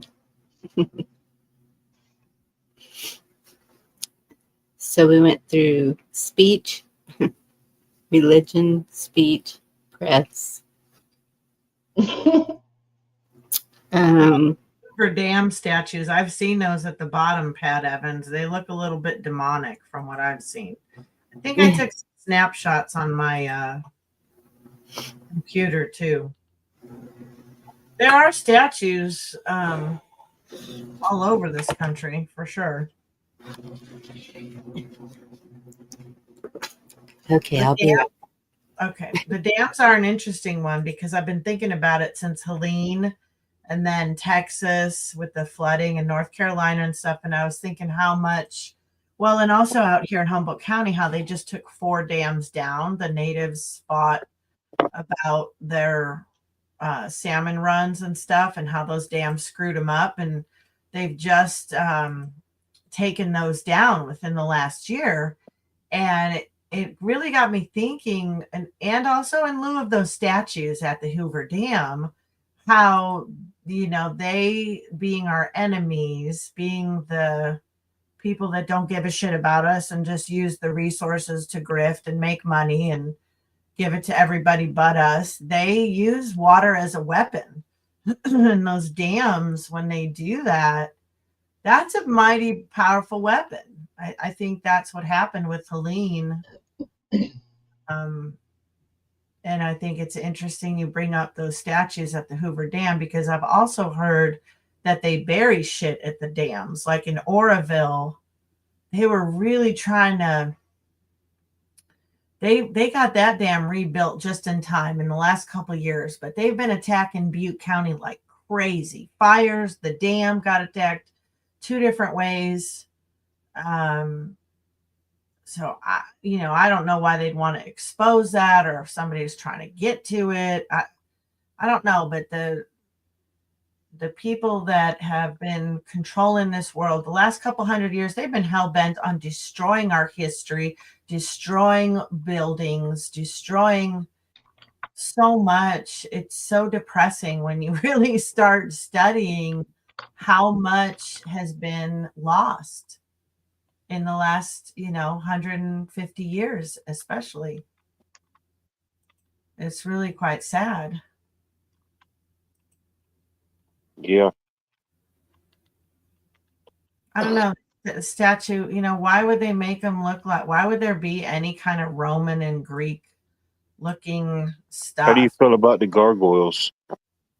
I don't care for them. Are they on there? Are they on that statue? No. I was just thinking of another stone sculpture. Yeah. I have seen Gargoyles. those. And I think that Yeah, sometimes. in general, gargoyles on both sides. Yeah, actually, my son has been staying in Virginia. He sent us a photo of a place where he was staying at for this job he was trying out. And it's like this $1 million, $400,000 estate in Virginia. And it's Nice. beautiful, beautiful, beautiful, beautiful. The last photo on the estate, they have their wrought iron gate, and there's a gargoyle on each end of them. And I'm just like, See, I knew it was happening. I knew it was coming. whoa, that's like why, Yeah, if I may, real Yeah. quick. Mm-hmm. Look at your Catholic churches and what they have on the tops of your Catholic churches, on all four corners, is gargoyles on a church. Is there idols? Yeah.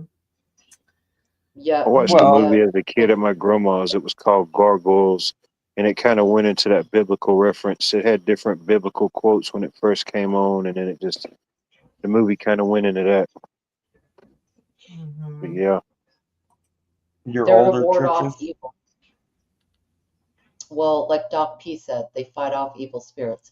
That's why they're on the top of buildings, cathedrals. They're very prominent, and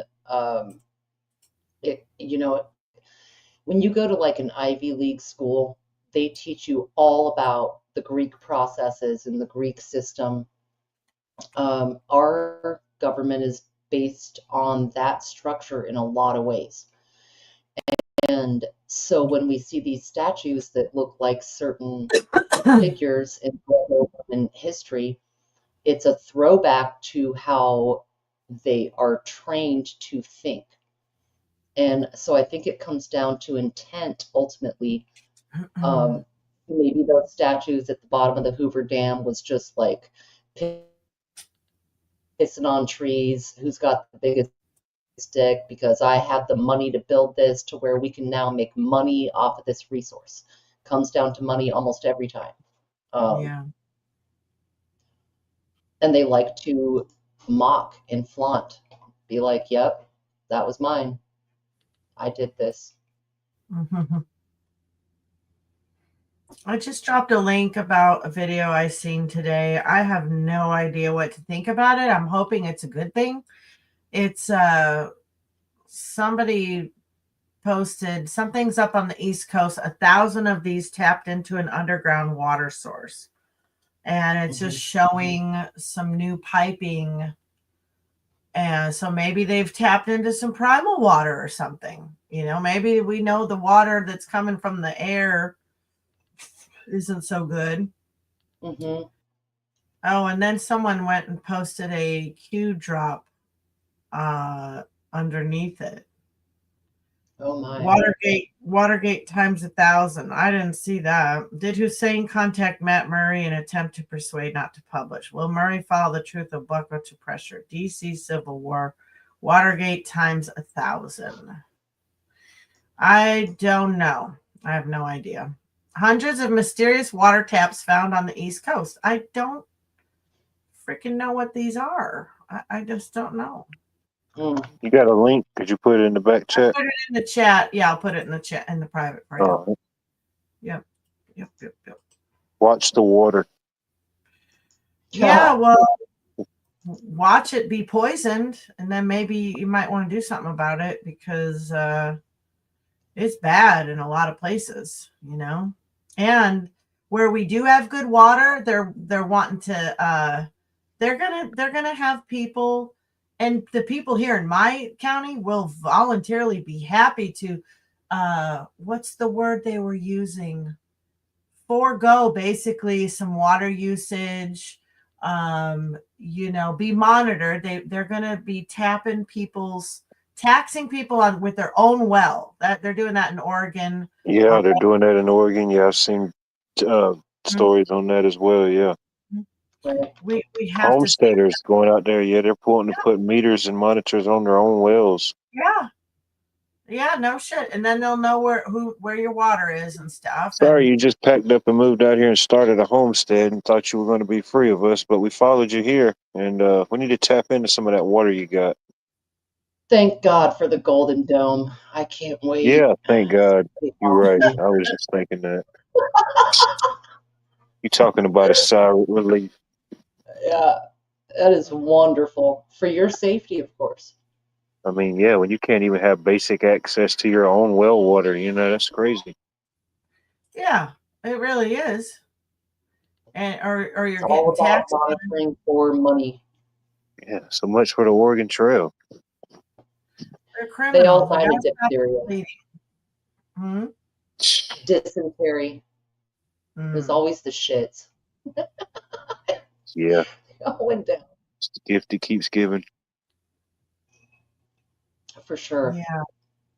I've seen videos where they're saying they're spraying, what is it called? Dequat, or what's that new one? That don't sound good. You guys know it's new. It's supposed to be worse than Roundup. Oh, I'm sure, yeah. It wasn't potent enough. They've been caught putting it right in the water. They will poison our water. They did it to half the military. That's what Camp Lejeune is about. They literally poured fuel in the freaking water table, in the wells. People testified to seeing them do it. That's what these people do. They know better than to even drink the water, eat the food, if they even care. I mean, who knows? I like watching documentaries or like old footage from like certain periods. And I was on this mosquito rabbit hole one night, and I don't know, it was whenever they started doing like your mass mosquito sprayings and stuff. And there was a part of this video, it showed all the kids in the pool just playing around, and the guy with the backpack blower just came in there and just started direct misting them all, and they're just cheering it. Everybody's cheering it because they're getting misted by the mosquito chemicals. I'm thinking, man, that is insane.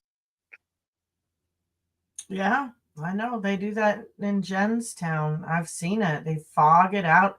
It's crazy the shit people will put up with. I mean, it's like, you think you just could have got people to stop spraying the whole freaking community for mosquitoes. It's like, I think I'd rather deal with mosquitoes than have some green shit sprayed on me once a month. Yeah. It's all over the vehicles. You got to close your windows. You can't freaking breathe it. No, they're doing both though. They're releasing weaponized mosquitoes at the same time as spraying mosquitoes. Oh yeah. And that doesn't matter. And when the gatekeeper had the whole mosquito thing going on. Mm-hmm. Yes. Dude, it's almost like a way to target which ones will die or not from the spray, because they are making them stronger. The mosquito is the deadliest vector on Earth. It literally, look up deadly vectors. Mosquito, number 1. So any of this spraying, any of that bullshit, man, there's go straight for the blood. science, okay, guys? Trust the science. No. They're honing in on what works in order to weaponize them. Yeah. We gotta find all these people. Allegedly, like in Minecraft. We gotta find all these people that are for the New World Order policies, because they're anti-human and they're for a poison. And that's just it. They must not need clean drinking water, these reptilians. I don't know, they must not need No, drink. they can siphon it through their gills. Right? Something, because they don't need that. They don't care. Self-osmosis. Yeah, they don't care if they're eating like human flesh. They like it, actually. They probably prefer it, yeah. Yeah, they're different. Yep. They're Yeah. very different. So I don't know. I really don't know. I mean, they don't care about drink clean water, though. I know that a lot of them don't. Like, who poisons your military? Who does that? Well, And they've been unfortunately, it's just a perfect breeding ground for those type of things. A lot of volunteers and a controlled environment. You know what I mean? Mm-hmm. The person's intention on going on fighting for freedom or whatever they may be, they don't know what the other person has intended for them. Yeah, and they've been using It's on a need to know basis. Yeah, and they've been forcing those guys. I've heard so many testimonies of so many veterans saying how they were just lined up, shots, all the time.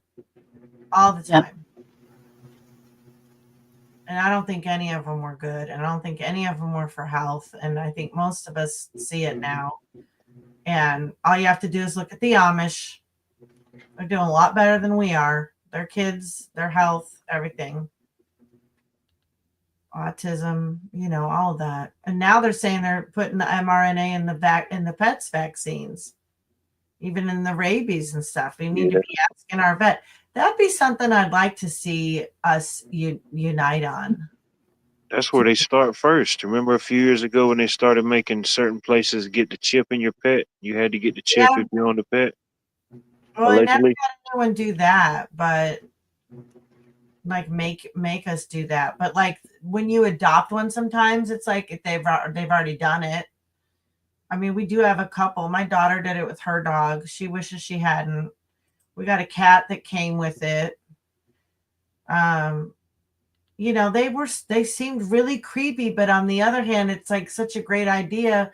You wanted to do it with your kid because then if they ever got stolen, you could find them. And it's just so, it's really, I mean, what mom hasn't thought of that, Yeah.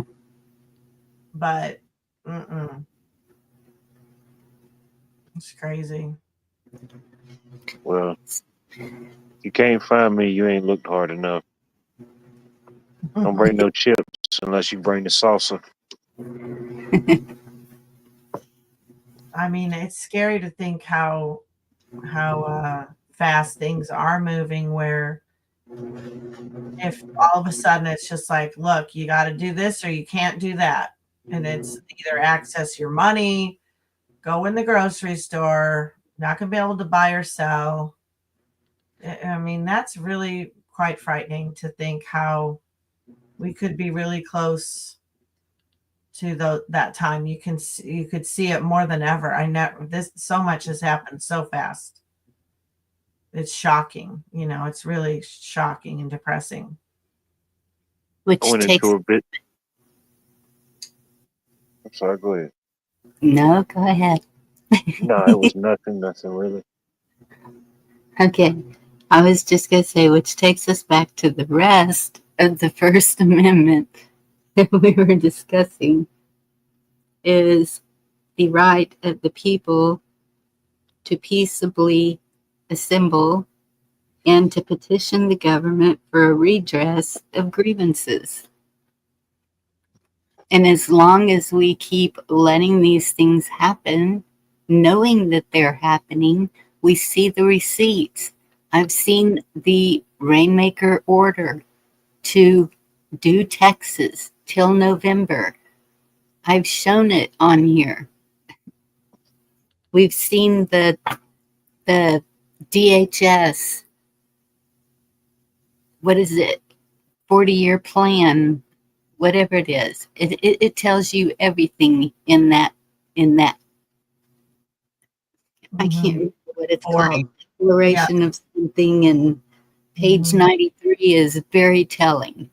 And so all of this is on the government websites. You can go to each division and they'll tell you what they're doing.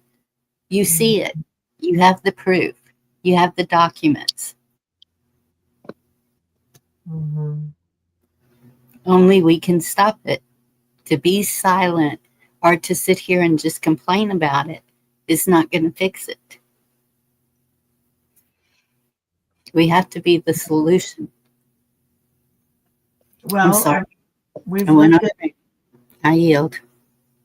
we talked about doing like a digital assembly, right? Like doing an online assembly. And so I think water was a good issue to try to say, okay, what can we do about that in all of our communities? I would say the first step, just to keep it simple for everybody, is to look up what the situation is like in your county, because there is that website. I'm trying to get it real quick, and you can put in your zip code and it'll tell you what the contaminants are in your county. And then it's like, oh yeah, well, what do you do? Great. What can you do next? Well, next you can start educating people about it. Maybe people that would actually maybe want to do something about it. It would be even better. It's really hard, to find people that want to do shit, really, to be honest. I mean, most people are just surviving or they're taking care of their kids or their parents, and I get it, but we do have to try to encourage people to be willing, make it a manageable goal, to be willing to volunteer. I don't know, just to start with, maybe 15 minutes to write up a letter and send it to your representative. Or I do know a lot of people, they do write handwritten letters, but I mean, even an email's not bad. I mean, you got to start slow and easy on yourself, because no one has really taught us what to do. So, but I do know a lot of people that write letters and they swear by it. We've seen Mama T have some great success with herself educating herself real quick. When CPS was coming down her neck when she was speaking at the meetings, we saw how she was targeted too, and I think that scared the shit out of a lot of people, actually, quite frankly. I think people were like, oh my gosh, which we already know that happens. That was no like shock for a lot of us. We know that we get targeted. It's only 5,000 there. Yeah. But yeah, when he comes back. Is that being on Facebook is a pretty good way to see what your community is doing. And interestingly enough, my community is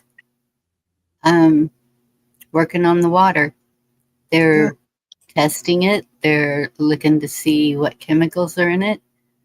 I think that more people are aware and seeing what's going on. Like Beck said a while ago, law, land, air, water. All of those things, they're poisoning. And so what I'm seeing all around me is people are talking about it. So does it actually have to be a call? Does it have to be you can join together as a community, just as a community, to start putting these things into action, and I can see that happening. Now, Yep. Yeah. Sorry. I'm just saying, but at the same time, restoreamerica.org is a good place to start if you're not familiar with how to deal with these things. Thankfully, we have a mayor who does know how, and we can go into her office and talk to her and tell her what we are seeing that we don't agree with, and she starts working on it. She's not just a sit around mayor. Mayors in the past have all just been about parades, saying hello to people in the town. Well, I never saw them really get anything accomplished except for taking rights away. This one is completely different. We are now able to collect rainwater. We are now able to do a lot more things that we haven't been able to do in the past. We're watching when they have the zoning meetings. What are they zoning and for what purpose? You want to know those things because it could affect right up to your property line or right behind you. You want to know some manufacturing company is fixing to be built right there. And so I know it's different in different areas. There's big things in Texas that are concerning me. And so knowing that my community is working on all this other stuff, I'm looking at the bigger problems and how to address them. Yeah.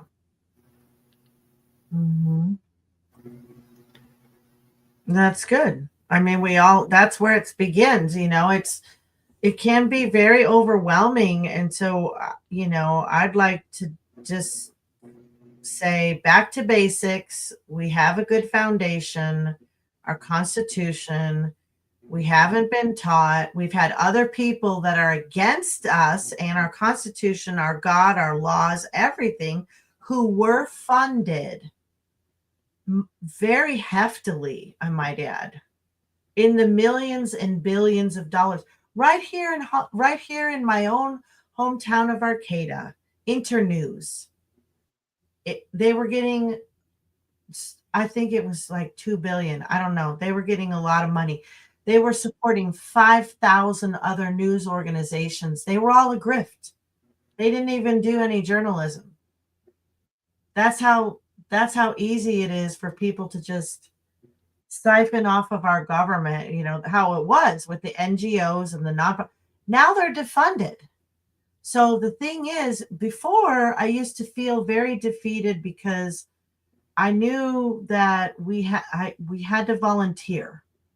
It's a word that doesn't get thrown around enough. Volunteer, serve, charity, time, donate.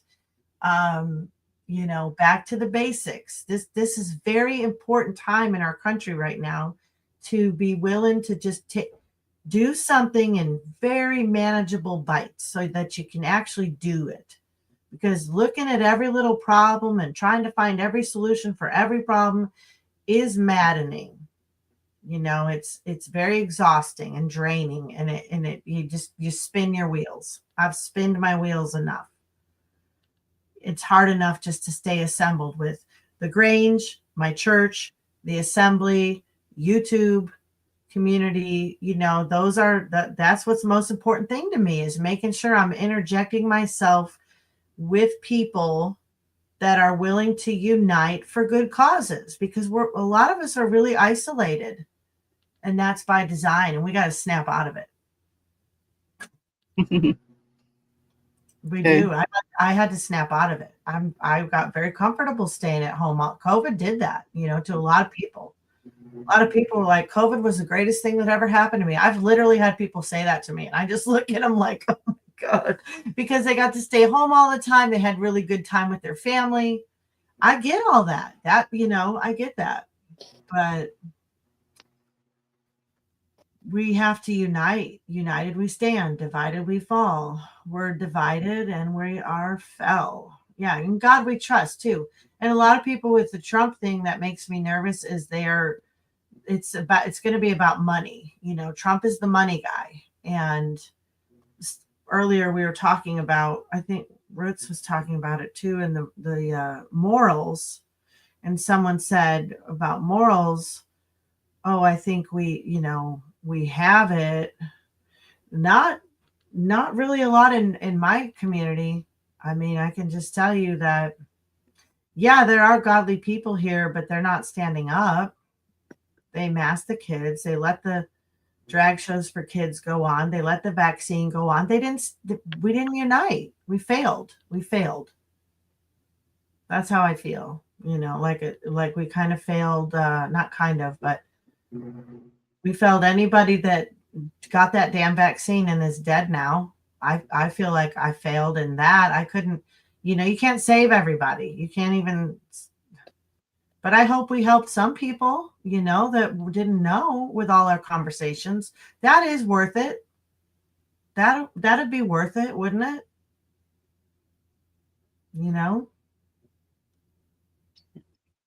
We are no longer one nation under God.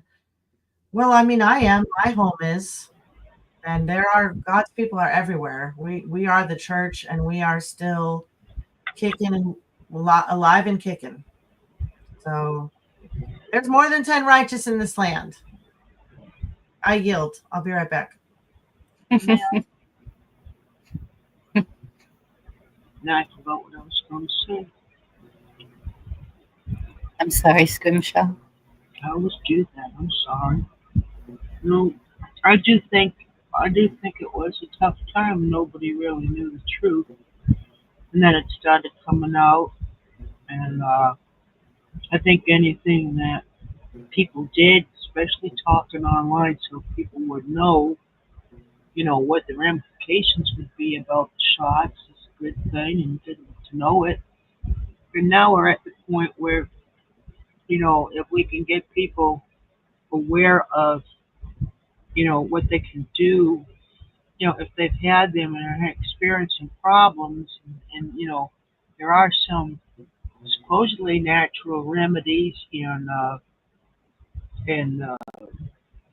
purges or clearings or whatever you want to call it, detox, that could be helpful. Um, so any information you can give to people who are wondering about that, I think that's a good thing. Yeah, I think you're right, chessboard in a way, but I mean, it was what it was, and in the middle of all that strife people were having, and worry and anxiety, and how everybody's lives got kind of jumbled up, I think there goes my brain again. I think that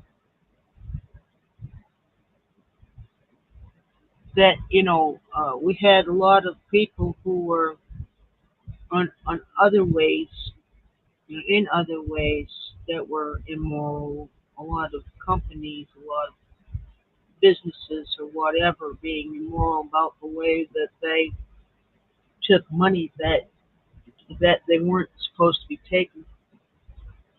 I think Harvard applied for those, those grants, and eventually that money was taken away from them, which I think is a good. They didn't need that. They have lots of money at Harvard.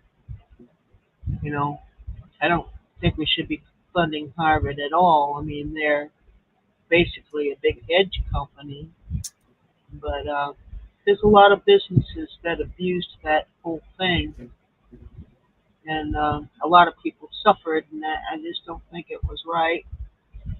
And I pray that everybody's got enough sense in their head not to let themselves be locked down like that again. We shouldn't be allowing it. No, you gotta do what you gotta do, and you gotta live your life. Yeah, no, I yield. Absolutely. Corn Patch, good to see you.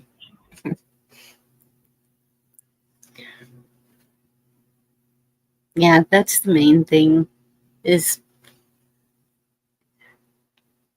finding your happiness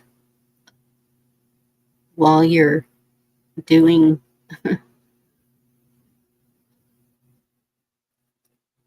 doing stuff. It's healthy working in a garden. It's good for you. You're out in the sun. Sun is healing. Playing in the dirt is healing. It's all good for you. Definitely. Is my fan bothering anybody? So I can shut it off. I don't hear it. Okay.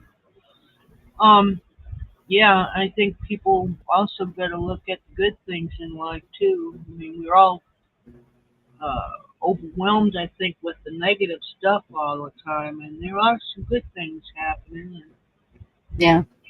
anything that's good for you, or beautiful, or running in nature, whatever it is that makes you happy. You know, we need and deserve to give ourselves some happiness and not be all so wrapped up in all the issues that we can't take a few minutes for ourselves to enjoy. And Absolutely. I think they want us to keep us upset all the time. The people that are trying to take over our country, I think they want us upset, and then and don't want peace. And I'm a big. I support peace no matter what we're doing, and Hmm. that's why I like assembly, because I know that we have peaceful remedy to a lot of this stuff, and Yeah. so I'm hoping that we can get it going. Just got to keep going and working at it, and I'm very thankful for all the people that have volunteered their time and are working hard at it, and for the people who've been there a long time that can help educate us. I know I never had any real interest in politics or anything like that before, but Yeah. I didn't even know about assemblies or common law. I didn't know nothing. So this has been a whole life-changing game for me. And, I wish I'd have found out about it earlier. I think young people really need to get involved. They need to get involved and understand that we have the right to assemble, and that we can do things peacefully. We don't have to run around and say we're gonna get in some kind of physical fights or altercations or anything like that. If it's done right, and we can do this and have peace, and Yes. that's what we need. I mean, it's out of a lot of love that I think that the people in our assembly have, that stay there and are working toward our goals. And I want to thank every one of them. And I pray that we keep going and we get a bigger assembly, and that we can get this done in the correct manner.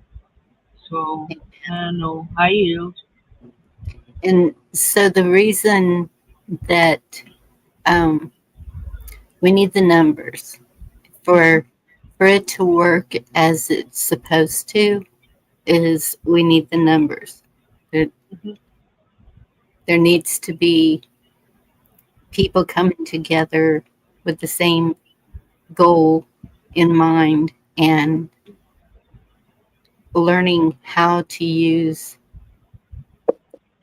have the grand jury, how to build back the way it was meant to be from the beginning. And that's, I think, what we've been going over for the past few hours Yeah. is just trying to put it out there that this is how we do it. Well, I think my big thing that I'm thinking on is the peaceful way of going about things. This isn't to say that you don't call somebody out for something or whatever, but trying to do Absolutely. things peacefully. We don't have to get into altercations. Or, No, a lot of the younger people have this big idea that they have to get into altercations, and you don't have to. You just talk things through,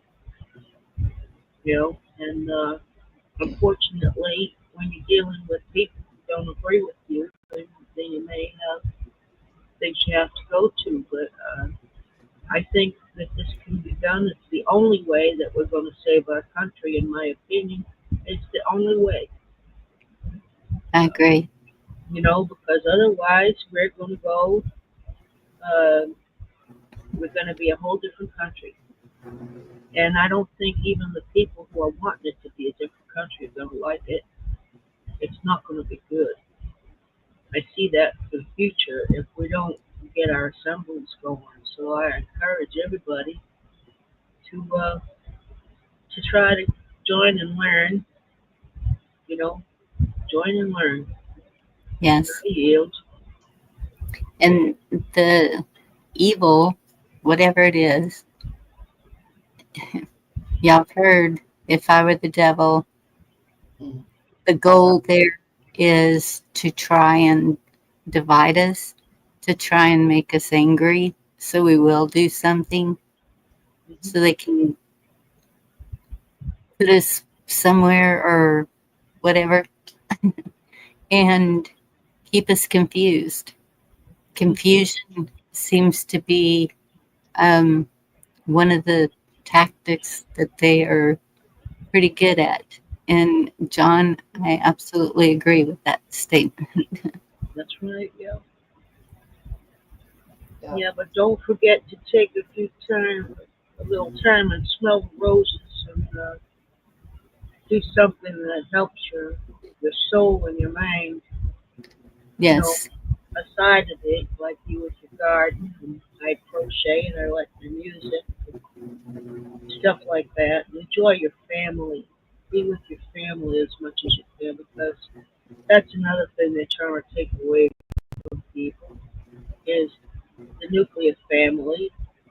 Um, but family is all important, and when people don't have families anymore, if this occurs, that's pretty much what's going to go down.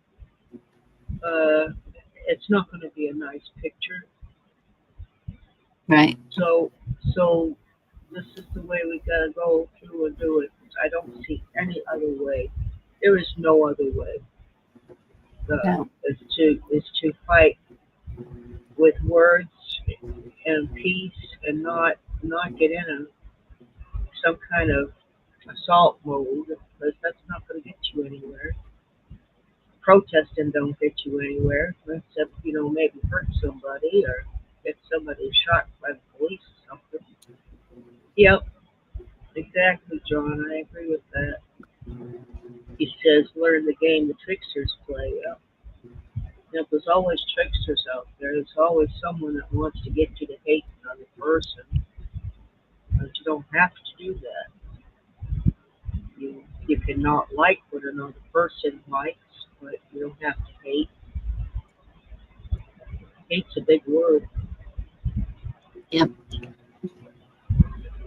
I think there is value to sharing all these ideas that we do, and like as far as actionable change, local and understanding how things work, and that's why I enjoy what Bonnie's doing, trying to be like, okay, here's some ideas. There's the grand jury, there's the assembly, there's sign up, do this or that, something. Mm-hmm. I do think we have to start foundationally everywhere that we are, and then secondary is the culture war, the culture clashes, where Yeah. people Exactly. see each other as enemies, or that part of the division is working really well.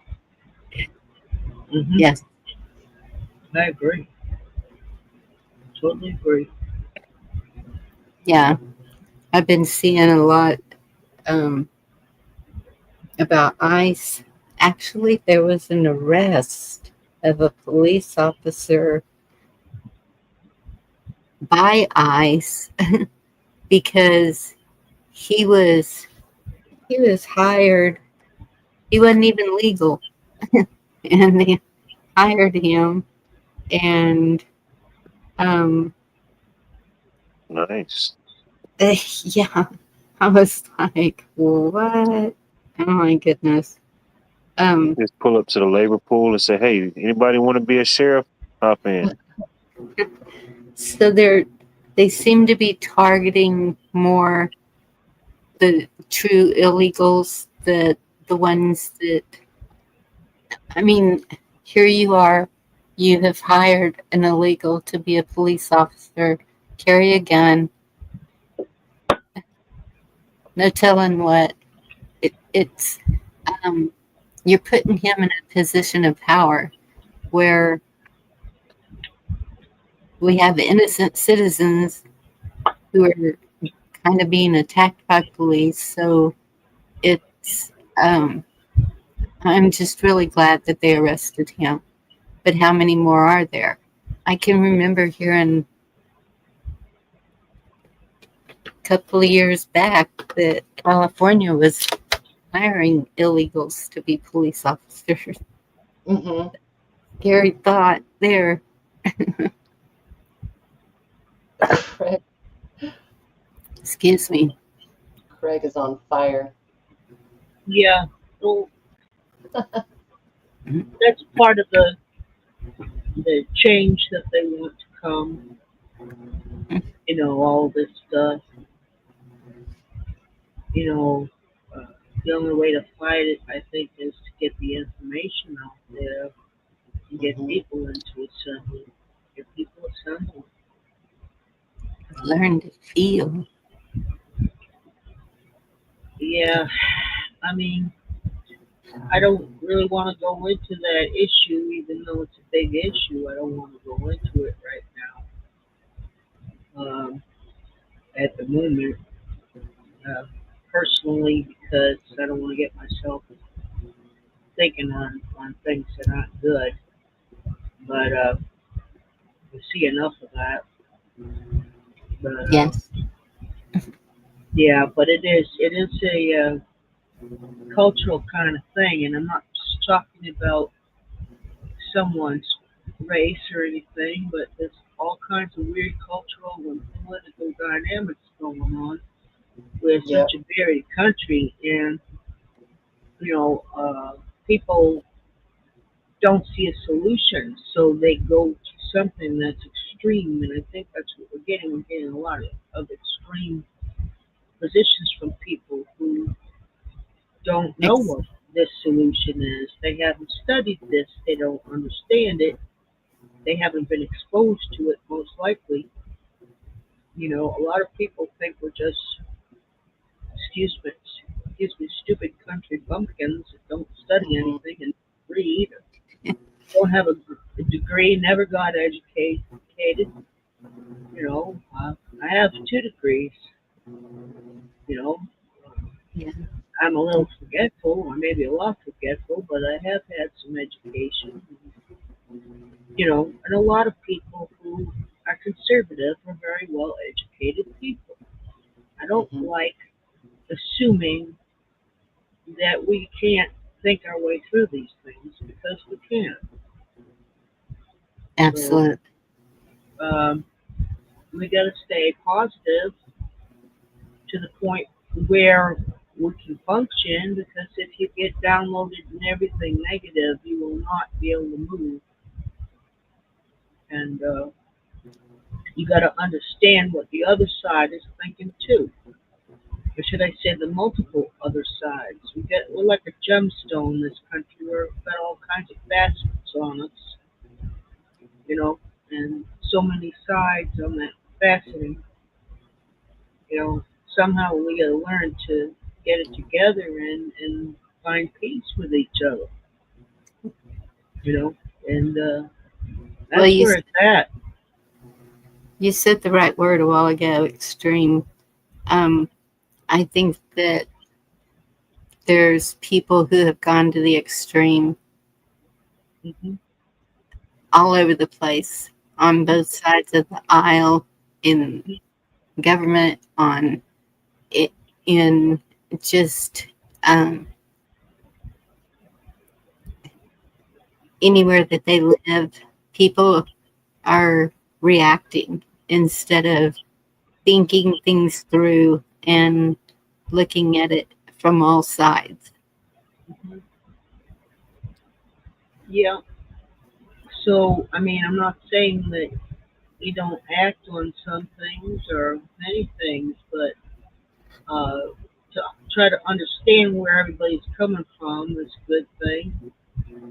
You know, I think some sides are at the point where the non-acceptance and the complete generalization of people and their intelligence or whatever, or this is bad and that's bad.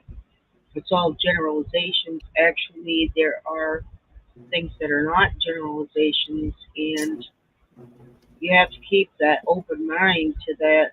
It's just like if you're gonna be on a jury, right? You got to keep an open mind and see what's right and what follows natural law.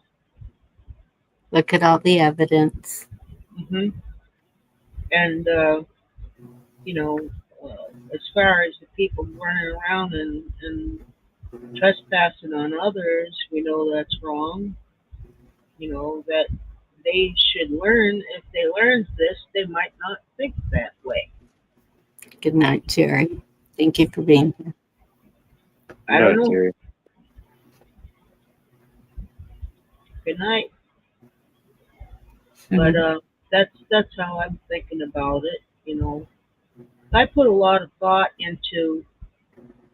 uh, into joining up with this, and it took me a really long time to decide what I wanted to do to get my feet wet. I think I could get more up to my neck and start swimming now. Uh, but it took me a long time because I didn't understand it. I didn't understand the concepts of it, so I had to listen a lot. Basically, I went in and I listened. I don't know, it might have been 6 months or something, and I was on Ricky's programs in the panel, and I did a lot of listening there, which was amazing.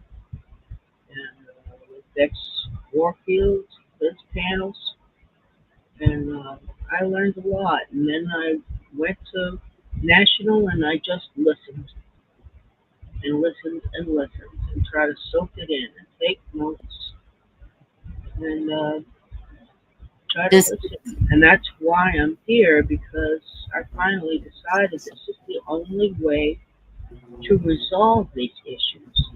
You know, I'm not out worrying about no car tickets. I'm worried about all the people. If that makes any sense. I want our children to have a better life. I want the young people in this country to have a better life. You know, yeah, they're having their strife and they're reacting to it in a lot of different ways. And yeah, they haven't been educated. They need to educate themselves in this kind of thing, the things you don't find in school. They don't teach this, you know, in school anymore, which is a shame. Well, and that's where we need to speak to the parents. hmm The parents can be teaching them at home about the I culture, agree. the, the solutions, and the way of life as it was meant to be. And maybe if we get back to that, I agree. You know, I think what's happened though is a lot of us, even in my generation, have not been taught a lot of this stuff. And I think the younger generations haven't been taught much of it at all, especially with common law. So I feel that's the best thing you can do is get an education. I am so glad that our assembly is going through this beautiful education that they've been doing. It's really gotten quite good, and I feel it'd be wonderful to have some younger ones in. I mean, I'm talking, you know, even from 40s down to 20s or something to get in there and listen. Yeah. So, if that's the only thing they do is to learn about it, I think, it would spread a lot of answers and to know what the true government is supposed to be. And it's not supposed to be something that's pounded on you all the time. People are supposed to work together. People don't know how to work together. People of different uh, communities of thought just don't know how to work together. And maybe they never did. I don't know. I didn't pay much attention to stuff when I was younger.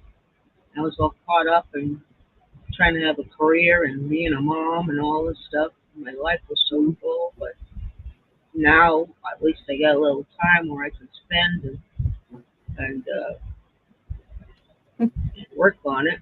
Yeah, I agree, Doc P. No accountability means no change. I agree with that.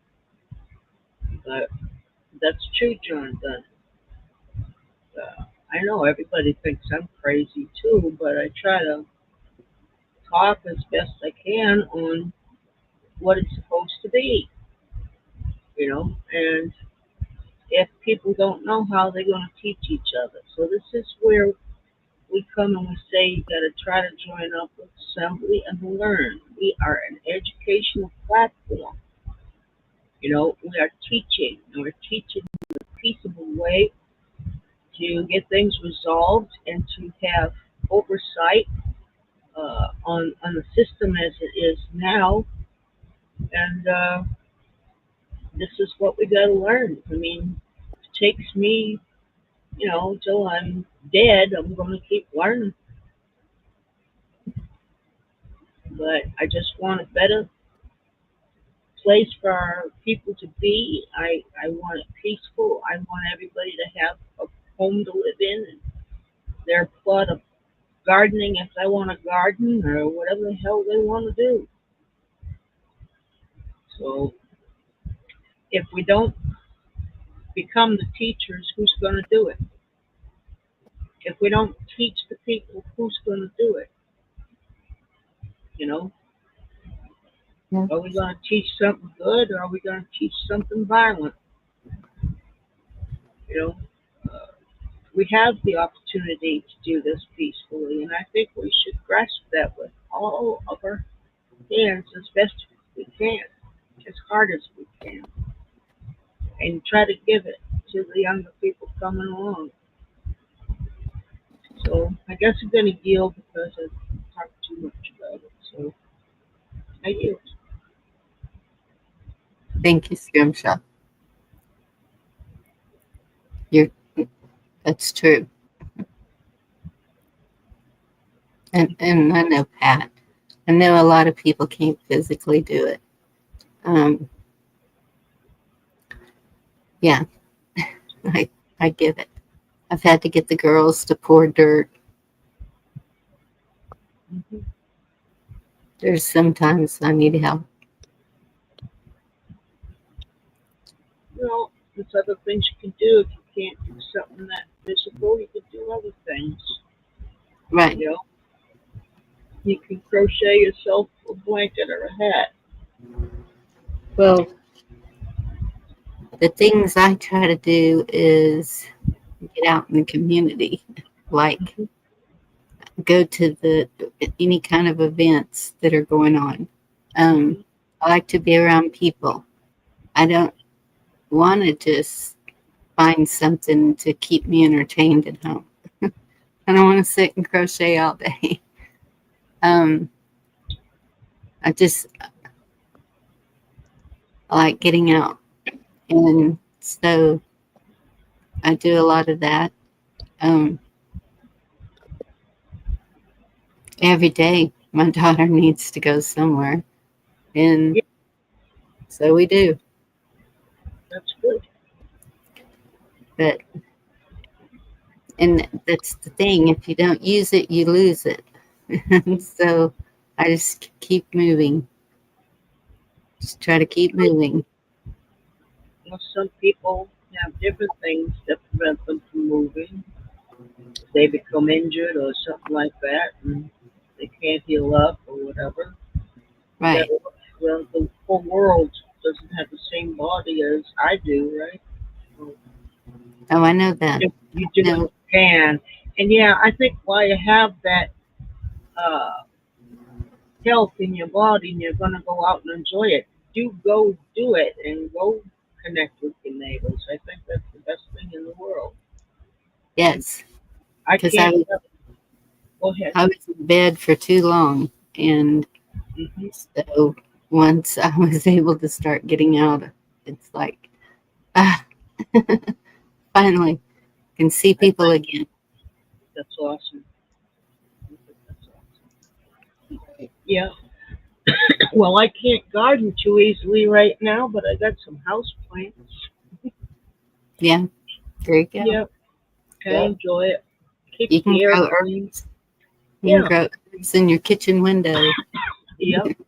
Excuse me. Little It's basil or rosemary or something. Yeah. yep for your spices. Hmm. Um, that's the thing is I don't. Um, I thought I heard somebody say something about a better economy. I'm not seeing a better economy. Um, so I think that for me, it's just it's what I need. It's anything that I'm growing from now on is going to be what I eat, or um, the spices that I need for cooking, stuff like that. Not because I was like, oh, I got to grow all this stuff. Well, the cucumbers didn't work, and some things have failed, and some things are doing really good. So it's a learning experience too. Not Yep. everything is just going to pop up and grow the way you want it to, Right. unless And you're even if you're an expert, every year could be different. Even if you're an expert gardener, Mhm. there's a Yeah, lot of factors. it's a lot of There's X factors. That's yes, true. Right. And now that we never know what the weather's going to do, that's a big um, consideration when you're doing gardening. hmm I can only imagine the states that got flooded so bad. What right. happened to their crops? It's unbelievable, isn't it? It's Yeah, just a shame. But I've I guess seen you whole could just start cornfields. again. Yeah, I've seen whole cornfields wiped out, and um, just you just keep going. It's like dust. You fell down. Okay, dust your knees off. Get back up and go again. Try something Right. else. Hmm. See if this Yeah, if works. you fall down, if you're out in the garden, you fall down and you go through all this gardening and your crops fail, yeah, get up, dust your knees off, and go to Bonnie's brothel for a week. Oh, Ricky. Damn, Ricky. I mean, that's what I would do. Right. Ricky, I swear it. Hey, Some Robin. people would do that. I think I need some of that juice drinking with that potato and cranberry juice. That'd be Yeah, fun. Yes. He yeah, has you Really can been. serve that there. little music by Garrett. I think Garrett left, but Hilarious. He has been on this kick, and I'm like, no. I don't think having a It's cranberry and potato juice is bad. I'm having cranberry and lemon juice right now. Well, I think there's some things too that are kind of low maintenance. Like if you get a berry bush going, like raspberries or blueberries or something, they just go and go. All you have to do is pick them, you know. Yeah, Yep. Or herbs, like Bonnie said, stuff like that. And I know there's a big push in homesteading, whatever, to grow everything, and that's not yes, possible for everybody for various no, reasons, whether it's your climate or your time yeah, constraint, your physical or whatever, right? So what I think is absolutely, do what James. you can. Even if it's just a couple of herbs in your window that every now and again you go pick some tarragon, like herbs in particular do well indoors And then things outside, like I have Even garlic. plum, apples, cherries. Nature takes care of them, and I go pick the fruit. Yep. Even garlic and green onions you can grow in your kitchen. Yep.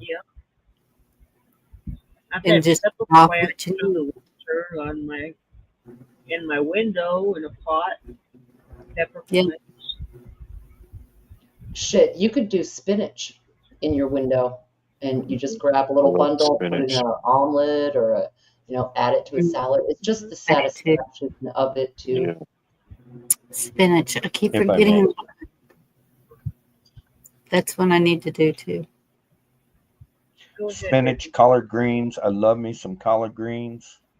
I love collard greens. Oh, damn. I can just do that. Period. I I did miss it, and we'll cook- do it again. Absolutely.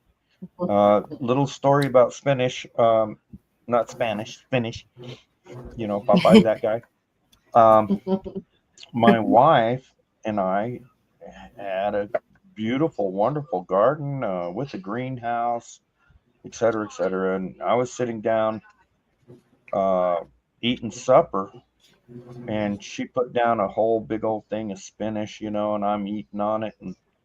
And she said, and whatever else was on the plate. And she says, by the way, what now? You know how we talk. What? What do you want now? She says, by the way, that spinach you're eating is from our garden. And I just cried. Wet Oh, face. Wet face. So anyway, that's one thing. But another thing is growing cucumbers. We had a hell of a time growing cucumbers. We couldn't get them to grow. We Me did too. everything we could. And you know what we found out is they're a hanging plant. So we put them in 5-gallon buckets with real good drainage, and they grew over the 5-gallon buckets like hanging plants. And we had all kinds of freaking they'll crawl. cucumbers. It was awesome with an R. Yeah, I do mine like that, RS. but over a trellis system. Yeah. Yes, exactly. Did Yeah, you have them awesome. where was the 5-gallon bucket sitting on the ground? Hanging. Oh, Oh, you had it hanging. Yeah. Oh, Like okay. hanging plants, but 5-gallon Yes. buckets. And come to find out, we didn't really need that big of a bucket. mhm. We could have used little 3 gallons or whatever. Yeah, they don't have huge roots, Yeah. but the drainage is important. Like knock holes in the bottom if you do 5-gallon buckets or whatever, which work really well for a lot of things, by the way. But just some holes in the bottom. Peppers, we were experimenting with peppers, different types of peppers, and there's thousands of different types of peppers. Mhm. Maybe not that many, maybe 900 and something. But anyway, so one day, just out of a whim, we took those packages that you get from Pizza Hut with the peppers that you sprinkle on your pizza, and we planted those. Crushed pepper. Oh, they were awesome. There was all kinds of different types of peppers, round peppers and square peppers and triangle peppers, and just they're different things. blend. Yeah. Yeah. Able to plant the crushed peppers? Absolutely. Huh. That's awesome. Interesting. Yep. They're dried seeds. They're dried seeds. Yep. Just like you buy. The square ones were the best, by the way. Mm-hmm. It's like all the eggplants that I've got growing. I didn't plant any of them this year. That was just seeds that fell on the ground from last year, and certain peppers did the same thing, and a few other little things. They just kind of naturally work in a cycle like that, Yeah. They just something fall. else with the gardeners, real quick. I'm sorry. Something else with the gardeners that I've been talking to is the UV rays, the ultraviolet rays from the sun are actually extremely high for some reason. They've been Mm-hmm. measuring them in Arizona. Two places I keep an eye on is Arizona and Vancouver, Canada. And they're saying that the UV is high, so you need to shade your plants. But if it's ultraviolet, what do you shade them with? Tinfoil? I don't know. Something to think about. Well, I put so I have my pots lined by the deck, and I just took a white sheet and put some rocks up on the top rail on the sheet, and then I put the sheet down over it. So I can wet down the sheet and water the plants, and it just helps to keep the moisture in there also, and it keeps the heat off of them. Oh, that's nice. What a great idea. The Amish do that. They collect dew, like they'll put a little, well, similar to what you're saying, Bonnie. They'll put like a little wood frame out there with cloth, and in the morning the dew will collect, and they have it set up where it'll go to water some of their shit just from dew, because morning dew, there's always morning dew. Yeah.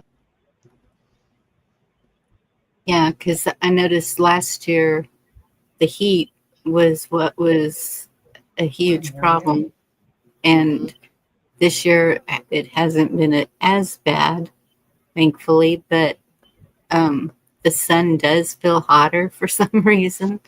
Yeah. And so the sheet's out there, but I started doing that last year, and I started seeing a difference. And so this year I put it out as soon as the temperature started getting like 85 to just start covering them. I've got a thought.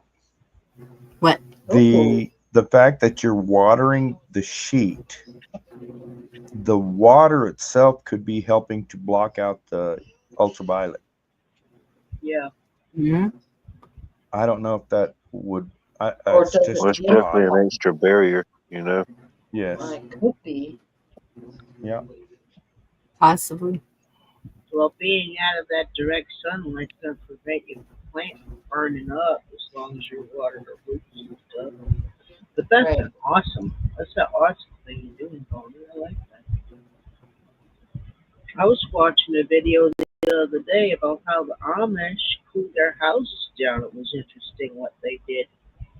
Of course, I can't remember it all now, but there's videos on YouTube here on how to cool the house down, not having any electricity or air conditioning or anything. And they do use something to do with watered down sheets and such, but I just thought it was amazing, some of the stuff that people did in times when there wasn't any electricity. It wouldn't be bad to learn some of it. Hondo. Yep. In case we have a time when we don't have any electricity. Yeah. I just need to learn how to make ice. I can do without ice, but there's been times when we haven't had power, and I have soaked towels, and just to be able to sleep, put one under me, put one on top of me, just like a wet towel sandwich. Oh Just my!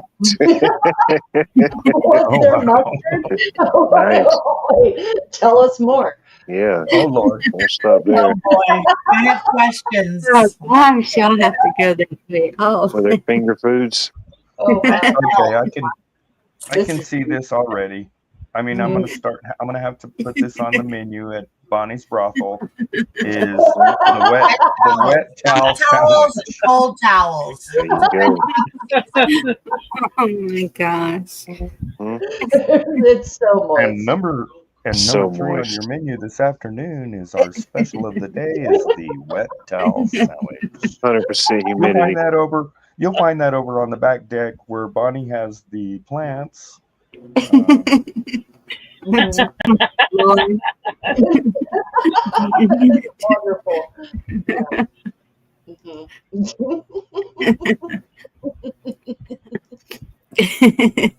Wooden floors are cooling. And I think that's why they went to wooden floors. It was because they are cooling if you have air up under them. Um, I'm sorry. I yield. You definitely need air for sure. Yeah, yeah, you gotta have some circulation. Absolutely. Especially at the brothel. Thank you. Don't wanna, yeah. I'm Pace sorry. yourself. What was Pace that? yourself. Yeah. hmm Most people think the 7 inning stretch is the end of the baseball. They don't even know there's still innings to go. I think it's Yeah. time to go home. Well, I had my Cracker Jacks. Let's get out of here. Oh my. What was the prize? Y'all remember It correct? was a lickable tattoo. Uh-huh. Right. Like one of those moist tattoos for sure. Mhm. Yeah, Yeah. Sometimes you'd get a whistle, something like that. never Little got that lucky. Okay, That y'all is just true. brought something up I remembered from my days in the past, and I might be lying. That's more cooler. Cement. You know how Yeah. you'd go to the bar and they'd give you a stamp that said you came to the bar, Mm-hmm. and your cover charge stamp, and you could go in and out. That must Well, what we be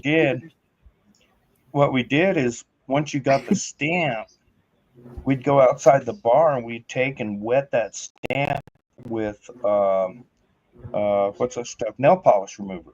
Just dab it and Oh. make it wet, and then we'd put that stamp on somebody else's hand. Yeah, stamp your friends. Yeah, Yes. we used to do, yeah. I could Mhm. be lying. You never know. You get a I'm like stamp. that. You get a stamp.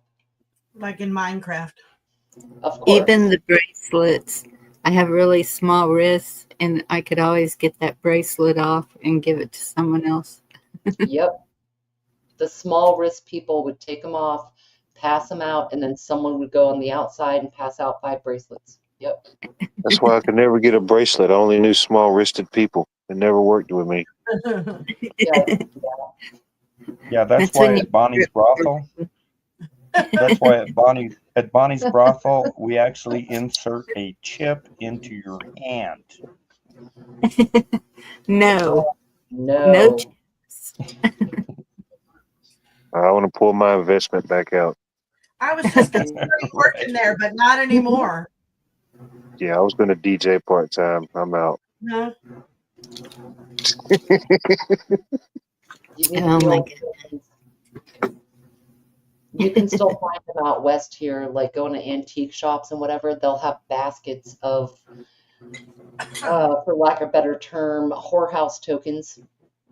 And I've it's got like, some of them somewhere, believe it or not. you know what I'm saying? They're pretty Yeah, freaking for real. cool. They're Yeah. just they're not real ones. They're replicas. My granddad used to have a bunch of that type of stuff. I was going to say, Okay, I'm I see pictures. I have never heard of that. Yeah, You've never heard of the tokens? Like, you No. know, the girls, you'd have to pay to come in with the girls. And dude, there's some whack tokens in Oregon. Like some of them say good for one Choctaw Indian, good for one, like this type of girl. Like it's all labeled different types of girls. It's fucked up. You know. Oh my goodness. Oh, yes. Oh, yes. I don't know exactly where mine are. If I could dig them out sometime soon, I'll show you. Mm. I mean, They of course, are, they're not the even real. if the It's a replica, replica of one that they would have had, you know. that's what I'm saying. Even if it was a replica, they did have those. And it would identify what you were looking for, as well as pay for it. You know, it's like a My check. granddad, he would order boxes of those coins like that, or Mhm. like one of the things he would sell the most of, believe it or not, was just those reproduction antique keys. Man, he would Right. buy a box, so he couldn't. I mean, he couldn't order them fast enough. People would buy them to make all type of stuff, you know, whatever they were doing. Okay. I was going to ask you if you saw that, Ricky. Yes, I did. That's awesome. Huh. Way to go. There Let you me go. read it. Tate, he says, did a search for the best methods UV blocking shade cloths typically made from woven polyethylene. Filter out 30 to 90% of UV rays depending on density. Yes, Nice. polyethylene. Chester, I can't That's believe I put that up on. that's awesome. Yes. That's how we are supposed to be. Is we're all little researchers. Yep. Yeah. One for another. Poly or no I got poly. another. Yes, poly and ethyl, and they Arby's lean on each other. identical. Where's my phone? Oh, you know what I heard the other day? It was so funny. It was somebody was doing an expose on the Jews, and it was Schmiegel Schmackle. It was like the stuff that was in Oh, Laverne and no. Shirley. I was like, come on, really? Schmackle. I do enjoy a good expose. I loved Laverne and Shirley, Oh though. my gosh, me That too. was such a funny ass show. I loved it too. Yeah. Mm-hmm. Shamil Shabagle, whatever it was. Schmackle. Schmackle. Yeah. Craig would know if he's still here. He's probably sitting on a schmeckle, but Yeah. He's Yeah. probably. I'm not gonna say it. I'm gonna refrain. mhm. Everyone knows. That soda pop company, Laverne and Shirley, and I mean, looking back, some of those shows were a little wacky, but I still loved them, like Three's Company, or Yes. Mm-hmm. Laurie Anderson died Oh last yes, that's couple Yeah. of days, and that was, I think, WKRP in Cincinnati, but there was also some other shows that she was in, quite a few. Wasn't she in the beach one? What was it? The Oh, Baywatch? You're meditating. No, I don't think she was in Baywatch. or she No, you're fucking not. Don't lie. Laurie Anderson was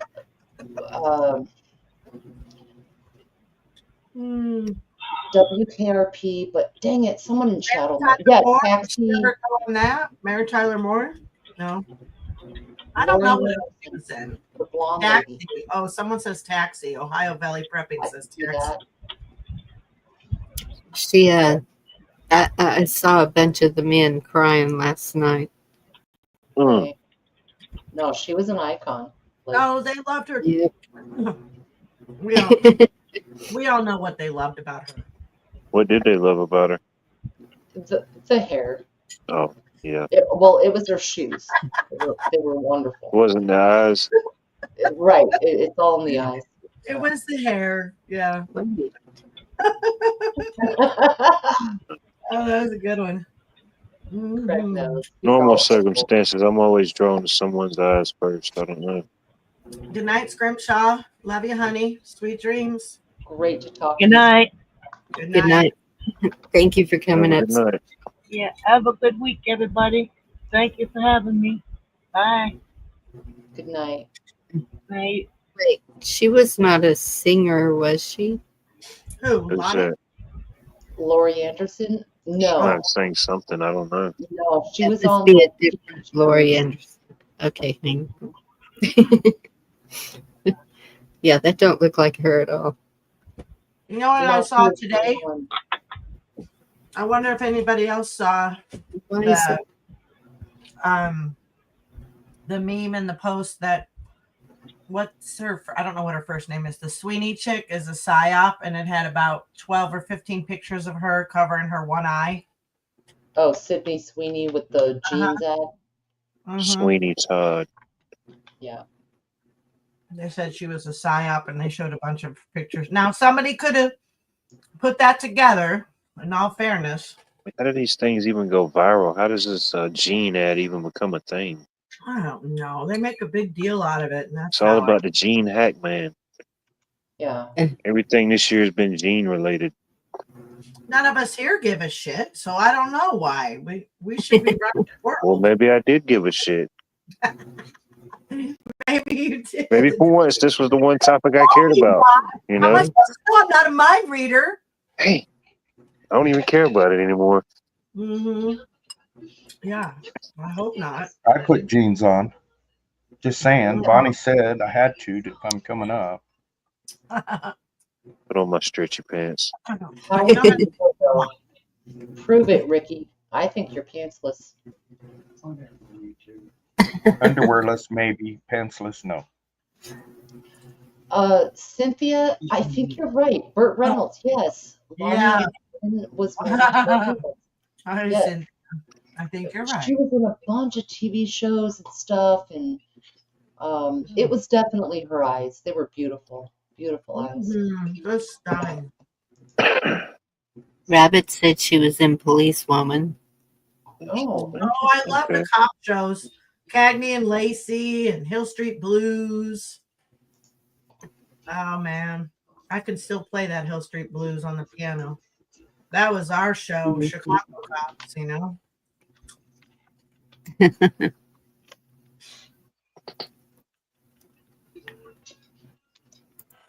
No, women don't love sweat.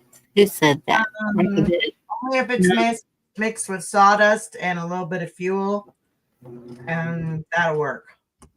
Sweat? All right. Sweats Yeah, they're going to be sweaty. If they got a little bit of sawdust, like some pine.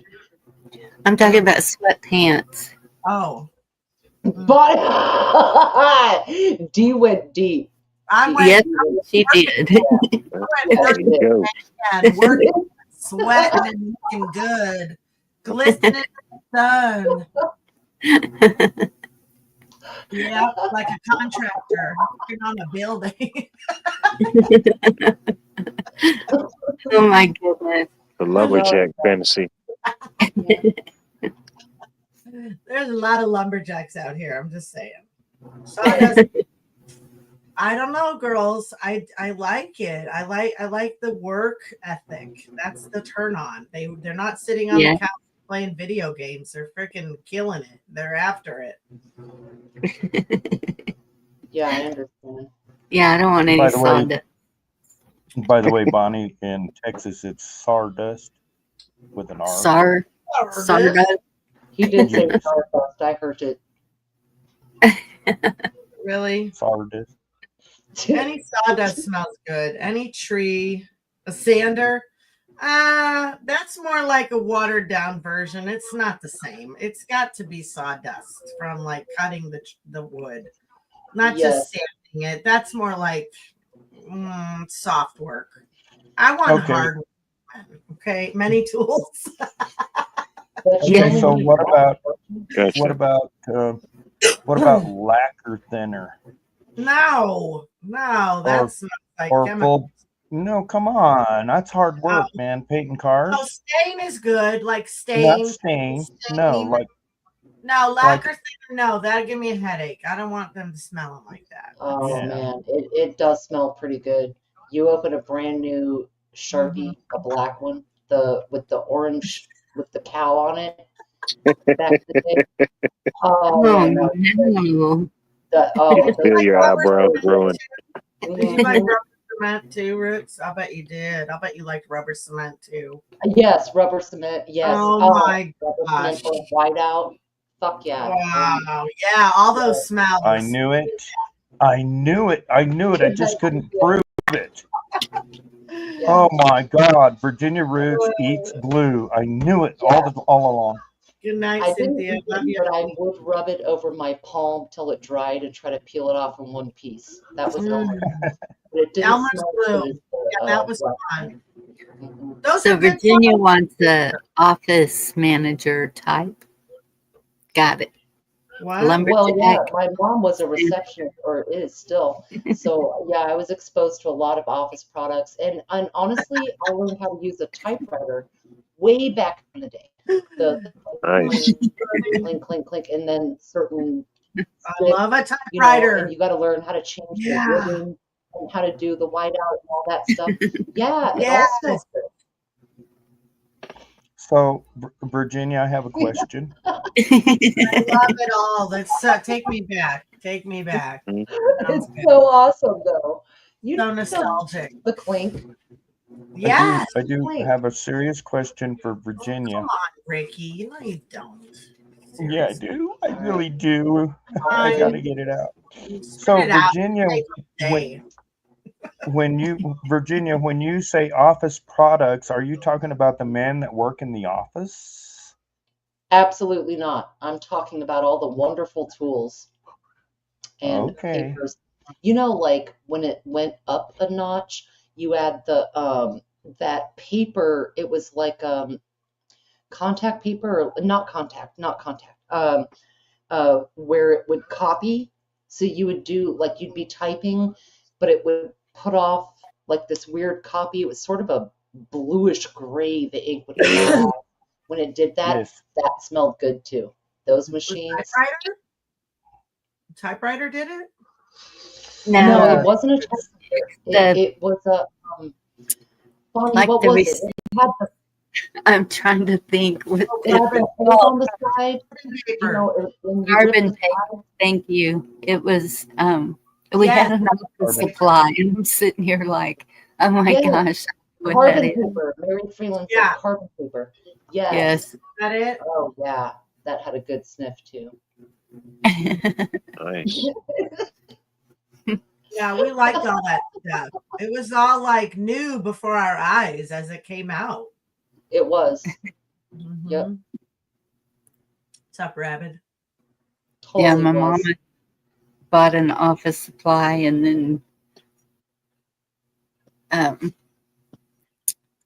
she had me open a branch, and so you would have been in there just sniffing the stuff, not buying anything. Mhm. You open it, start peeking in. It's so true, though. You know what smells not good is when you buy something from Harbor Freight and you bring it home. It's like that. It's all over that product. Wait, what?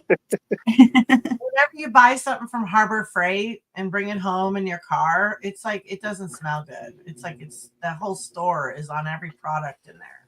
It Mm. smells Right. like rubber or like burnt rubber or something. I remember I brought a dolly home and I kept, what is that smell? What is that smell? And I finally realized maybe the dolly was What's X. that smell? I was gonna say maybe they used it before they loaded. Oh, it just smells like mold. Hey, Echo. Good to see you, honey. Echo. Just Okay, a so I bad just got a visual. Of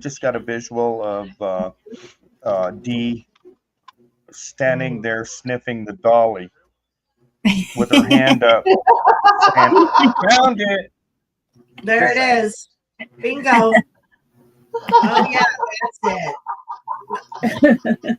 It probably, when I opened the back, I was like, oh, yeah, duh. I must have known before I got home. I must have figured out. I'm not that dumb, am I? Shit.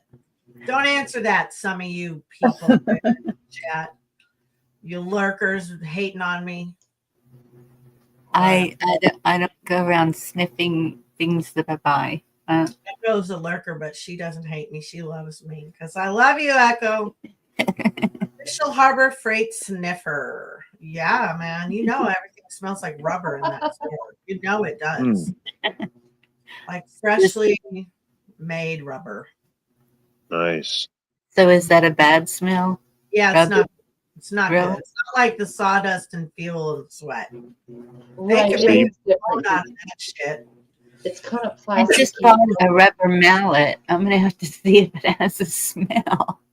So you Dude, prefer the smell of old rubber? Old rubber better than new rubber for sure. Gotcha.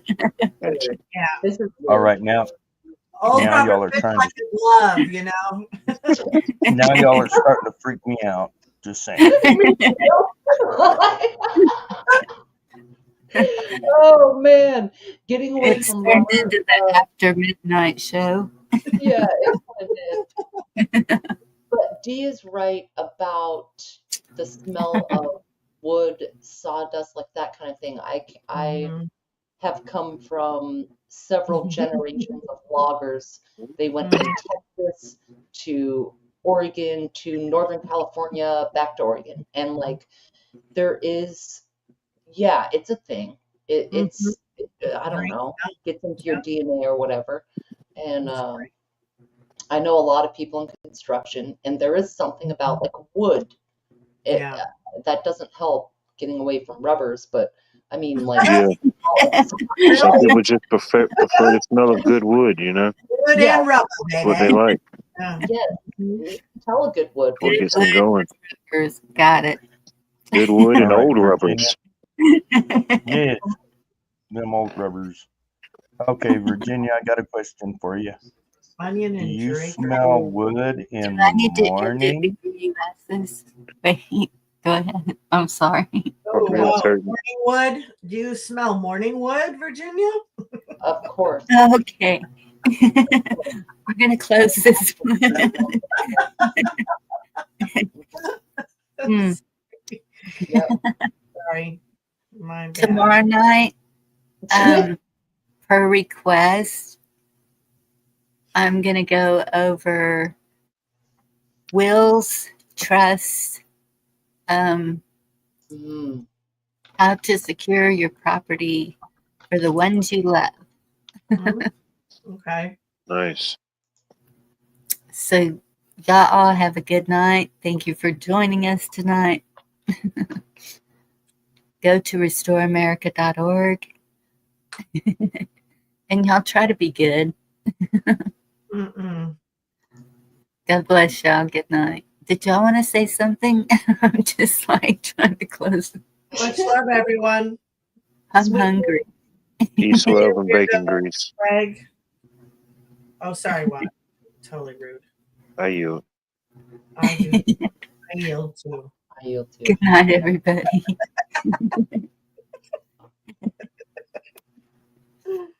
That was funny.